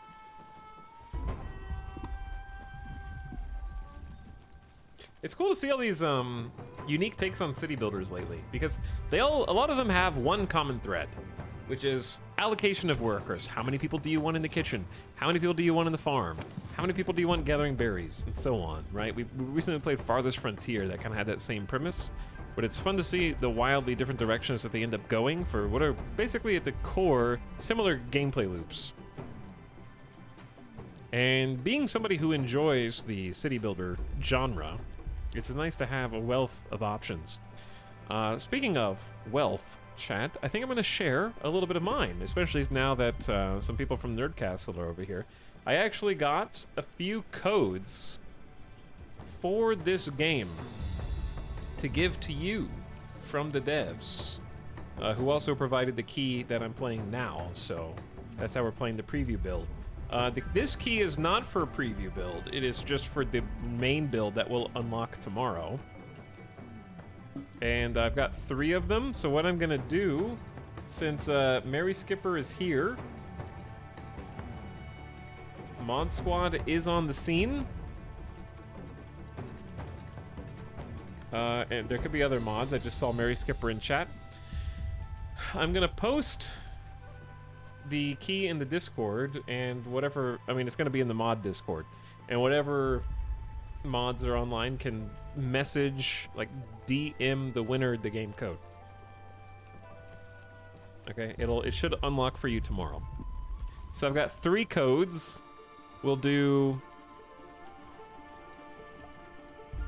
we will also need a verbal confirmation from you that you're still here if you get selected. So why don't we just do this? We gotta drag it out a little bit, but I won't drag it out too long. We'll do the 3 codes spaced out over like half an hour. So we'll start with like keyword. We'll give you guys like 5 minutes to put the keyword in. It'll be open to everybody, whether you're sub, non-sub, follower, non-follower, it doesn't matter. I'm not gonna be that guy. All you'll have to do is type whatever the keyword is in chat. So lurkers will have to rise up. And we'll pick the first one at like 6:30 my time, which is in like 5 minutes. Keyword. Sure, why not? The keyword will be Anbu. O-N-B-U. Why not?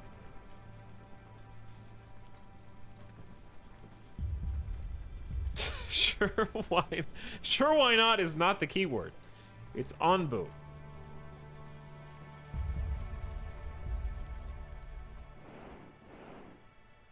Oh, there's another settlement this way. Okay, question though. This is difficult. Do we Spawn poisonous plants on Onbu's back. But on the other side of it, we've got a conundrum, because if I turn north, we get a jungle, which has more water, and probably better temperatures, but we have to go through a poison forest. If I go south, we end up in a desert. It's dry and arid, but no poison forest, and I guess there's a second... We'll be able to get both settlements anyways, probably. But it'll be easier to get this settlement, because we still gotta wait for the scavengers to come back. Alright, you got like 4 minutes to type Onbu still. Typing it more than once doesn't help. And that's going to be the keyword. And then we'll do another one in 15 minutes from then, and then another one at 7 p.m. my time. That way people have a little bit of time to get in, if they went AFK. Doesn't even have giveaway in the stream title. That's because I'm not trying to siphon extra viewers. I'm rewarding you for being here. One of you, anyways. 3 of you. The other, I guess we will put one restriction. Mods will check, and I will check. Your account has to be older than 24 hours. Okay? That way none of you will start cheesing extra accounts for more chances to win.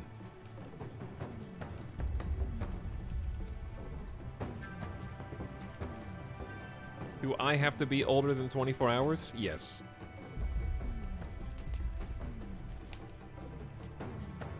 And if there's any super lurkers that don't even have a Twitch account, I'm sorry. We can't prove that you exist.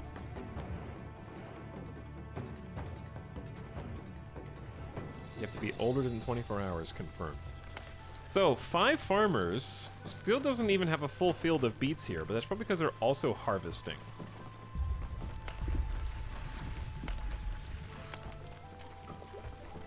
The air wells are doing okay. We got another air well up here. About to be joined by a water tank. It's doing its best. Will the devs of this game consider making a prequel in the future? Prequel series, I hope so. They're gonna get bought out by Amazon.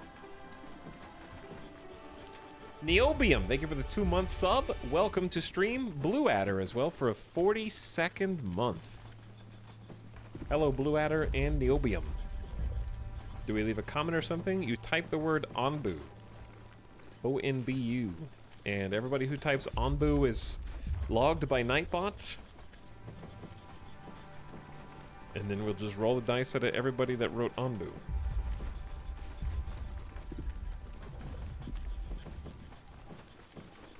Where's Onbu going? Oh my god, I forgot to pick, but Onbu chose the correct path. It's a good question, though. I don't really want to go through the desert, but the poison forest seems like a pain in the ass. So we'll just hit the desert up. Capitalization doesn't matter. Dude, our colonists are super happy. They're eating the beet soup as fast as we can cook it, because we need more people.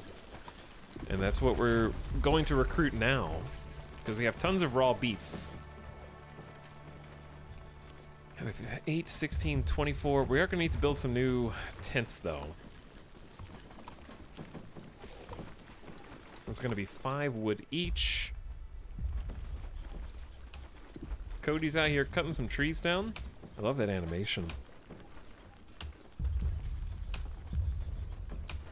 Do I have to type it myself or have someone type it for me? If you are under the age of 18, you will need a parent or legal guardian to look over your shoulder and type Onbu in the chat on your behalf to be eligible to win. We're gonna go on the honor system there.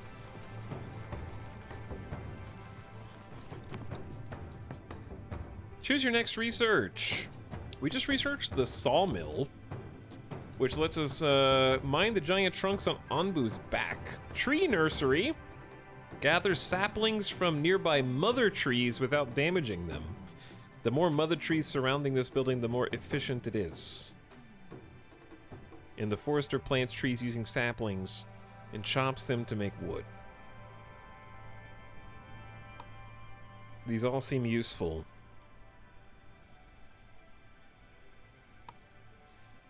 I don't know how to pick one thing over the others.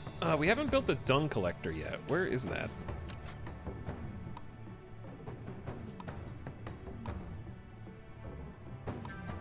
Oh. Collect dung from Onbu, used to produce biogas and fertilizer.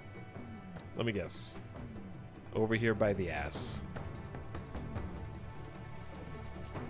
That is so incredibly far away.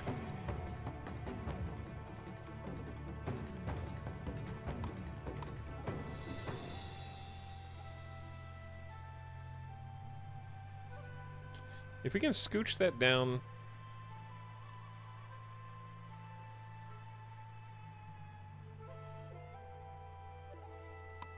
Just one.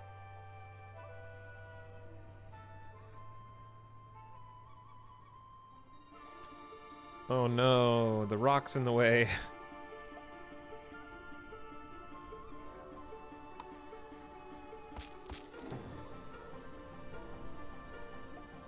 So unfortunate.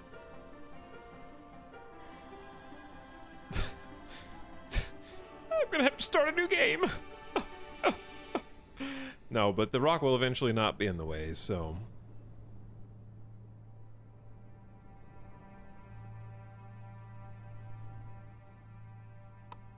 we're just gonna have to bank on that.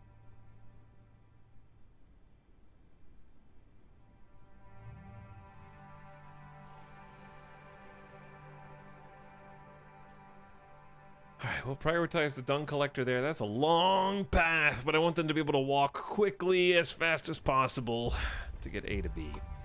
The other thing was the sawmill. 10 planks, 10 slabs. God, that's 15 planks and 15 slabs for the dung collector. I don't even think I need this right now, to be honest. The sawmill, however, seems like... oh dear. Did not think this through.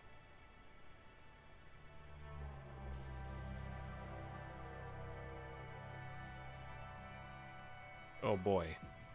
That's in a very awkward place. I didn't realize it was going to be that strict. The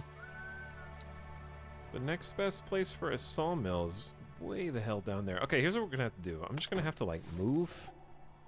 Deconstruct and move these material storages. Very sad.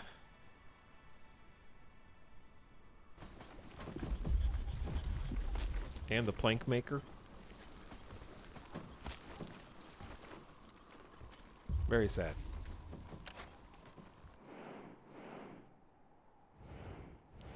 Cursed mega base.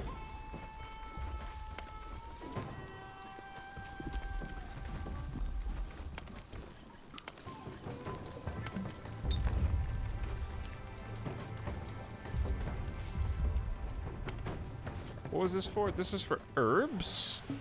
Good. Could have probably put that in a better location. Too late. What are you doing, buddy? Oh, he's sleepy. Oh no, we're getting poisoned. There is nowhere better to go. Medium toxicity. This is why we have been accumulating herbs. You encounter a group of settlers. Will you let them join? Absolutely. I commit to letting them in. All of them. We got 4 hungry people.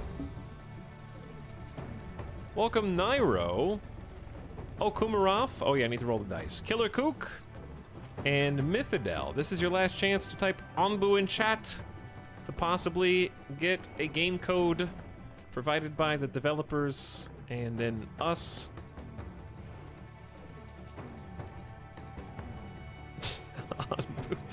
Onbu in chat. Okay, we're definitely gonna get a second chef or cook to produce meals.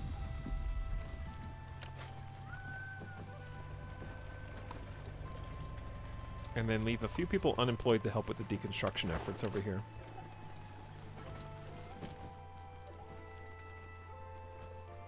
Onbu, I'm your biggest fan. All right, I'm rolling it. Winner is Frisky Cheese Puff. Frisky Cheese Puff. Type to let us know that you're here. And if you're here, then a mod will be messaging you a code soon.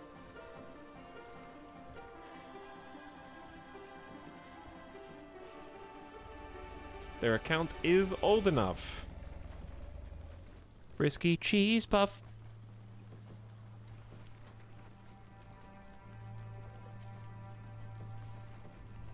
Alright, Frisky cheese puff is indeed here.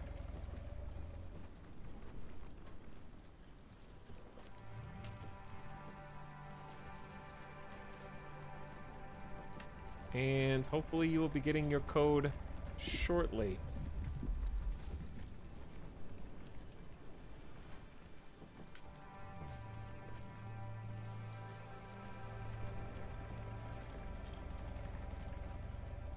You can still type Onbu in chat if you missed the boat, and we'll just roll the dice again in like 10 minutes.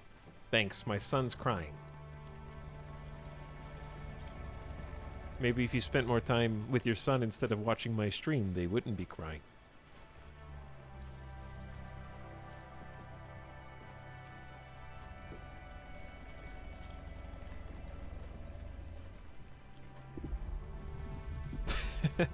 Onbu in chat.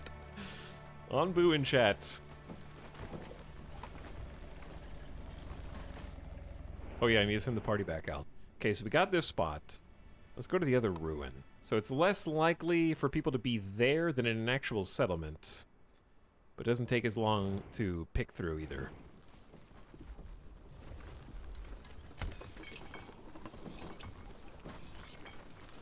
We actually have spare soup.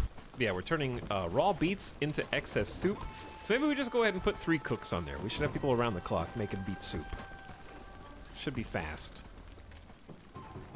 Because I got 5 people on farming duties. 3 dedicated haulers. We got general workers, worker posts. We should probably have like dedicated harvesters, but I don't have enough people yet.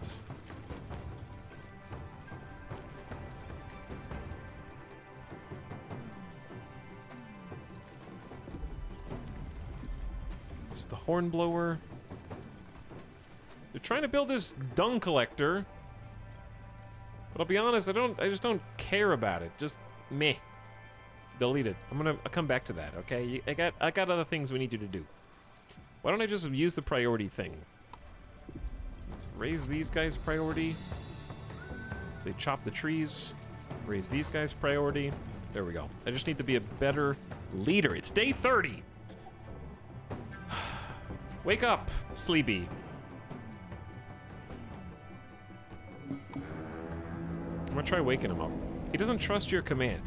5 more minutes, Mom, please. 5 more minutes. Hey, more settlers. Grab them. Only 2? But 2 is still good. That puts us to 27. So we got some space for more jobs, more workers. Nobody's poisoned. I think the doctor's been working out pretty good. Chillin' Sicilian is the village doctor right now.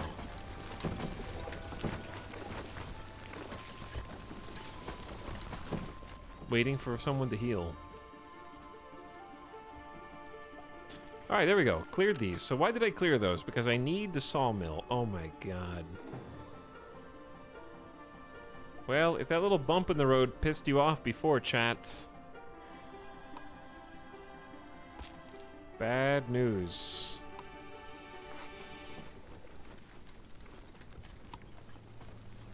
This is literally the only place it can go right now. If I don't want to destroy berries. Which I'd rather not.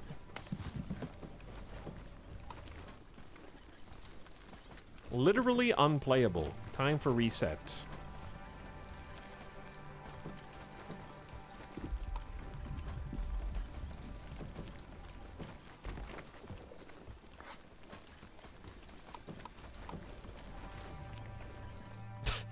So organic. Look how organic my city is becoming.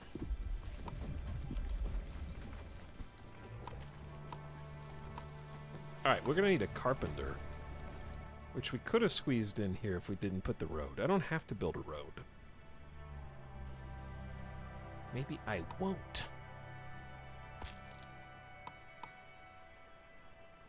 Okay. Stonecutter, this needs to be the highest priority. This needs to be secondary priority. And then what I can do is grab some of the material storages and put them across the street. So, one of them needs to be for raw wood, and one of them needs to be for finished planks. There we go. Now we're going back in the right direction. Can you rotate buildings? Yes, if you turn your monitor 90 degrees sideways, all buildings on the screen will rotate.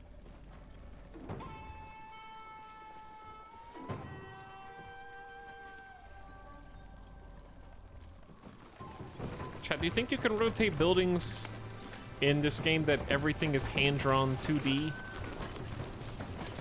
In a 3D environment? Do you think they drew 4 sides for every one of these buildings?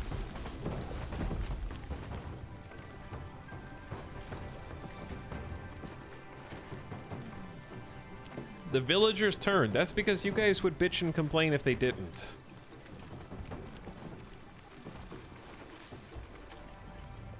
They had to do that to shut you up.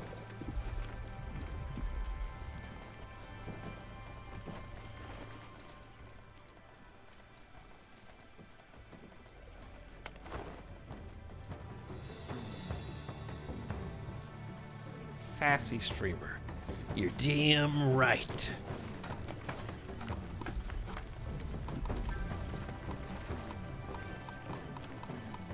But the short answer is no.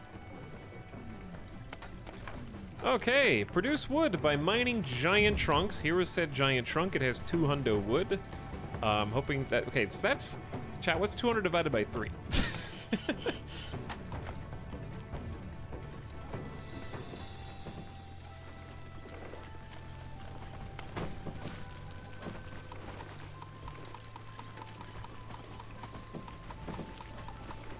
66.6 repeating, of course. All right, but yeah, we have someone over here. We got Killer Kook and Kala Monstera are at the giant tree trunk. Oh, they do need a road to this. Oh no, suboptimal. Oh, look at the path that they take to, oh no.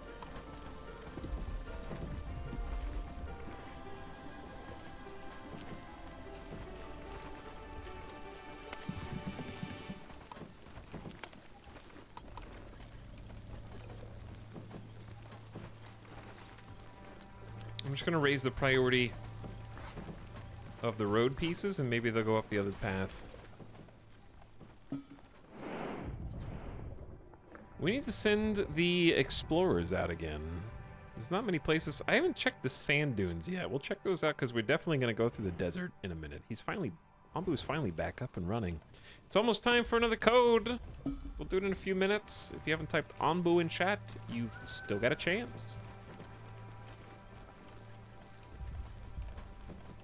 Anbu needs food. Anbu hungry. You're not wrong. We probably have enough people. We have another 2 unemployed and 5 general workers. I could probably start growing the mycologist. Mycologist says plants and harvest mushrooms as ingredients for Anbu food must be placed on dirt. Must be placed on dirt. I can do that.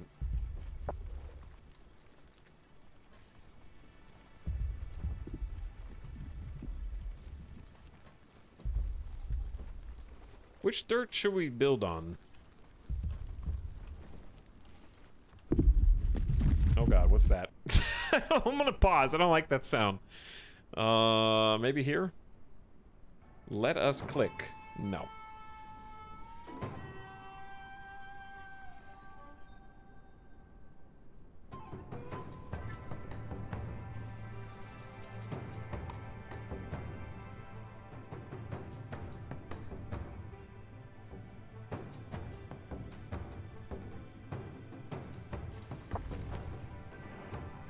What is that sound anyways? Is that the you're going to a new biome sound?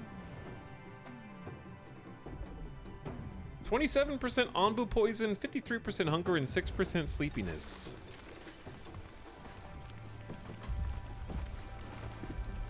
Well, I definitely feel like things are moving along much better now.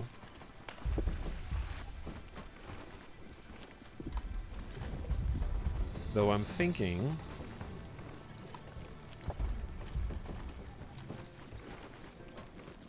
a second air well here would be useful for this water tank that's really... We're kind of diminishing water supplies. We went from like 180 to 127, I think. 2 unemployed. Let's go full-time sawmill workers.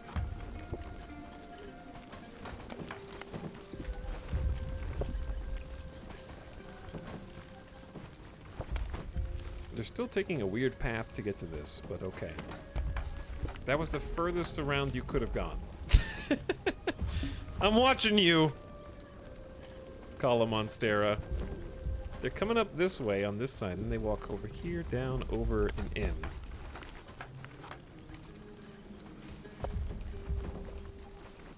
Oh well, we're just gonna have to deal with it. I guess you could always put the material storage up here, next to where they're chopping. Do they just take wood out of the sawmill?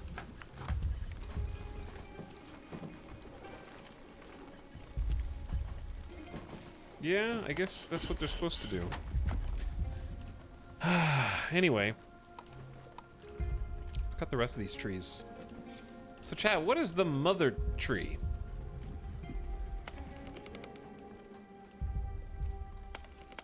Oh, they're the orange ones. Okay, never mind. I may have already cut one down and didn't realize it. I didn't know it was different. Thought it just looked cuter. These are in awkward places for us. Didn't know that was a mechanic. Scorching sand. A patch of burning hot sand causes Onbu to take damage. Onbu? Run! He doesn't trust you, Onbu, you idiot! I only have your best interest in heart. Your tootsies are gonna get so hot out. It's 100 degrees in Vegas. He doesn't believe us.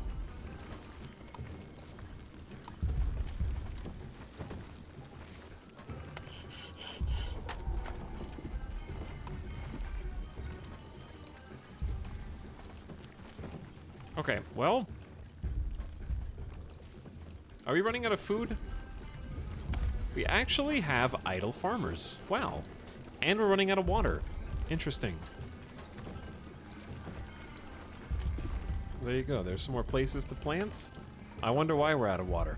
Oh no! We could plant something else! We have the ability to plant a cactus.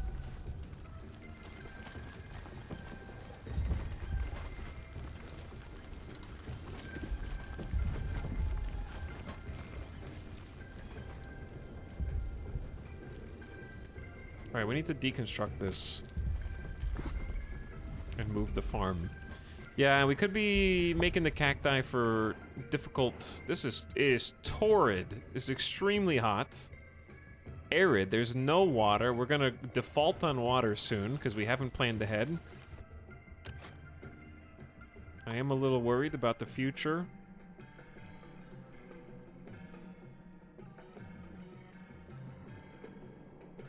Wait, chat, did I just deconstruct a building that was literally right here? Because that was actually a fine place for it.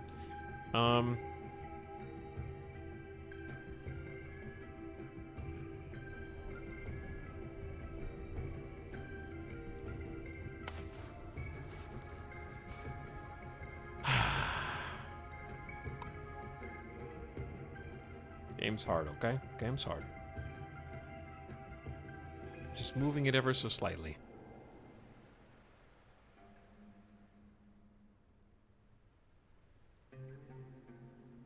I don't like the thick path square, but then you're not gonna like what I do next.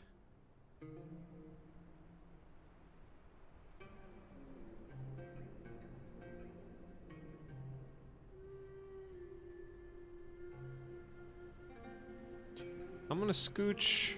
I don't know where to put this. No, this isn't working the way I wanted. I think I know how I prefer it now. I'd rather have the farms sort of side by side. I'm not gonna reset yet. Unless Onbu dies. Or unless we run out of water and food. That's pretty much the only way.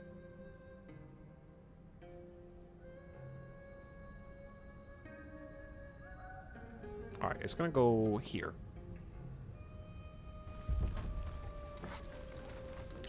We need this farm ASAP.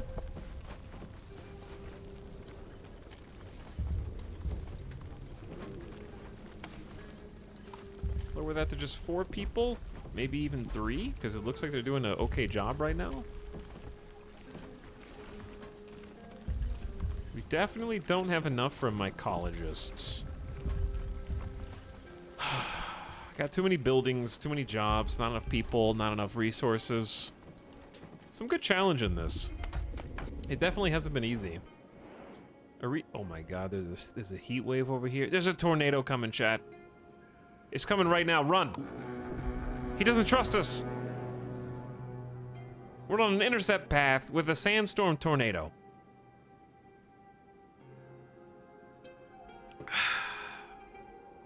Doesn't believe us.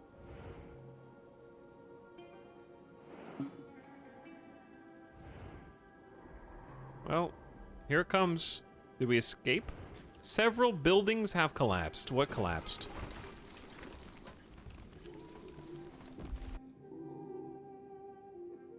They blew up an air well.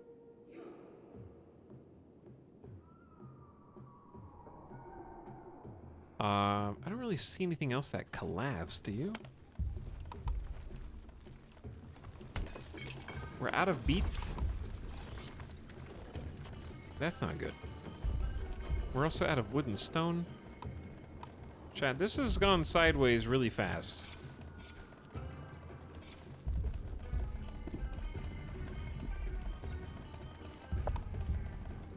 We got 5 people unemployed. You know what we need? Forget general workers. We need 3 dedicated harvesters at all times. For sure. If there was a thing to harvest, you need to be the one that goes to do it. Because this is just ridiculous. We have no raw materials.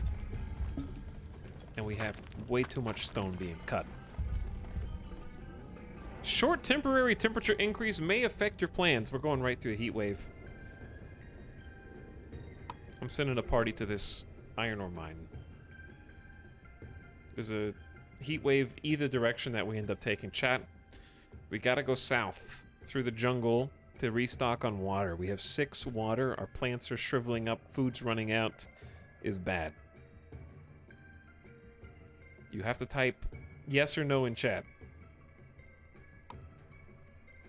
Go south. If you want to go south, type yes. If you don't want to go south, type no. I mean, we can make north work. North will still work. I think it's fine either way.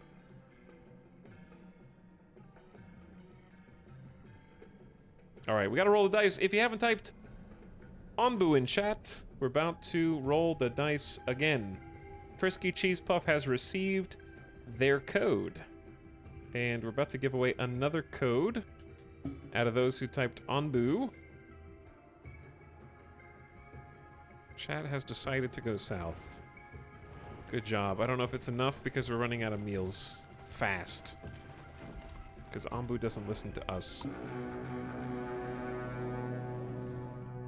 Wait, did he already sprint? It says he accepts my commands. Did he already run?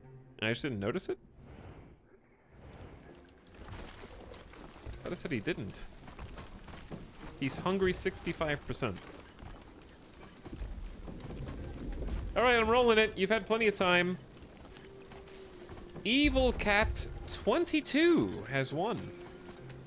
Another code as provided by the devs. If you're there, Evil Cat, let us know. You said, ooh. Ooh. And...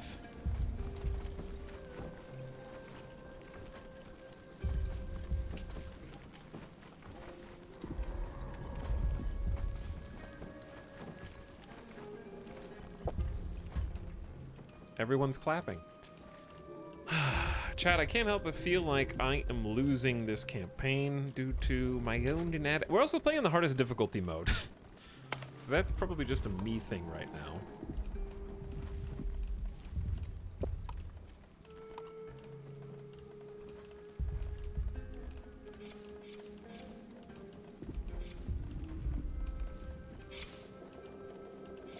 Okay, get some stone.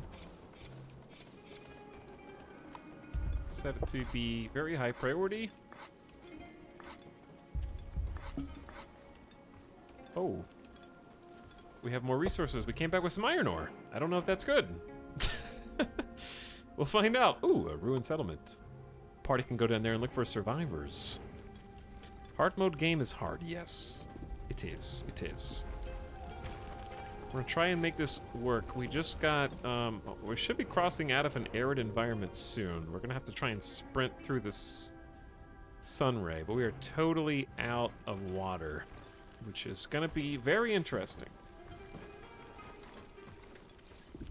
How does one feed Anbu?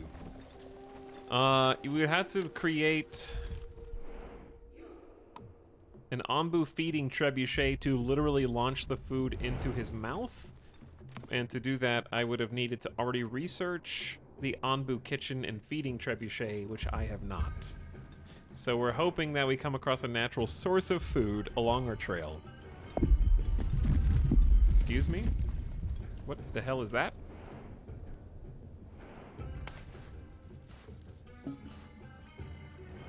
Is that just the dawn of the new day sound effect?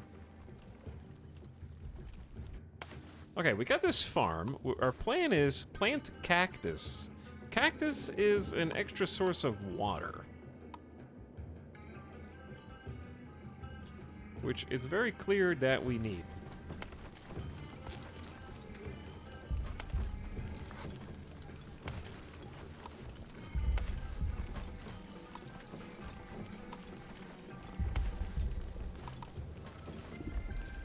So we're gonna get 5 workers to help us out at the other farm, because this farm literally can't work until we have water for it anyways. And we can always change what the farm is actively growing. But chat, our colony has run out of food. We might just be dead. It's also, we're in a heat wave. Good God, can we sprint? He doesn't trust our command, so he refuses to sprint. We have no water, we have no food. I don't know how long until people starve. Oh wait, simply gather berries. We have 2 berry gatherers where no one's working. Timeout, timeout, timeout.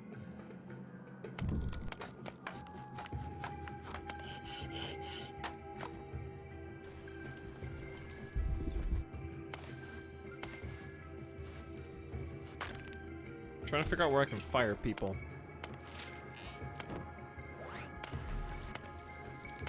Not a lot of places that I can fire people.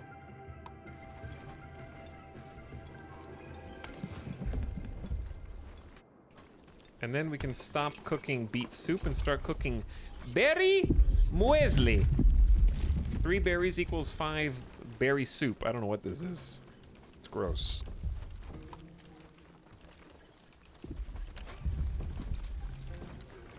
Little Bobby tables, Isdar, I need you to save us. You can be our heroes. We have a 54% efficiency berry gatherer and a 71% efficiency. St. Hummus, Jimmy John's, and Gerard. They can save us, Chad.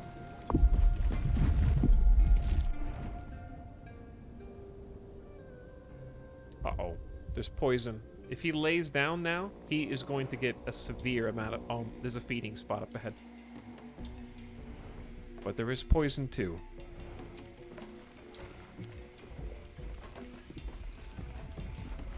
We're back to humid. That means the air wells are back to extracting water. Well, we need to supercharge the water supply.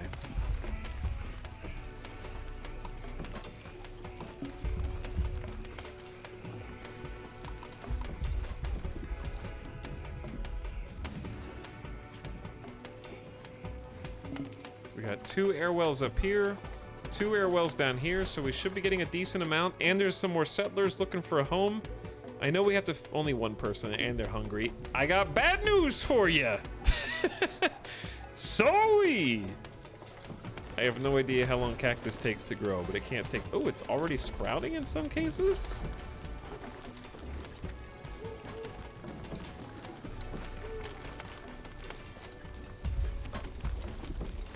How much water is it per cactus? Looks like 1. Maybe? Yeah, 1. Well, we're back to 43 water that fast.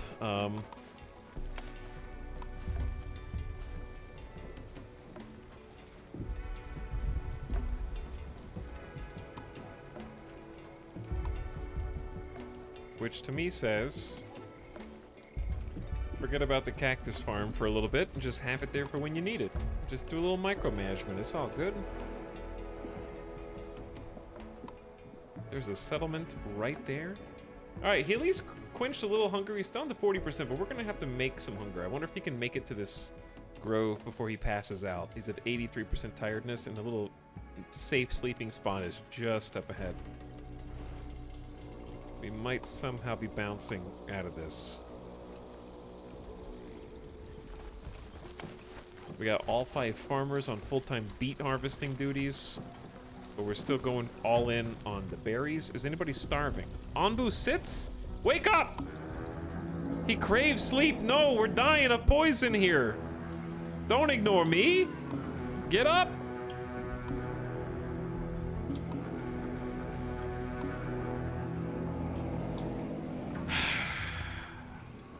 Well, high toxicity. He's poisoning both us and himself. Noper's sleepy time.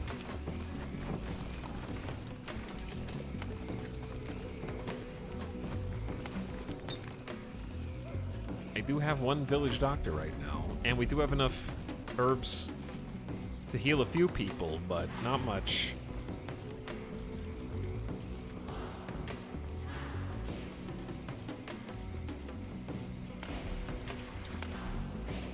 I need those dedicated carriers back.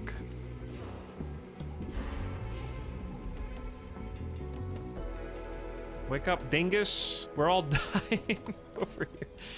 We have 5 out of 6, 5 or 6 villagers are poisoned.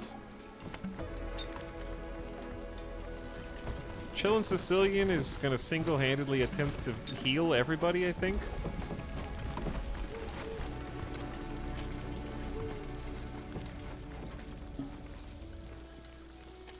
Little Bobby Tables is just standing around for some reason, waiting for the dock.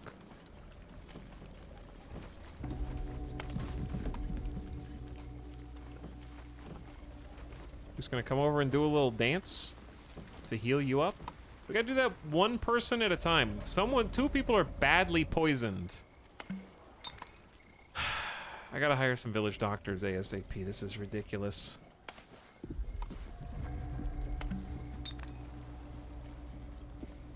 There's no way we have enough herbs for this.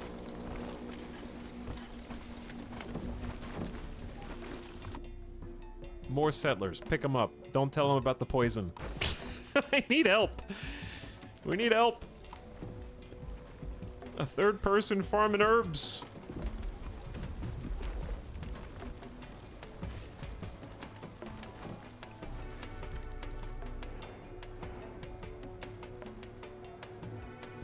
Hey, you! He doesn't trust my commands. He won't listen. Whew, okay, well, what do? We got 4 people unemployed. 1 person badly poisoned, 4 people poisoned. Do we have enough? We have... how many houses? 8, 6, and 12 for 32 and 33 people. So we don't have enough huts anymore.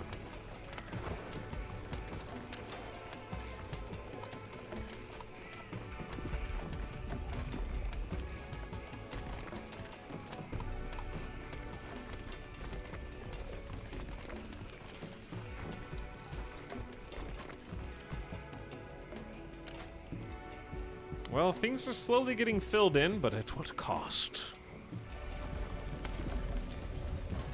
We got 5 people on farming duties, and this feels like it's going at a crawl.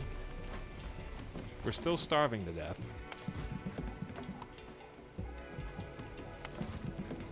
Even with 6 people picking berries around the clock.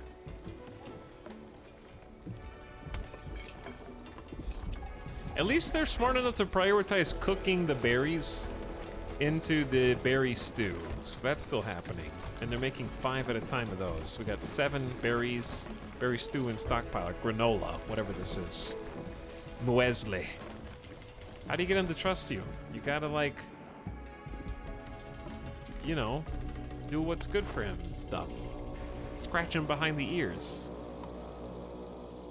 Make him an animal doctor and start feeding him, probably. Food, traditionally, is how you do that. At the moment, I don't even know if... Are we even researching? I don't even think we're researching anything. Oops. It's kind of important, I feel like. We're gonna start researching the Anbu kitchen, not kitten.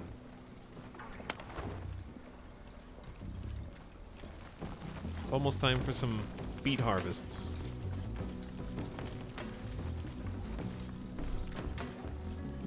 Okay, we got beet harvest. Therefore,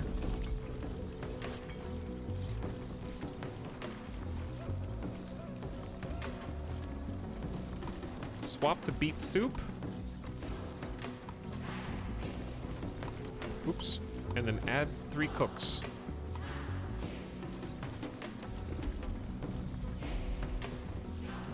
Is anybody on a scavenge? No.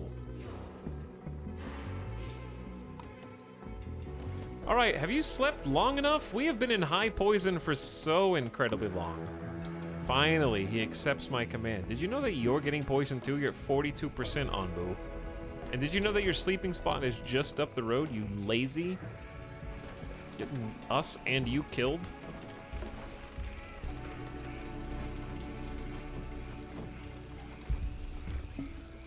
I would say he's trying his best, but his best clearly is not good enough. Anyone can see that.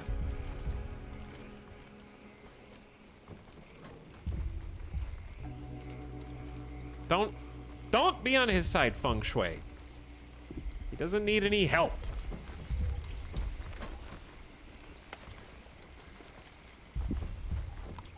Okay, we have enough people now. I'm gonna try and maximize the beet harvest zone over here.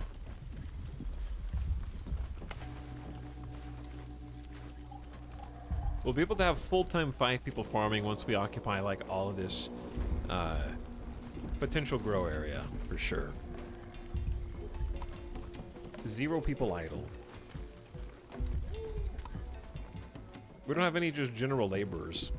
So we need to cut some corners. We don't need 3 doctors anymore, hopefully. There's nobody poisoned.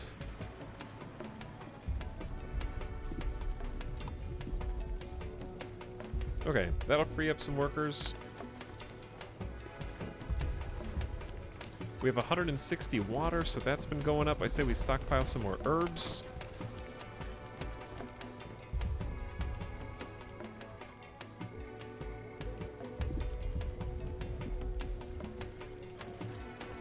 Alright, we actually do have 33 beets. We're making beet soup as fast as they can eat it. There's 10 beet soup in there. Okay, no starving to death on my watch. And here comes the sleeping patch. So we can actually just kind of like get rid of all the sleepiness there. Give us a little bit of extra time to maybe go harvest some rocks, figure out the next path we're gonna take.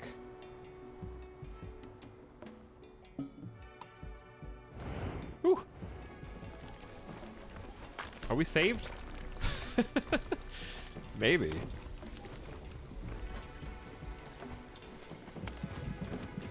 Alright, we definitely have, I think, the beet situation is being handled. I'm trying to figure out where they're taking the stuff. They're starting by taking it just into the farm itself, and then other people are hauling it from the farm back.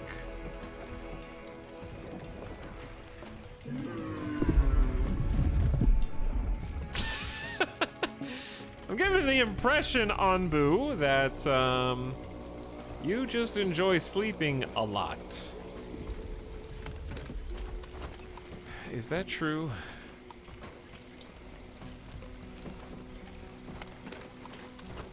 Looking to see what my carriers are doing. There's just so many carrier tasks.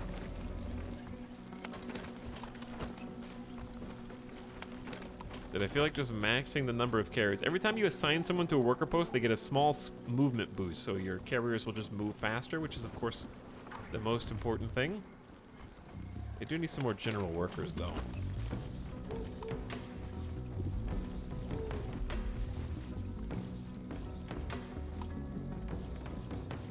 Okay, so we're cured of poison. We've got over 200 water in the water supply, with a little bit of room for more.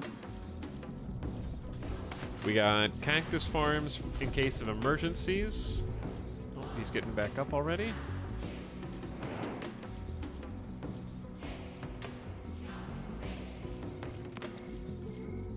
And we have finished researching the Anbu kitchen. So now let's get the feeding trebuchet. All right, this is where the mycologist is gonna come in handy.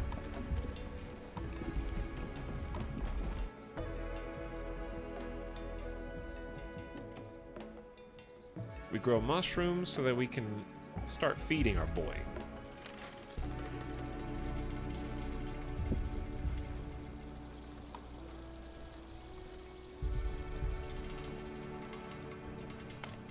But I've enjoyed building these sort of water catchers and air wells.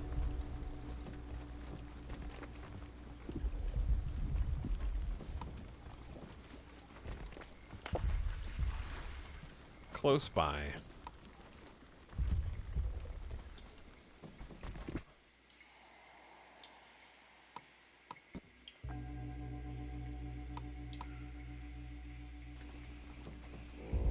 Okay, so we're gonna put freeze on that. Higher priority so that we can start. I assume this needs water. Yeah, it has 20 water stockpile storage. We're at 250. Anbu. Oh yeah, Anbu. Hello, chat. Hello, Etalyx. I saw this game making the rounds over the weekend. I was hoping you'd check it out. Looks like fun. War of the Worlds, thanks for the gift sub to Kijikun, who's back for 5 months, and I have been having a lot of fun with it so far. Papa Joe also smiling at chat for 24 months, and Niobium. I think I caught you earlier, but thanks for the 2nd month sub. Welcome one and all. Let's get the final code out, okay?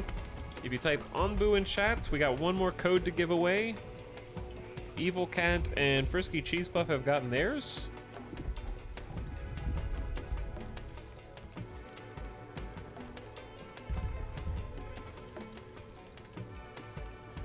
You'll just need to prove that you're here once you get selected.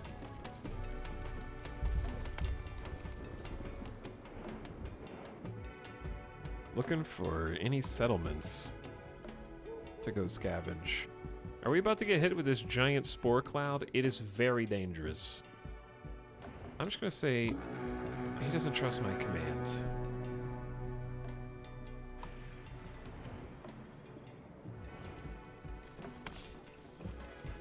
All right, you've had plenty of time. Let's roll the dice. Prismist has been selected for the final game code. Congratulations, everybody who got one, and enjoy the game. It'll unlock tomorrow when the game releases. Those of you that were chosen, congrats, I guess. Rigged.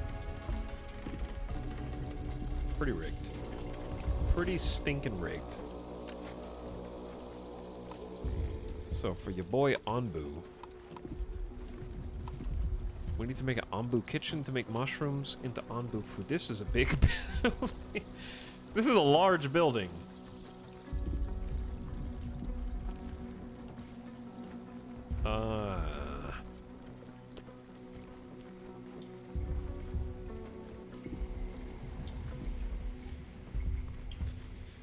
This isn't my favorite location, but it does kind of work. 10 planks, 10 slabs. We have 10 of each.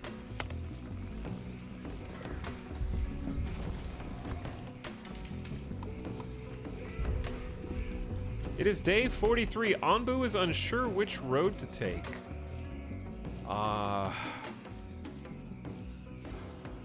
Chat, what do you think? Type yes for south, no for north. South is this way, north is this way.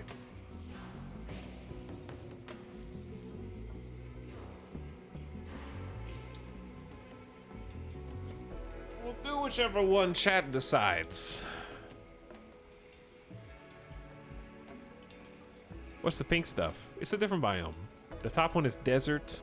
I don't remember what this biome is called.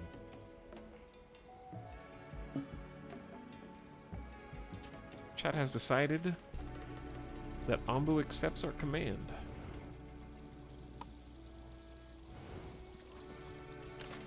Good job. 51% of the way towards researching the Anbu feeding trebuchet. There's also an Anbu food liquefier. And an Anbu feeding pump. And then we can inject Anbu with various substances. Oh no. Anbu experiments? Perhaps. Alright, let's slow down for a second. I want to look at the map. I really want to find some more nomads. Traces of the past. Petrified footprints of an Anbu several meters deep mark the surroundings of a quarry. Follow the tracks and see where they lead us. Investigate the tracks more closely. We didn't come here to follow tracks in the past. Let's follow them. After a while, the tracks fade, leaving the scavenging party no other choice than to head back. Oops. Empty-handed. Feels bad. We'll go to this one instead.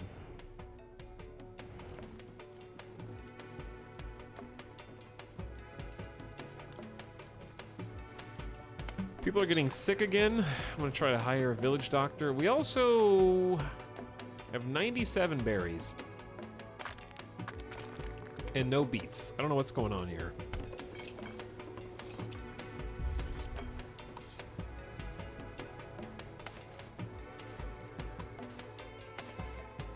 Are we struggling with the water supply? No? I mean, the farm is right here.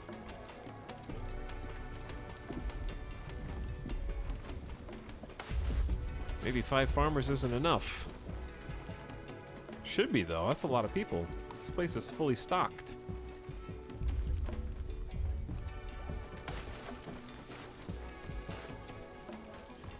Maybe more haulers taking water over here would be good. I have 5 dedicated carriers.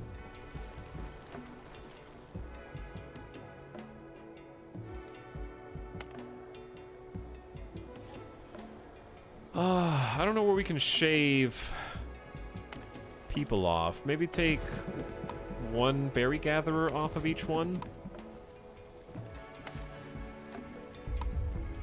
And then we have still 0 unemployed, basically.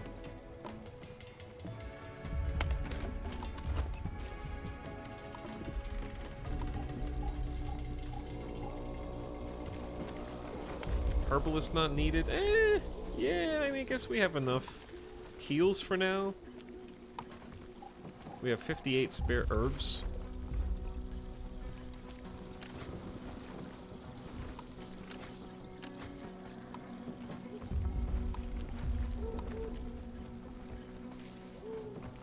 And maybe you can make another storage locker here for overflow things.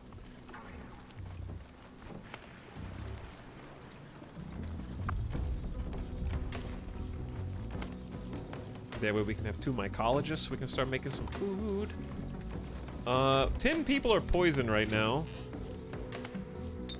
So I'm just gonna hire a 2nd doctor. Maybe even a 3rd.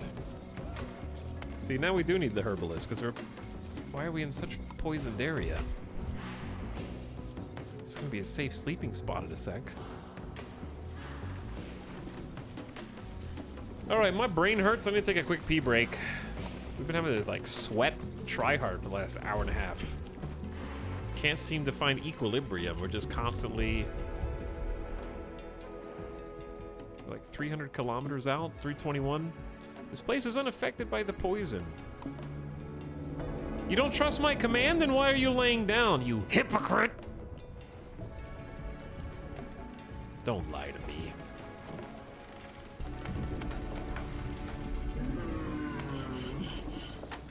Okay, we gotta send somebody back to making carpenter blocks.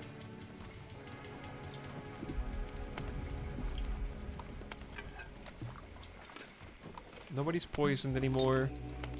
One village doctor. One herbalist.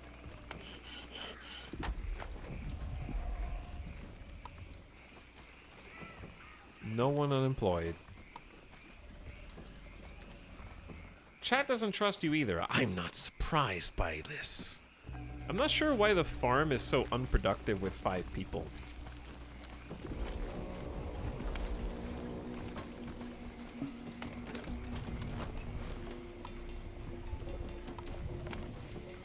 We can't be traveling that far to haul stuff.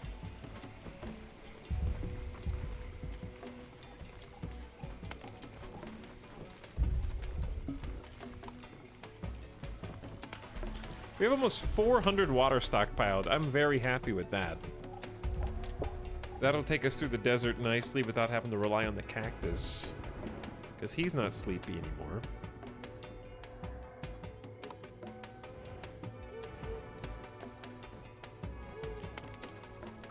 So the downside with the overabundance of water is we have so many air wells that someone's having to come by as a carrier and try to haul water permanently to the water tanks. But once the water tanks fill up, that won't happen. Ideally, they have someone else harvest and just do planting. Yeah, but we don't have enough seats for that. Okay, the feeding trebuchet. Anbu laxative? Excuse me?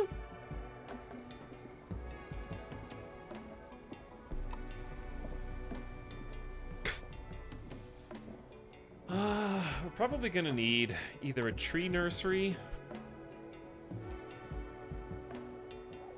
Provide food for villagers in remote areas. Not great right now. Fights the spread of toxic plants. Using biogas or Anbu bile as fuel.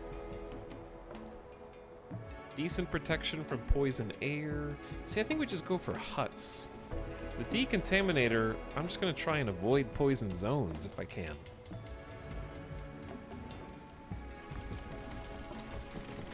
So what I really need is to prepare to feed Anbu. 15 planks and 5 slabs. Can do the trick.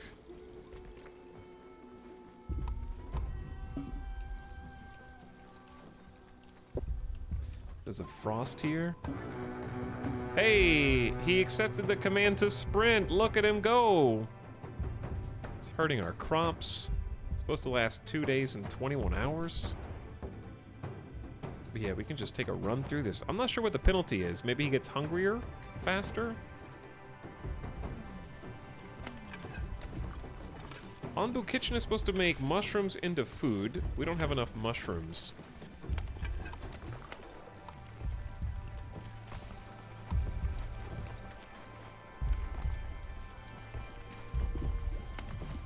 I got 3 people on mycologists. But yeah, having other people who only harvest stuff is useful. We just, like I said, we need more people. Not finding any good opportunities.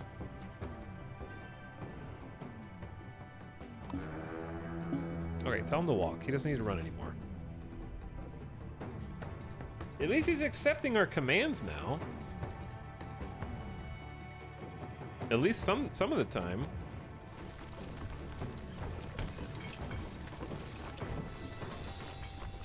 We might need a second kitchen, one that's dedicated to berries and one that's dedicated to beets, because we get a little bit of both.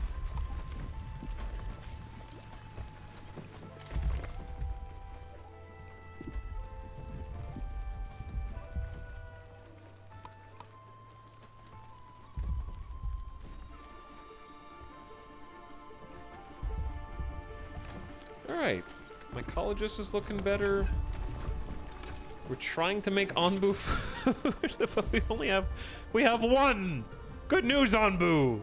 We have one food for you. You're gonna be cured. He's at 70% hunger. Oh god. Listen, I met 3 people growing mushrooms from around the clock. Do you understand? We got all these slots filled.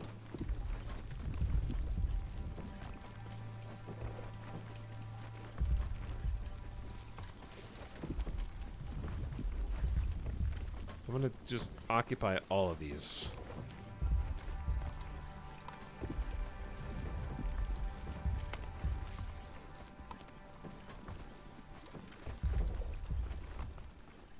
And I know that's a little goofy for now.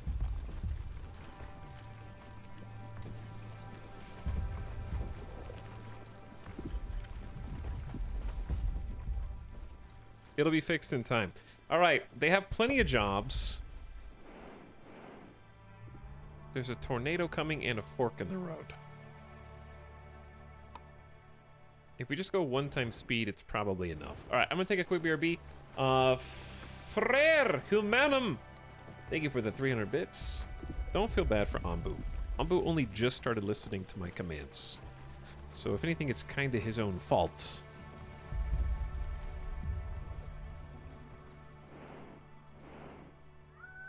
I don't want to go through... Oh, the feeding spot is good, though. We'll probably end up going this way. Chat, I need your keyboards, just in case I don't come back in time to tell them to go this way. But yeah, we definitely want to go to the feeding spots. Let's go north. You have to type, yes, please. Oh, God. Anbu, please listen to me. I really want you to go north so we can feed. We're so desperate. Chat, cheat. Cheat. Has anyone in the history of Twitch chat ever voted against the streamer's wishes for the survival of this game? Thank you, first-time chatter Wazowski, for helping in this noble endeavor.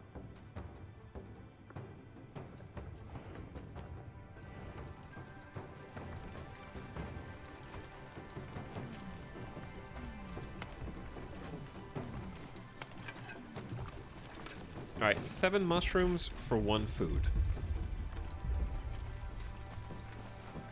I need to send the scouts out. Scouts? Go get us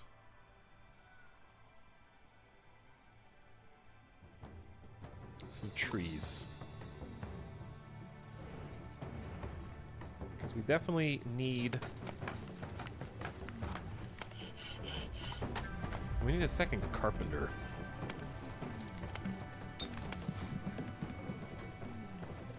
All right, listen, we have 97 beets. Did I build the second kitchen? Nope.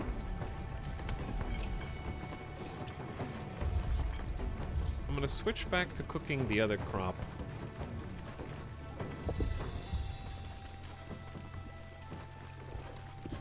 Once this is done. We're not really keeping it with food. I am making a second kitchen. Just taking their dear sweet time.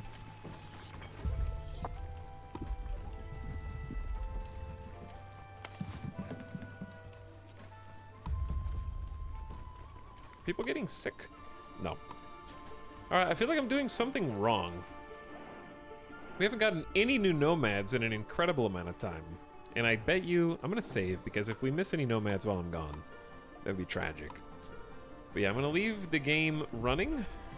Oh, dude, we have a feeding trebuchet. Isdar is supposed to be the person who feeds Anbu. I can feed you food, constipators, or laxatives. I don't think we want that right now. How do I unassign you from a job? Full staff is required. Oh, that sucks. We definitely don't have any food.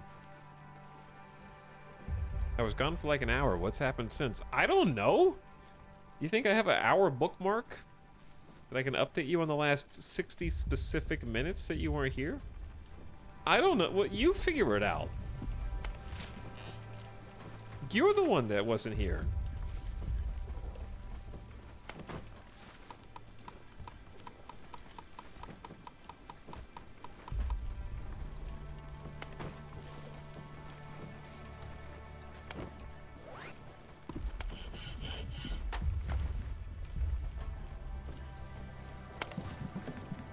Okay, I don't know what to get rid of.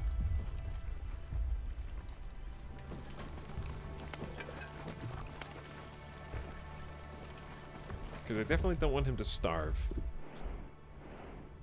Chat's already picked the path. Alright. I'm just gonna let it ride. Chat, do you want to be zoomed? I guess you guys can be zoomed out and just see what's going on from this perspective. I'll be back in just a few minutes. Thanks for hanging out tonight. Thanks for watching. Thanks for waiting. And the run will continue as soon as I get back. BRB. Follow someone. Chillin' Sicilian. How about Azure Blue?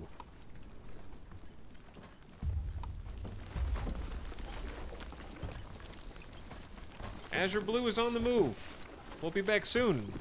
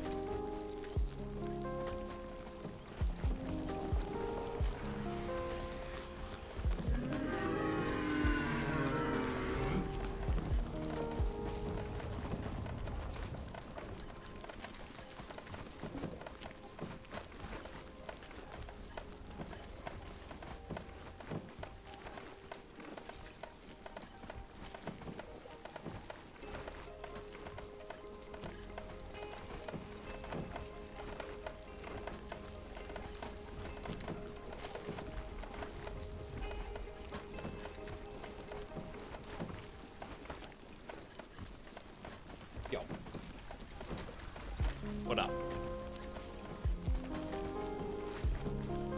What's going on? Poison.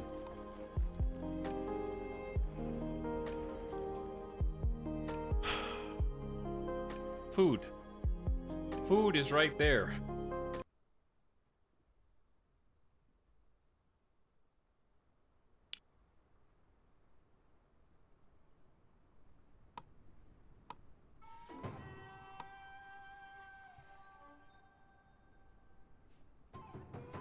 Okay, well, anyway.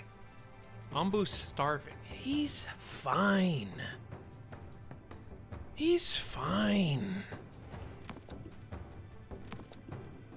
We just researched huts.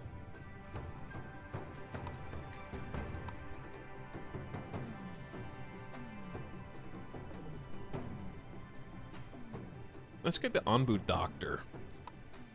Because Anbu can't get poisoned to death. He's at 51% poison. I feel like we're doing pretty good so far. Anyway. Whew. What we should do is look for settlements. Don't see any. So I think we just need to continue on. I would love for Anbu to wake up, though. Doesn't trust you. Won't do it. Get poisoned then, I guess.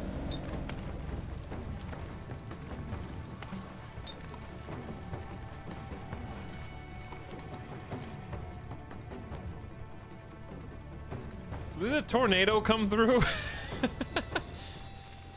Oh no. The one building that grows food to feed Anbu got destroyed, of course. Because why would any of our duplicate buildings get destroyed in a tornado event? Anyway, what's up, Machine Vision? Bumping it in chat for 22 months. Hey, howdy. Welcome to stream. I feel like I'm not getting how to accelerate. I think just having like dedicated harvesters might fix this.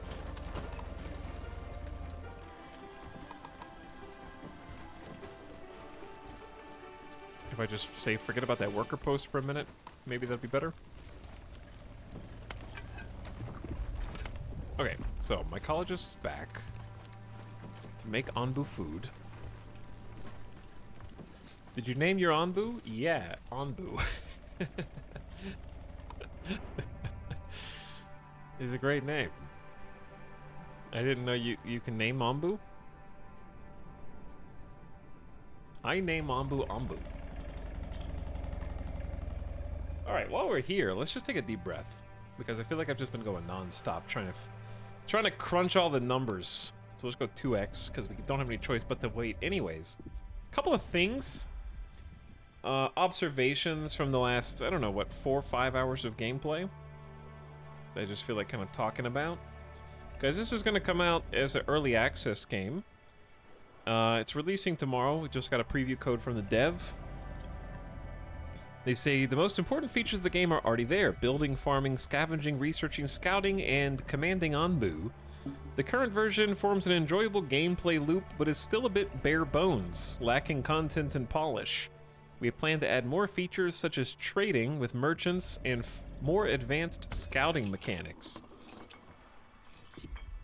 The full version will have a bigger set of features and more content. We plan to add new building types, new biomes, new events or missions, and expand the backstory of the game. It'll be more polished with lots of QA. And finally, we're sure players will have lots of interesting ideas to implement.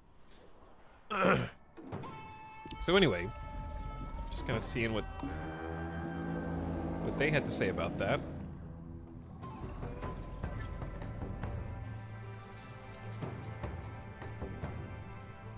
They should add different Anbu models. I could see that being something that they add, just different just different start conditions. But anyway, some observations. One observation is, and again, these are all with early access. So first, the good. I really enjoy the different levels of zoom for Anbu, where you have kind of like the Anbu control, where you can tell them to lie down, walk, or run. help them out with doctors, and then do the feeding with either food, constipation, or laxative. And plus, this is just a nice, fun view that kind of puts the perspective, your colony into perspective, and kind of brings it together. I like the art style.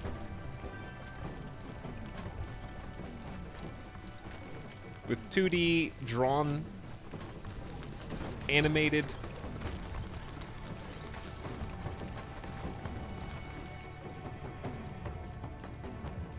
What magic did Etalyx perform? You can have 900 viewers and a chat message like every minute. Well, what if nobody wants to talk to you? Have you considered that? Maybe you're stinking up the chat. Chat, is that true?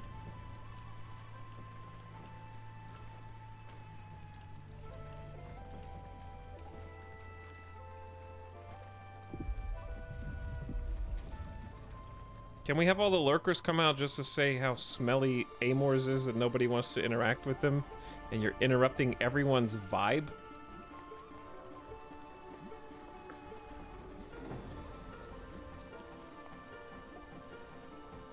They're just chilling.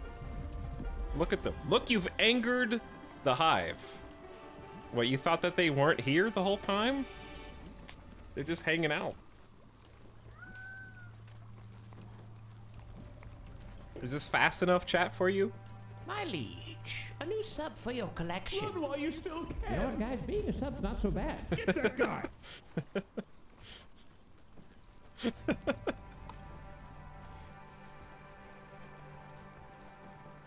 My liege, a new sub for your collection. Run while you still can. You know what, guys? Being a sub's not so bad. Get that guy. He called us pleasant, though. Is that true?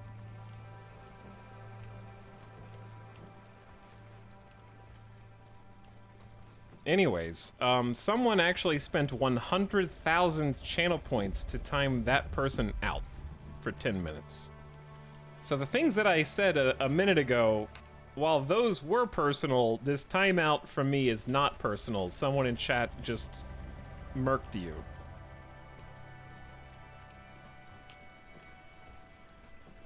You called them pleasant, and their response is to use 100,000 of their own channel points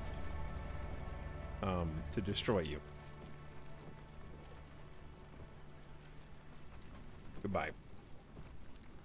The bully bullpit. and now they're nodding and sipping wine afterwards.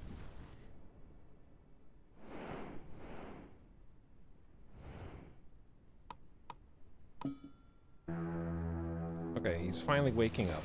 This is not a good place to sleep.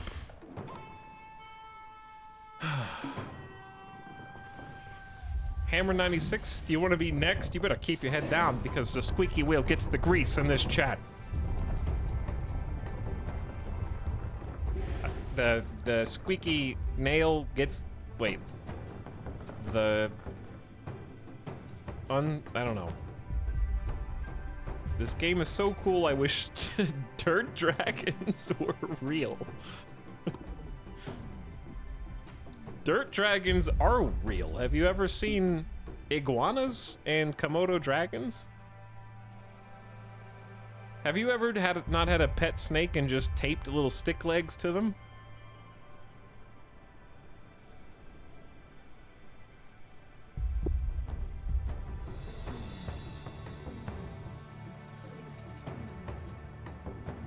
Who just gifted subs? Luam the Elf and Fira have stirred from their restless slumber. Thanks for your 5 gift subs each. Welcome, Potato King, Purple Page, Relic, for Rare Humanum, Pigums, Micro Megas, Headless Gamer, AJH, Vash Dash, and Hitmon.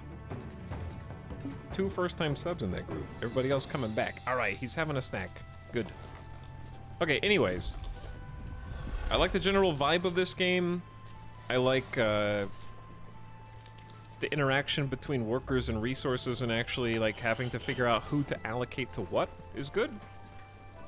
2 things, or a few things that I think definitely should change in early access though. Every game that has worker allocation needs a page if it doesn't have one already, and if there is one, I can't find it, where it shows you all of your employed pops and what they're doing. Where you can sort of see a window over here that shows you each job as a list and how many workers are doing that job. And then you have arrows that let you add or subtract workers from that job. Huge quality of life thing that I think is absolutely necessary to keep track of all of these buildings, because there's a lot of buildings, and without that you just have to go through and click each one and see how many pips are filled in. And if that menu exists, I don't know where it is, because I would think it would be under population. And you can focus on idle workers. And I did ask about that earlier, so this is good to see where the idle workers are. Prismist, Isdar, get to work! But yeah, it definitely needs that menu.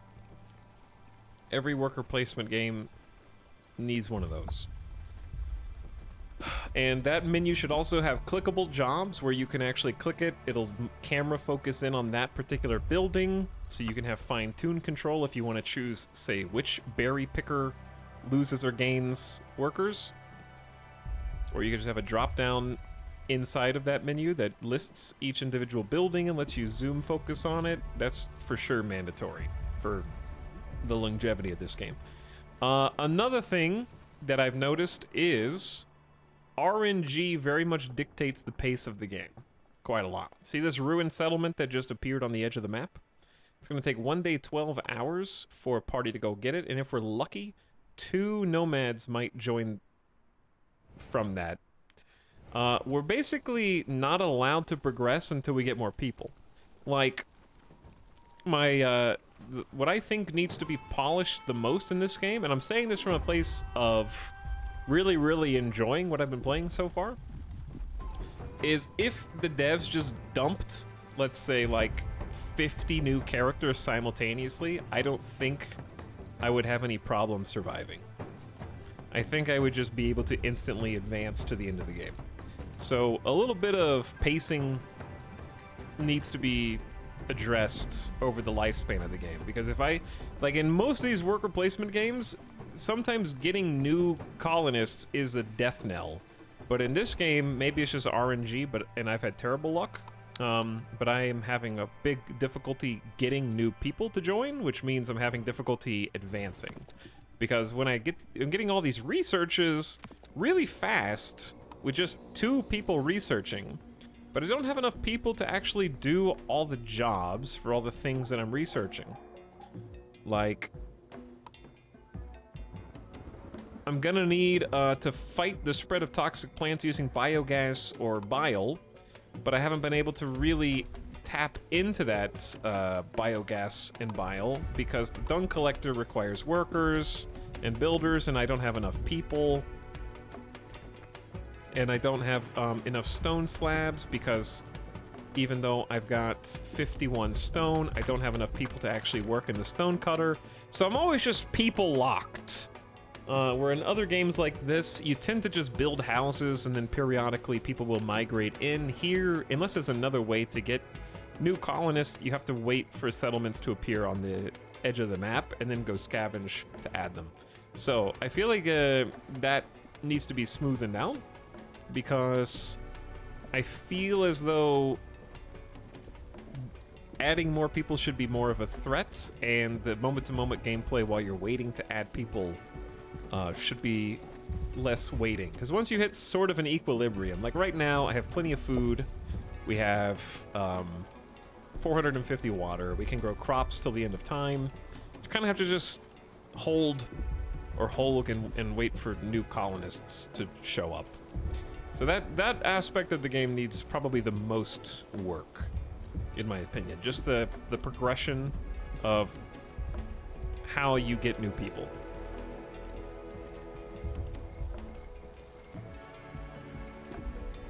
Because if you make it too easy, you make the game too fast. But if you make it too slow, you extend the length of the run, but you also extend the length of the player fast forwarding until you get there. And since I am not the game dev, I unfortunately do not have the answer to how to make that better. I can only identify it as a problem I've noticed in the current build.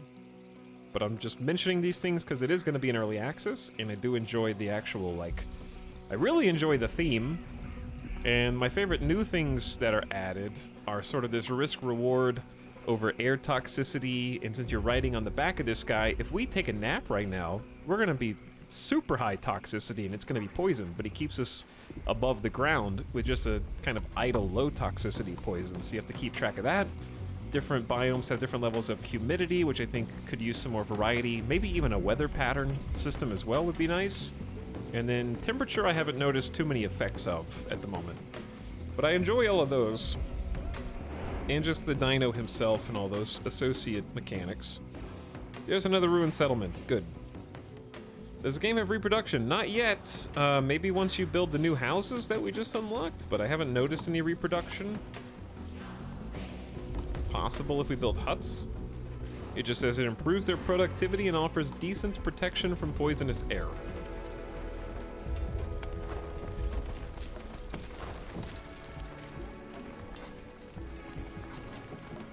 But those take planks and slabs, which is quite expensive.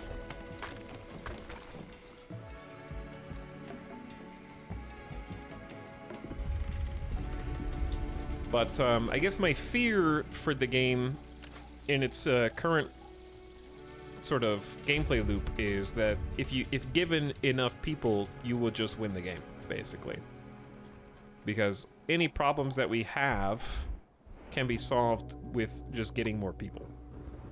And to that end, I think, like, as the game develops, more extraneous events would go a long way. Like, one of the things that shouldn't be viable is taking more people, putting a strain on your food supply when you're having trouble growing more food. And it's something that a game like Timberborn handles pretty well, because you've got escalating danger. So far, it's day 52, and I haven't noticed the actual overworld getting necessarily more difficult. Almost 400 kilometers traveled. So I definitely think some sort of escalating danger on the world map in order to sort of like increase the availability of settlements, perhaps. Maybe I'm just getting bad RNG, while also increasing the difficulty of the game over time, because I haven't noticed it getting necessarily more difficult. And I think right now the difficulty over time is running out of resources, maybe? But we still got 36 logs in this trunk, and then I'll have to go to another one. So I think running out of trees and running out of stone would be the first challenges, but stone's definitely like barely a twinkle in our eye right now. And then wood, I've still got 2 more giant trunks. But yeah, something to sort of put pressure on the player to not take more peasants, while also offering more peasants, would be good.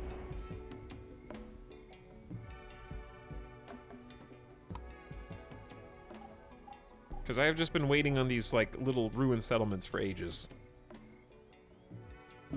We've been stuck at 33 people forever.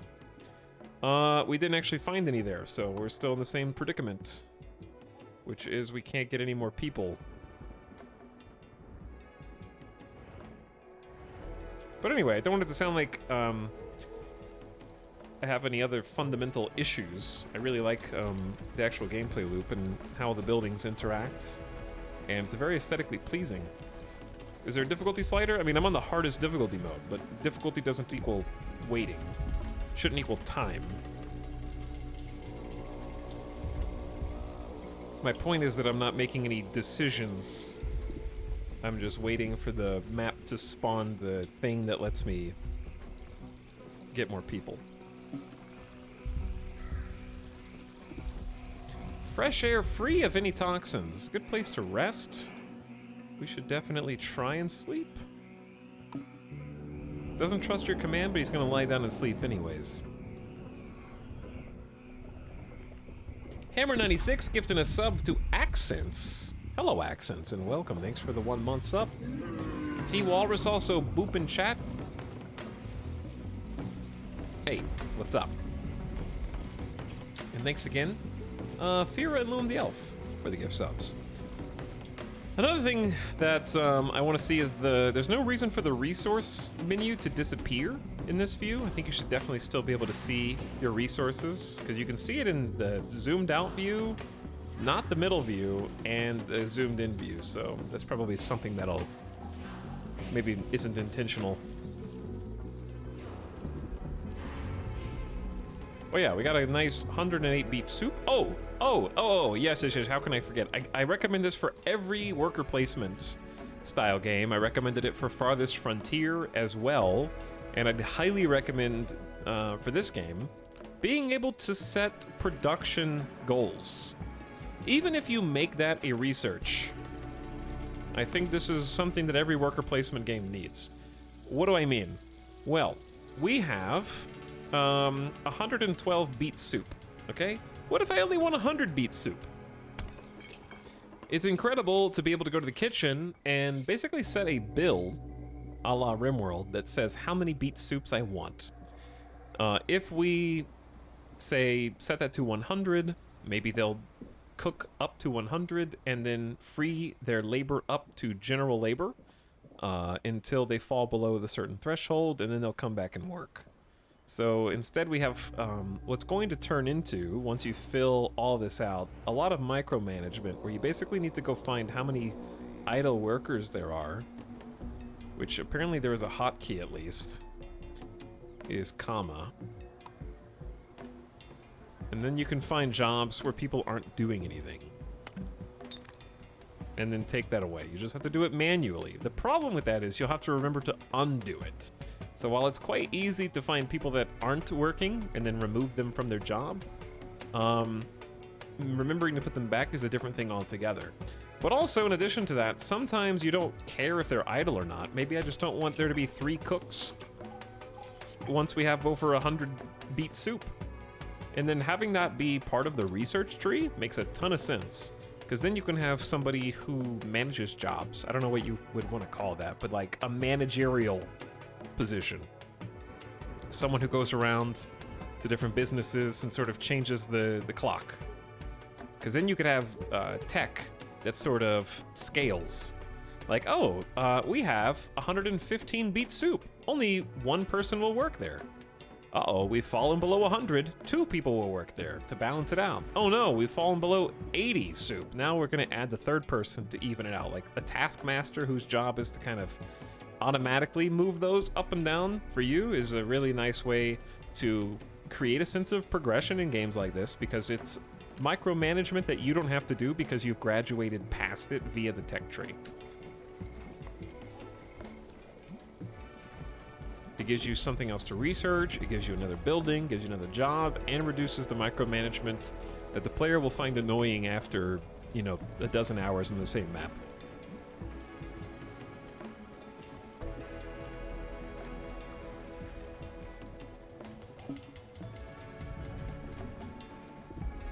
Anbu no longer sleepy. Anbu wakey wakey. Okay, see, like, we have 3 chefs here who can't cook anything. Because the storage is full, so we don't have enough granaries. Or pantries, excuse me. It's full of beet soup.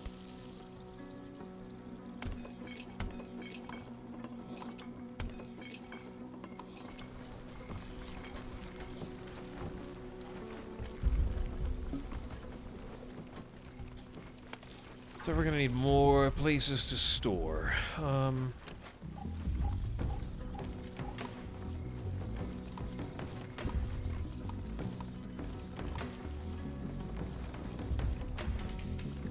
Well, I might just deconstruct this material storage if we're not using it. Kind of using this one. We don't really need to be.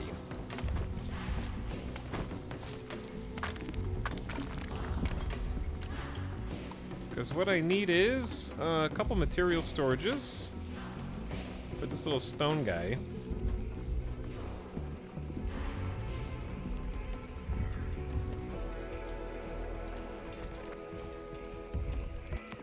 Excuse me. Alright, what did we just research?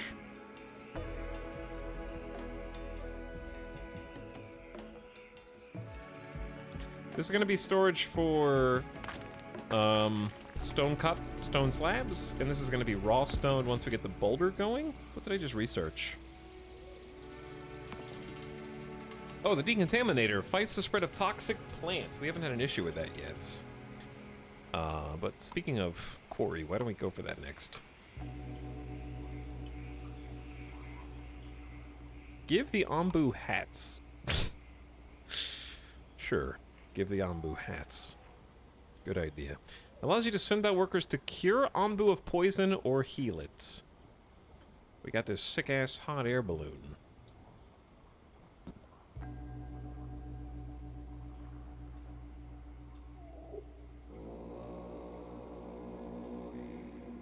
Why not?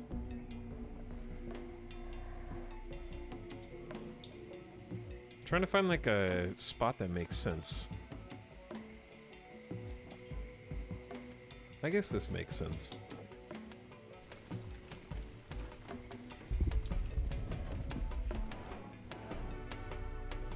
Okay, we've already scavenged both the ruined settlements. Neither of them had people. There is a settlement way over here. Oh dear God. Poison forest no matter which way we go. Chat, I want to go south. If you want the stream to continue, just vote yes. He's holding the whole stream over our head. All right, if you all vote no, I will turn. Oh God.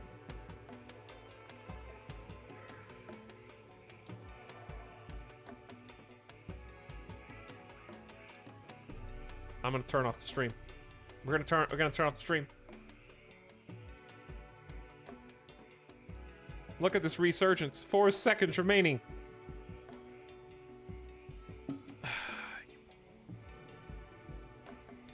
You bastards. You're gonna make me go through the large poison forest?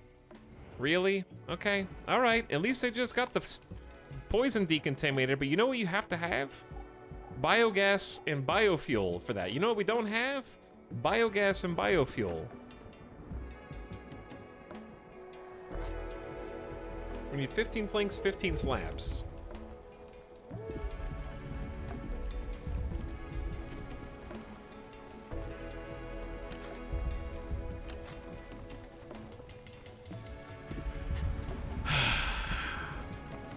Decontaminator is 10 and 10.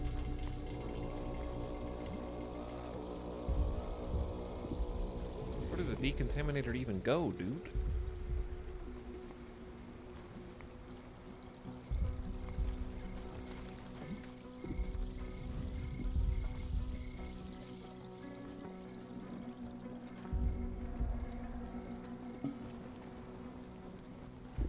Maybe over here by the health machine.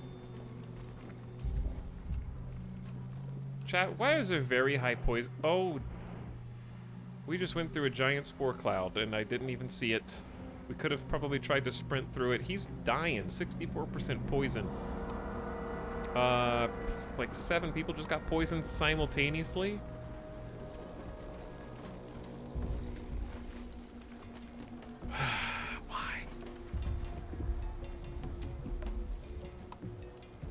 We only have 1 general worker and 1 unemployed person. Okay, here's what we need to do. We need to go around.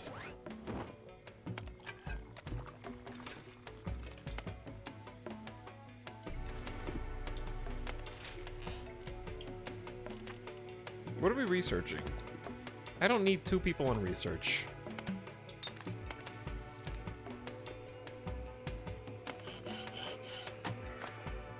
We got 38 planks, that's nice. We just need 1 person on that duty right now. We have 96 wood. Stop chopping in the sawmill, this thing is almost dead anyways. All right, we got a few extra helpers, I think. No, we don't. What?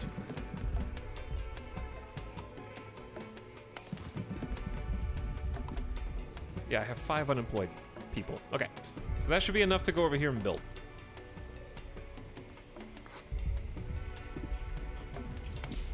Poison plant that spreads infection can be incinerated or harvested. What? It's already here?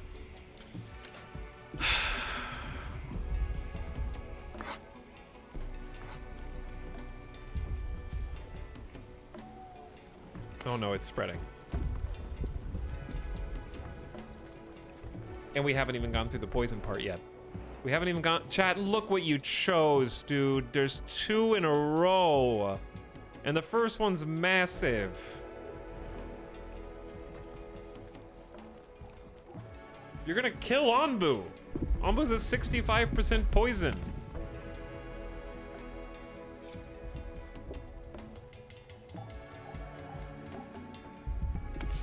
Poison plants are already here. They're corrupting the berry bushes. Oh, look at the poison. Look at it. Look at it. Look at it. Oh my god, it's spreading. It's taken over his whole back. You guys killed him. We gotta haul 15 more planks over here just for a dung collector. Okay, we gotta cease a significant number of jobs.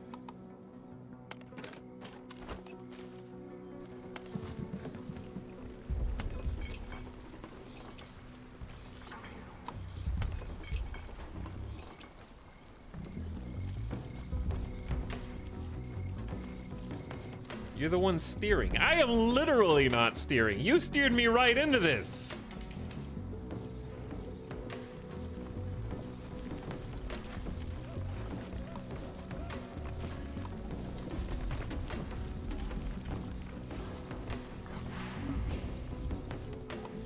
All right, pick them up.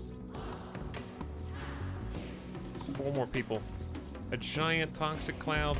The search party's back. What can I even do to send the search party? There's another settlement. You guys are we're gonna lose to poison. It's very high poison now. We need 3 herbalists. We're gonna need 3 doctors.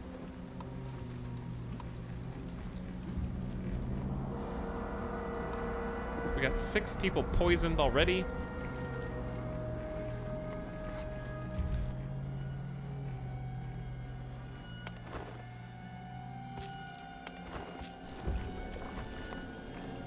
God, the poisonous, the music, oh, look at it!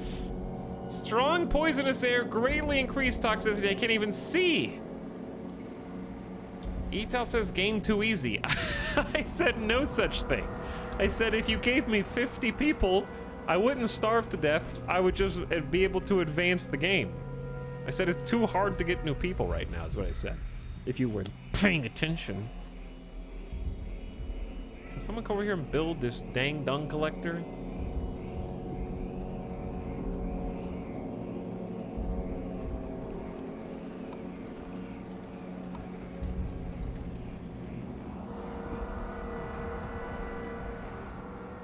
My complaints have nothing to do with difficulty of the game. They have everything to do with RNGesus.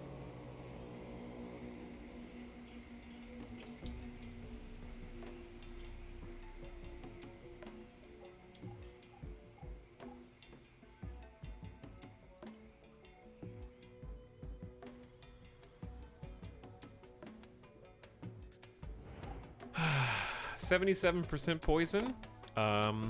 We're healing them. This is why we had a stockpile of herbs.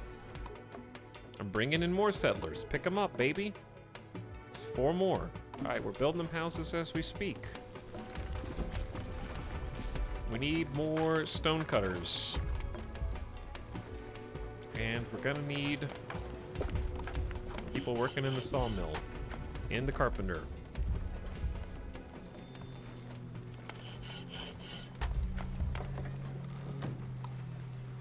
Got 8 people idle, 4 carriers, 8 general workers. I'm doing my best. The whole place is being corrupted. Okay, the dung collector exists. I need Onbu to take a huge shit.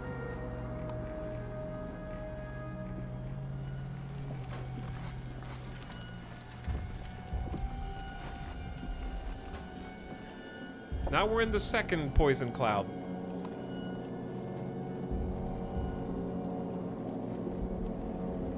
The people are fine. Huts actually have bonus poison resistance. It's just exactly why I'm trying to build them. It's just a bit too late.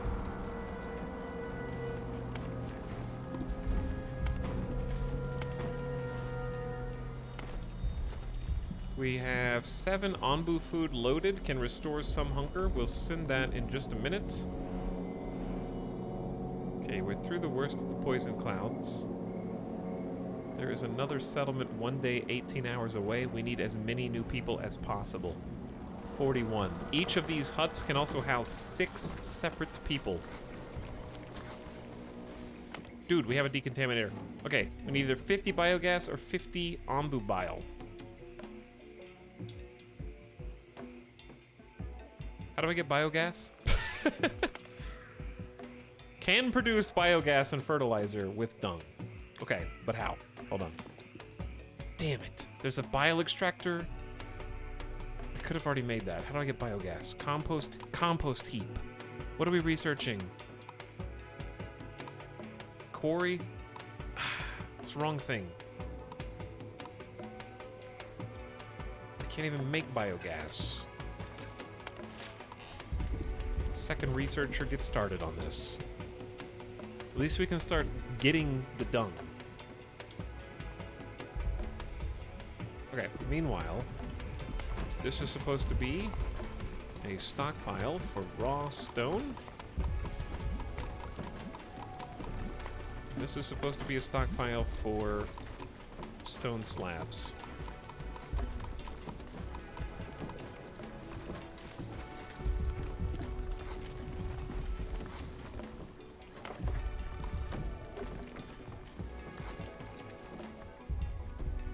All right, chat. Ombu is on the verge of dying. 83%. Look what you did. Look what you did.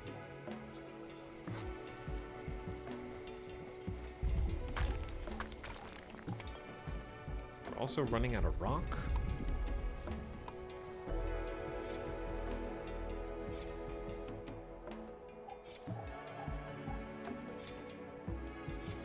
The whole island is becoming extremely poisonous. There's no bile, there's no biogas. We gotta somehow cure Ombu as well. We only have 14% researched. I'm gonna at least feed him. He's at 81% hunger. Ombu, here's some food. It's preparing. There it is. Do it.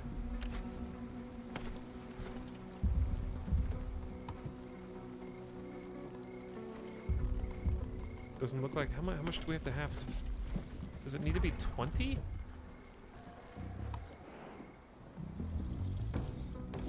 Decreases Onbu's hunger by 20% and increases trust. I need you to trust me right now, Anbu, because your back looks bad, dude. It looks really bad. I know it looks bad. Everything's getting poisoned.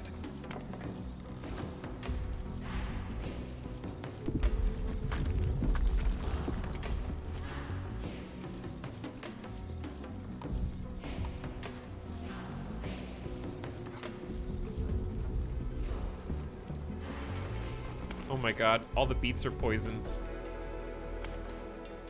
Cancel the farms? Dude, the berry bushes are all poisoned. Chat, all the food's poisoned. We have a very limited amount of time to make this work, but I need him to take a shit. I need him. Oh, he did. We have 20 dung.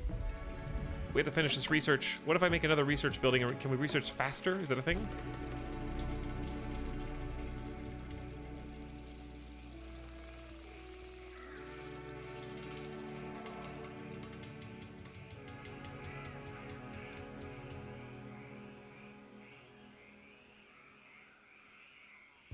I don't know, we can't,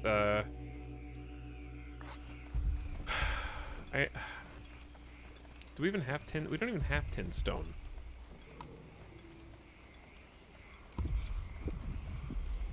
This looks really bad. Like, I've got the decontaminators here, but they need... We have to have 40 herbs to heal Onbu. One Onbu doctor waits for workers. Reduces poison levels. Okay, that's easier. I think we're losing. I think we've lost. Like, I have the dung, we just have to finish the damn research.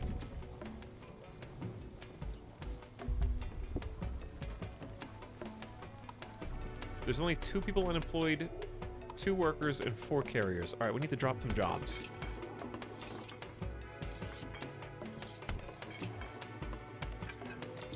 Ombu has enough food. Scavengers are already out.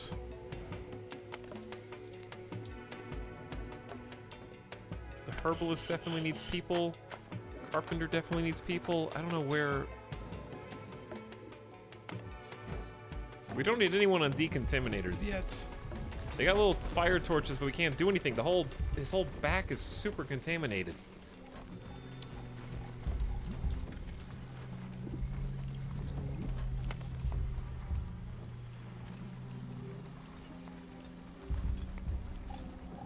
It's 46% research, and then I'm gonna have to have raw materials. Save Anbu or we riot. Etalyx should have avoided all that poison. I don't know what he was thinking going that route.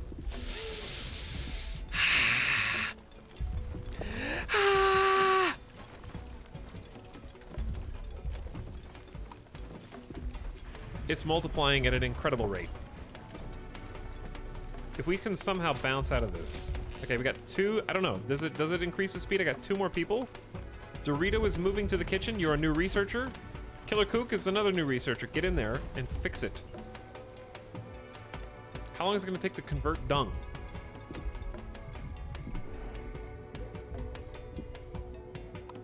Okay, we're going to feed. I wanted to see this stupid trebuchet. 5 new people just joined the village. Do we have enough space for them? Probably not. We have enough for 44 housing.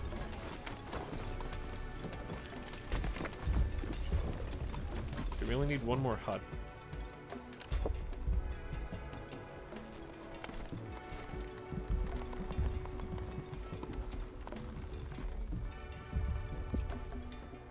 Does the Ombu catapult have a launcher animation? I hope it does, because that'd be sweet.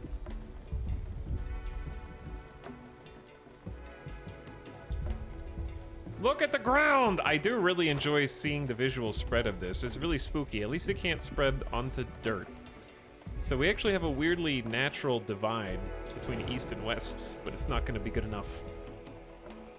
Oh, Onbu seems unsure which way to go. I mean, chat, you screwed us already. I'm gonna let Onbu decide, because I don't trust you anyway. He loves watching Onbu die. Why? Why does he love watching Onbu die? We're 80% research. Just go.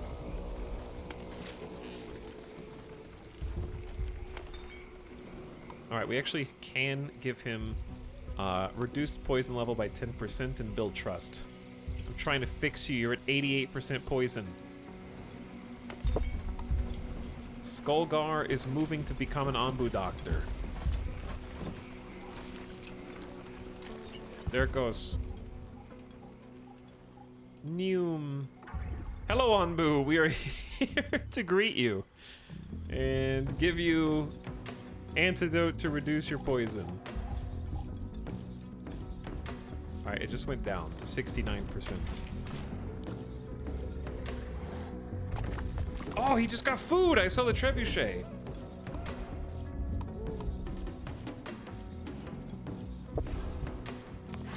%95 researched. Onbu sits, Onbu yawns. No, there's so much poison here, Onbu. He's at 85% tiredness. Do you think he can make it?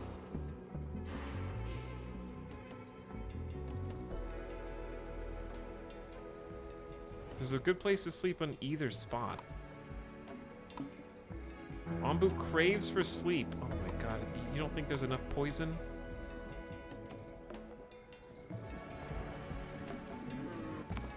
Okay, research is done. Oh my god, research is done. Pet Onbu to increase trust in you. Sure. Okay, very important. We might be able to pull out of this absolute nosedive. Compost heap needs 10 planks and 5 slabs. I have both. All the dung is this way.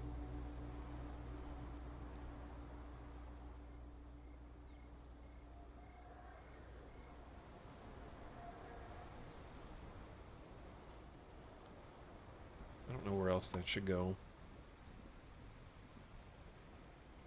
Can't fit there. Don't want it there. Like, it needs to go semi. Yeah, this is fine. Alright, this is our new top priority.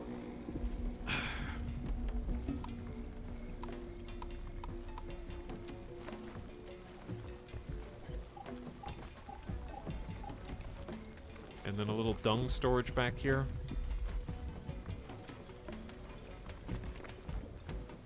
Chat went from liking Anbu to killing Anbu back to pet the Anbu in record time.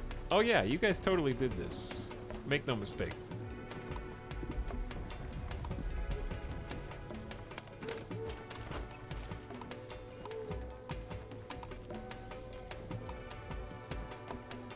I'm gonna assign 3 people to be harvesters, we got 4 people to be carriers, and we have 7 general workers.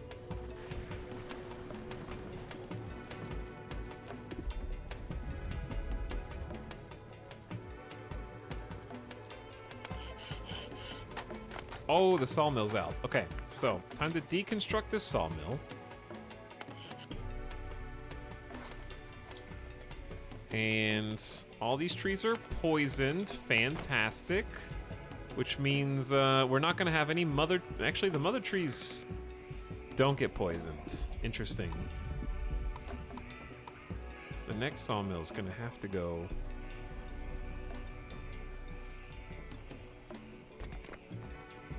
over here.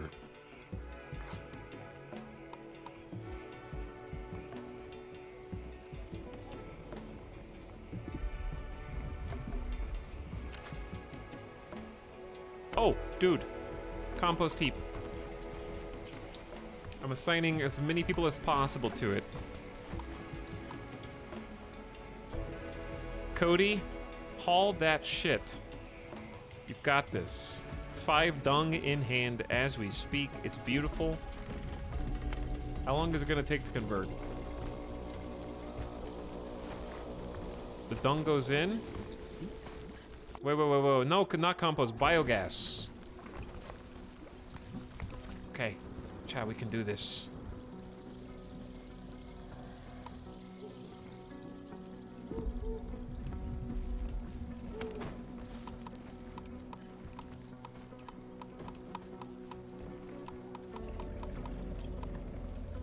We can do this, chat.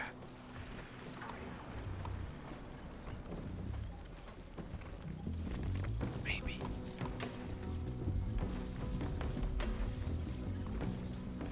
Possibly.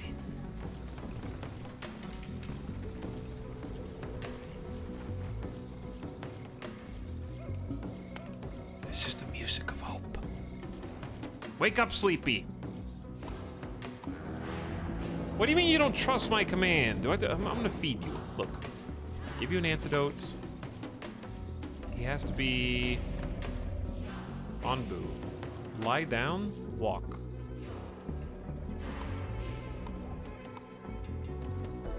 Why are we whispering? Don't wake Anbu, he's sleepy. Chat. There is 6 biogas in here. It's time. Hire the squad of decontaminators!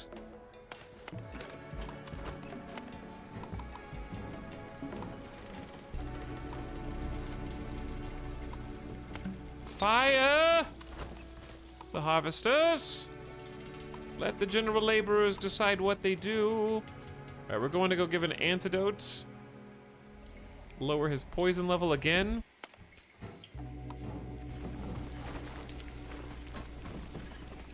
Sebastian, here's what I need from you.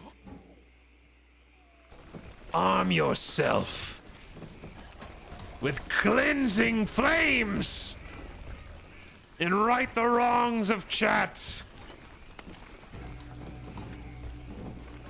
Ottercog, I summon you as well. This will take a concerted effort and a lot more dung where this came from. We need more poop. Oh my god, we have to haul this all the way back. We have to haul this all the way back.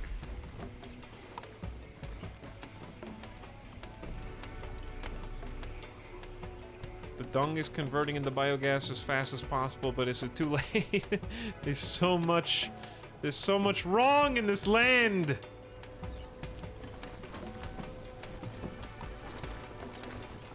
Ottercock will be the first one. Yes. Yes. Burn it down. I try way too hard. Burn it all down. God, this takes a long time.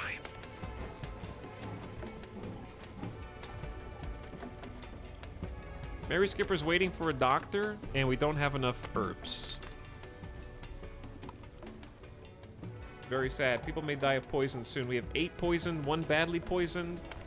3 herbalists are working around the clock, but the poisoned herbs are here.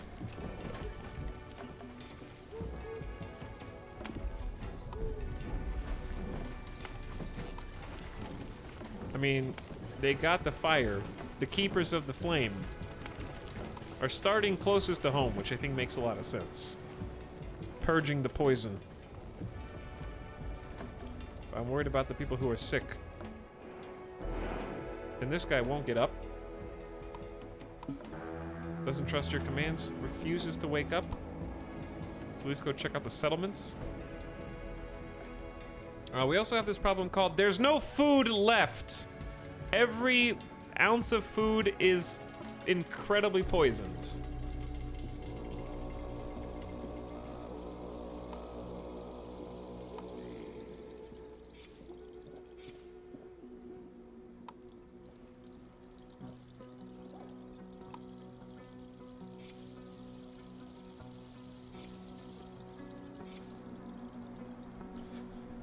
Food is useless and overrated.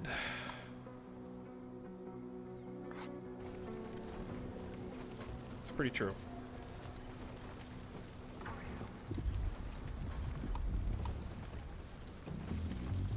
I don't think we can actually make that a priority. Wait, they're collecting poison plant. What does that do?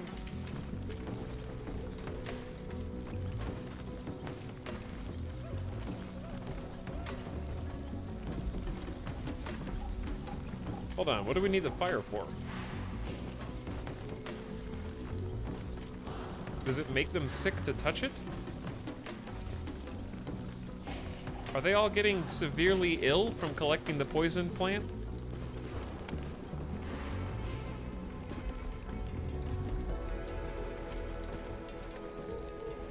It's hard to say.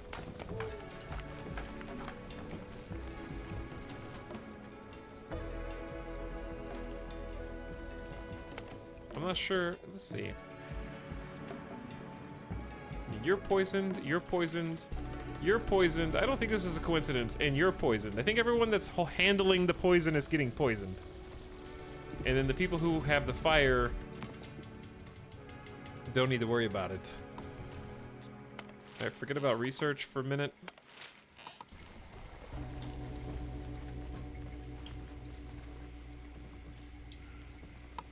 Yeah, chat, we got 12 people who are poisoned, 1 badly poisoned, and not enough herbs to go around in the village, doctor. It's very sad. We also don't have enough dung to biogas all of the poison. It's taken a lot of fuel.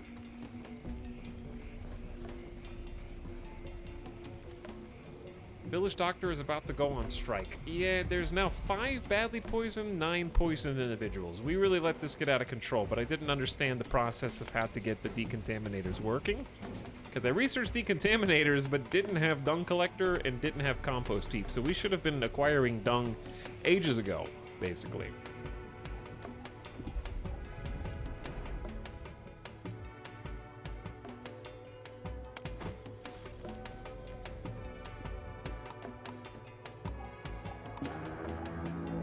And he won't wake up.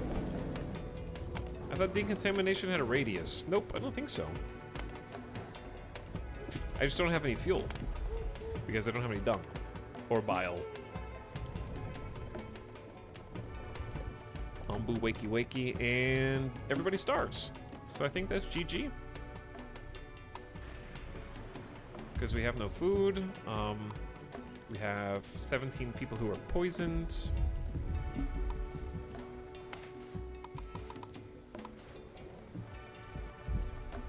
I mean, I can go replant the fields and the farms now, but a lot of good that's gonna do when you have to wait for the crops to grow and everyone's sick.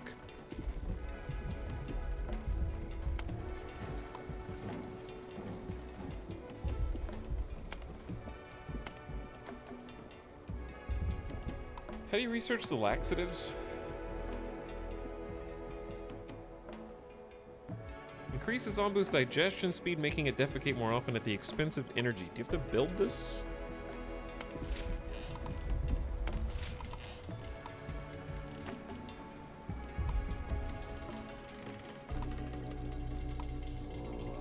One whole villager. Oh, good. Well, we'll go 4x and see what happens.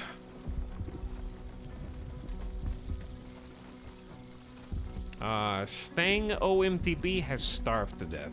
Very sad.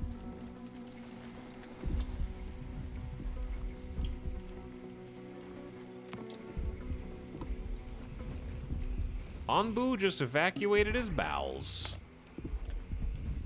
And we are in a giant cloud of toxic pores. He doesn't trust my commands enough to run, so if you thought there wasn't enough poison before... oh.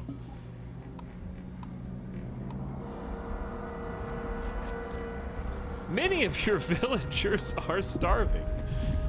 That they are. That they are.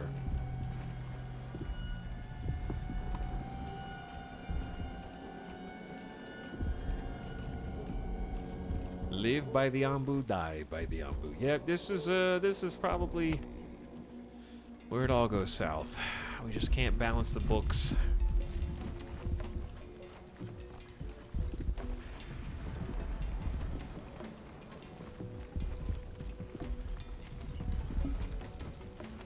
Let them eat dung. Do they really need to eat dung when their entire being is poison? We went down to 37 people. Invlux is dead. Zin Muffin, Luum the Elf, Mythadel. Like, 6, 7, 8 people just starved to death.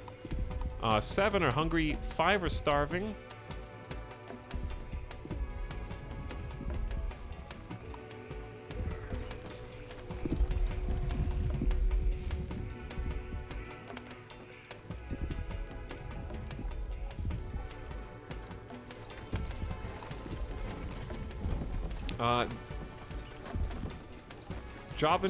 Jobin, you just starved to death too? Very sad, tragic. There's another poison. All right.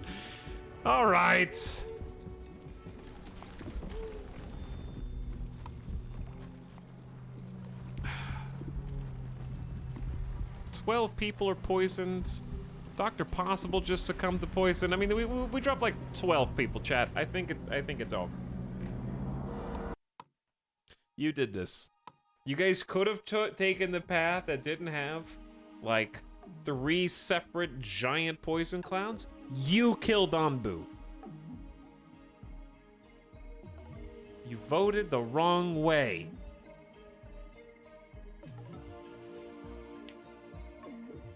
Sabotaged.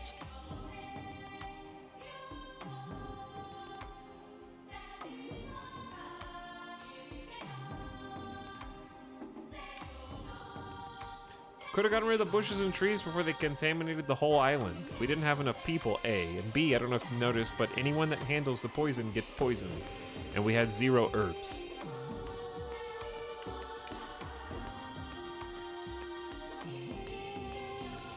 Yeah, we didn't get antidotes until like 20 minutes ago.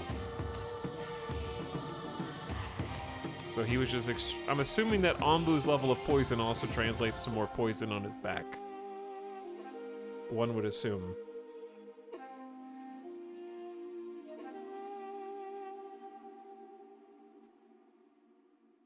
Ding, ding. Anyways, game over. End of stream voice? Yeah. you ended the stream. It's not even 9 o'clock yet. I'm not gonna start a new game right now. I like the game though. It's fun. I do think the one thing I want to change is I have a headache from a micromanagement induced headache. It's a problem with every single. It's not specific to this game. It's every worker management game. If there's not a way to streamline the management of the buildings, then what gives me a headache is going to every building and clicking on it to see how many people are working in that building. And it's exponential. The more buildings you end up building, the more you have to click on every building to find out who's working there and who's not working there. So some kind of menu to at least like get a tally of how many people are or aren't working there would be nice.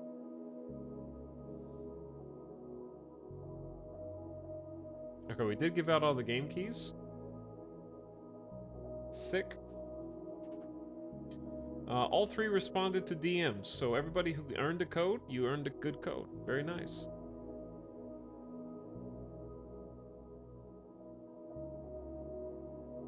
And hopefully you'll be able to play tomorrow.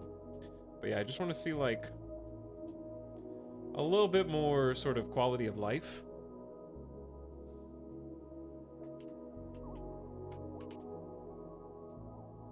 And I still have no idea how much the game's actually going to cost. I was looking to see if there was a price. It doesn't say how much it's going to be.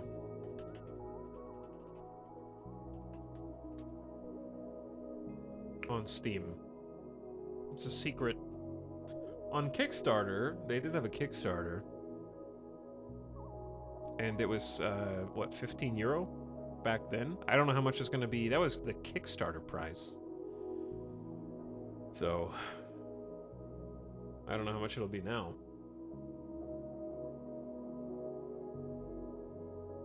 Probably like 20, 25 bucks would be my guess. It'd be weird if it was double the Kickstarter price. Like $10 more than Kickstarter would make a lot of sense.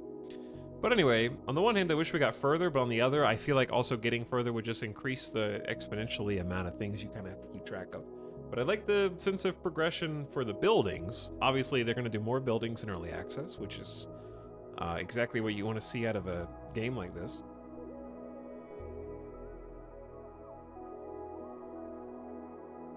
And I am going to be live again tomorrow. Come back around the same time, like 2 p.m. Pacific. We'll have another stream. And possibly play some more Crusader Kings. We might play some more Space Haven, or we might do something else new. But I'm definitely gonna check out Wandering Village again. I'll probably just give it a little bit of time in early access, but I think it seems like a promising start to a fun take on the worker management genre. Because I like being on the back of the moving guy. I like the map. I just want more decisions. Let me put it like this. Once you get one away team to scout, you can basically get every single point of interest on the map. It's just a matter of time. So the game needs a little bit more actual decision making over what you want to do. Because it just seems like, oh, if there's a settlement, I am going to get it and add whoever is there to my population. Or if there is trees, I'm going to go get that. Like, you can basically get everything. At least like 80% or more. So you're only leaving behind things you don't really need anyways. So even a screen like, and another thing that would make that less micromanagey is being able to queue up multiple things to go investigate. Like, if you click on the settlement, the away team will go get that first. Then you can queue up the stone formation. Then you can queue up the trees and have those just go in order instead of sort of having to remember like, oh shit, I forgot about the away team. Because there's not really a big pop-up notification when they come back. There's just like a small one in the bottom left. So things like that, I think, would go a long way. But yeah, some sort of decision-making over I think it'd be fun if the away teams had an increasing chance to be left behind to make you have to weigh the reward versus risk losing the team and loot. Maybe. I can see that being frustrating. But something like that would be possibly an interesting decision to make. I think people would get to make it where you can lose people on the team, you need to make it easier to get people to replace them. Because if it were just in its current system, it's too difficult to replace them, I would never take a risk. If that makes sense. But yeah, it definitely has some Frostpunk vibes, I think a little bit more. And the only way to do that is to have more paths. So they said they were going to work on some kind of advanced scouting in the future. One thing that I think would be cool, this is just totally spitballing ideas that probably can't be implemented, but it'd be sweet if there was a command to make your little creature pal stand up on his hind legs and you get the height to be able to see the fog of war really far, but only in like one direction or something. So you have to choose which direction to look and then be like, are the things that I can see that way more interesting than the things that I can't see the other way?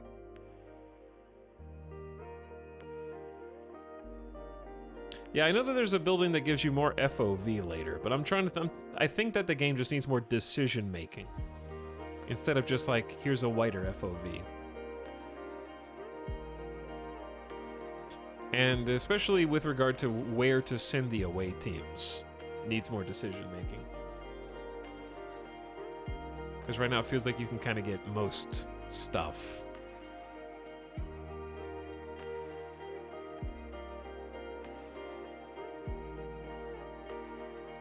But some kind of risk reward might be nice too. Anyways, thanks for hanging out. Thanks for watching. We'll be back again for the Wednesday special. I'll see you guys at like 2 p.m., possibly earlier, because we've been starting very early, but it'll be at least by like that 2 to 2:30 p.m. Pacific time. And it should be good. But thanks for checking out Wandering Village with me. Get a nice little preview. Hope you enjoy your code if you got one. And if you do end up getting the game tomorrow, I hope you have fun. Good night for now, chat. It's not that early. It's, what, 6.5 hours? That's pretty good. We usually only go like 7 to 8 anyways, so not missing it by much. Bye, everybody. Thanks for hanging. And I will see you next time. Okay? Let's go on an end of stream raid.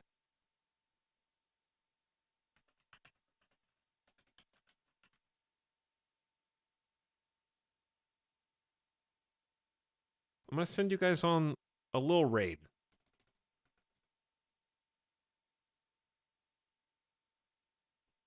But the person I was just about to raid is done streaming. Okay? We will try a different person. Let's go say, what is up to ya boy Nomek? Playing some Circus Electric? Go give Nomek some love. Maybe he'll play. I don't think he'll play this. I haven't seen Nomek play that many city builders. But I'd definitely like to give this another try. It would just need to start an entire new village. So we might play the Wandering Village again. Give it another go. In the future. Okay? Good night for now. I will see you guys over there on Nomek's channel. Have a good one. Come back for the Wednesday and Thursday special. Night night.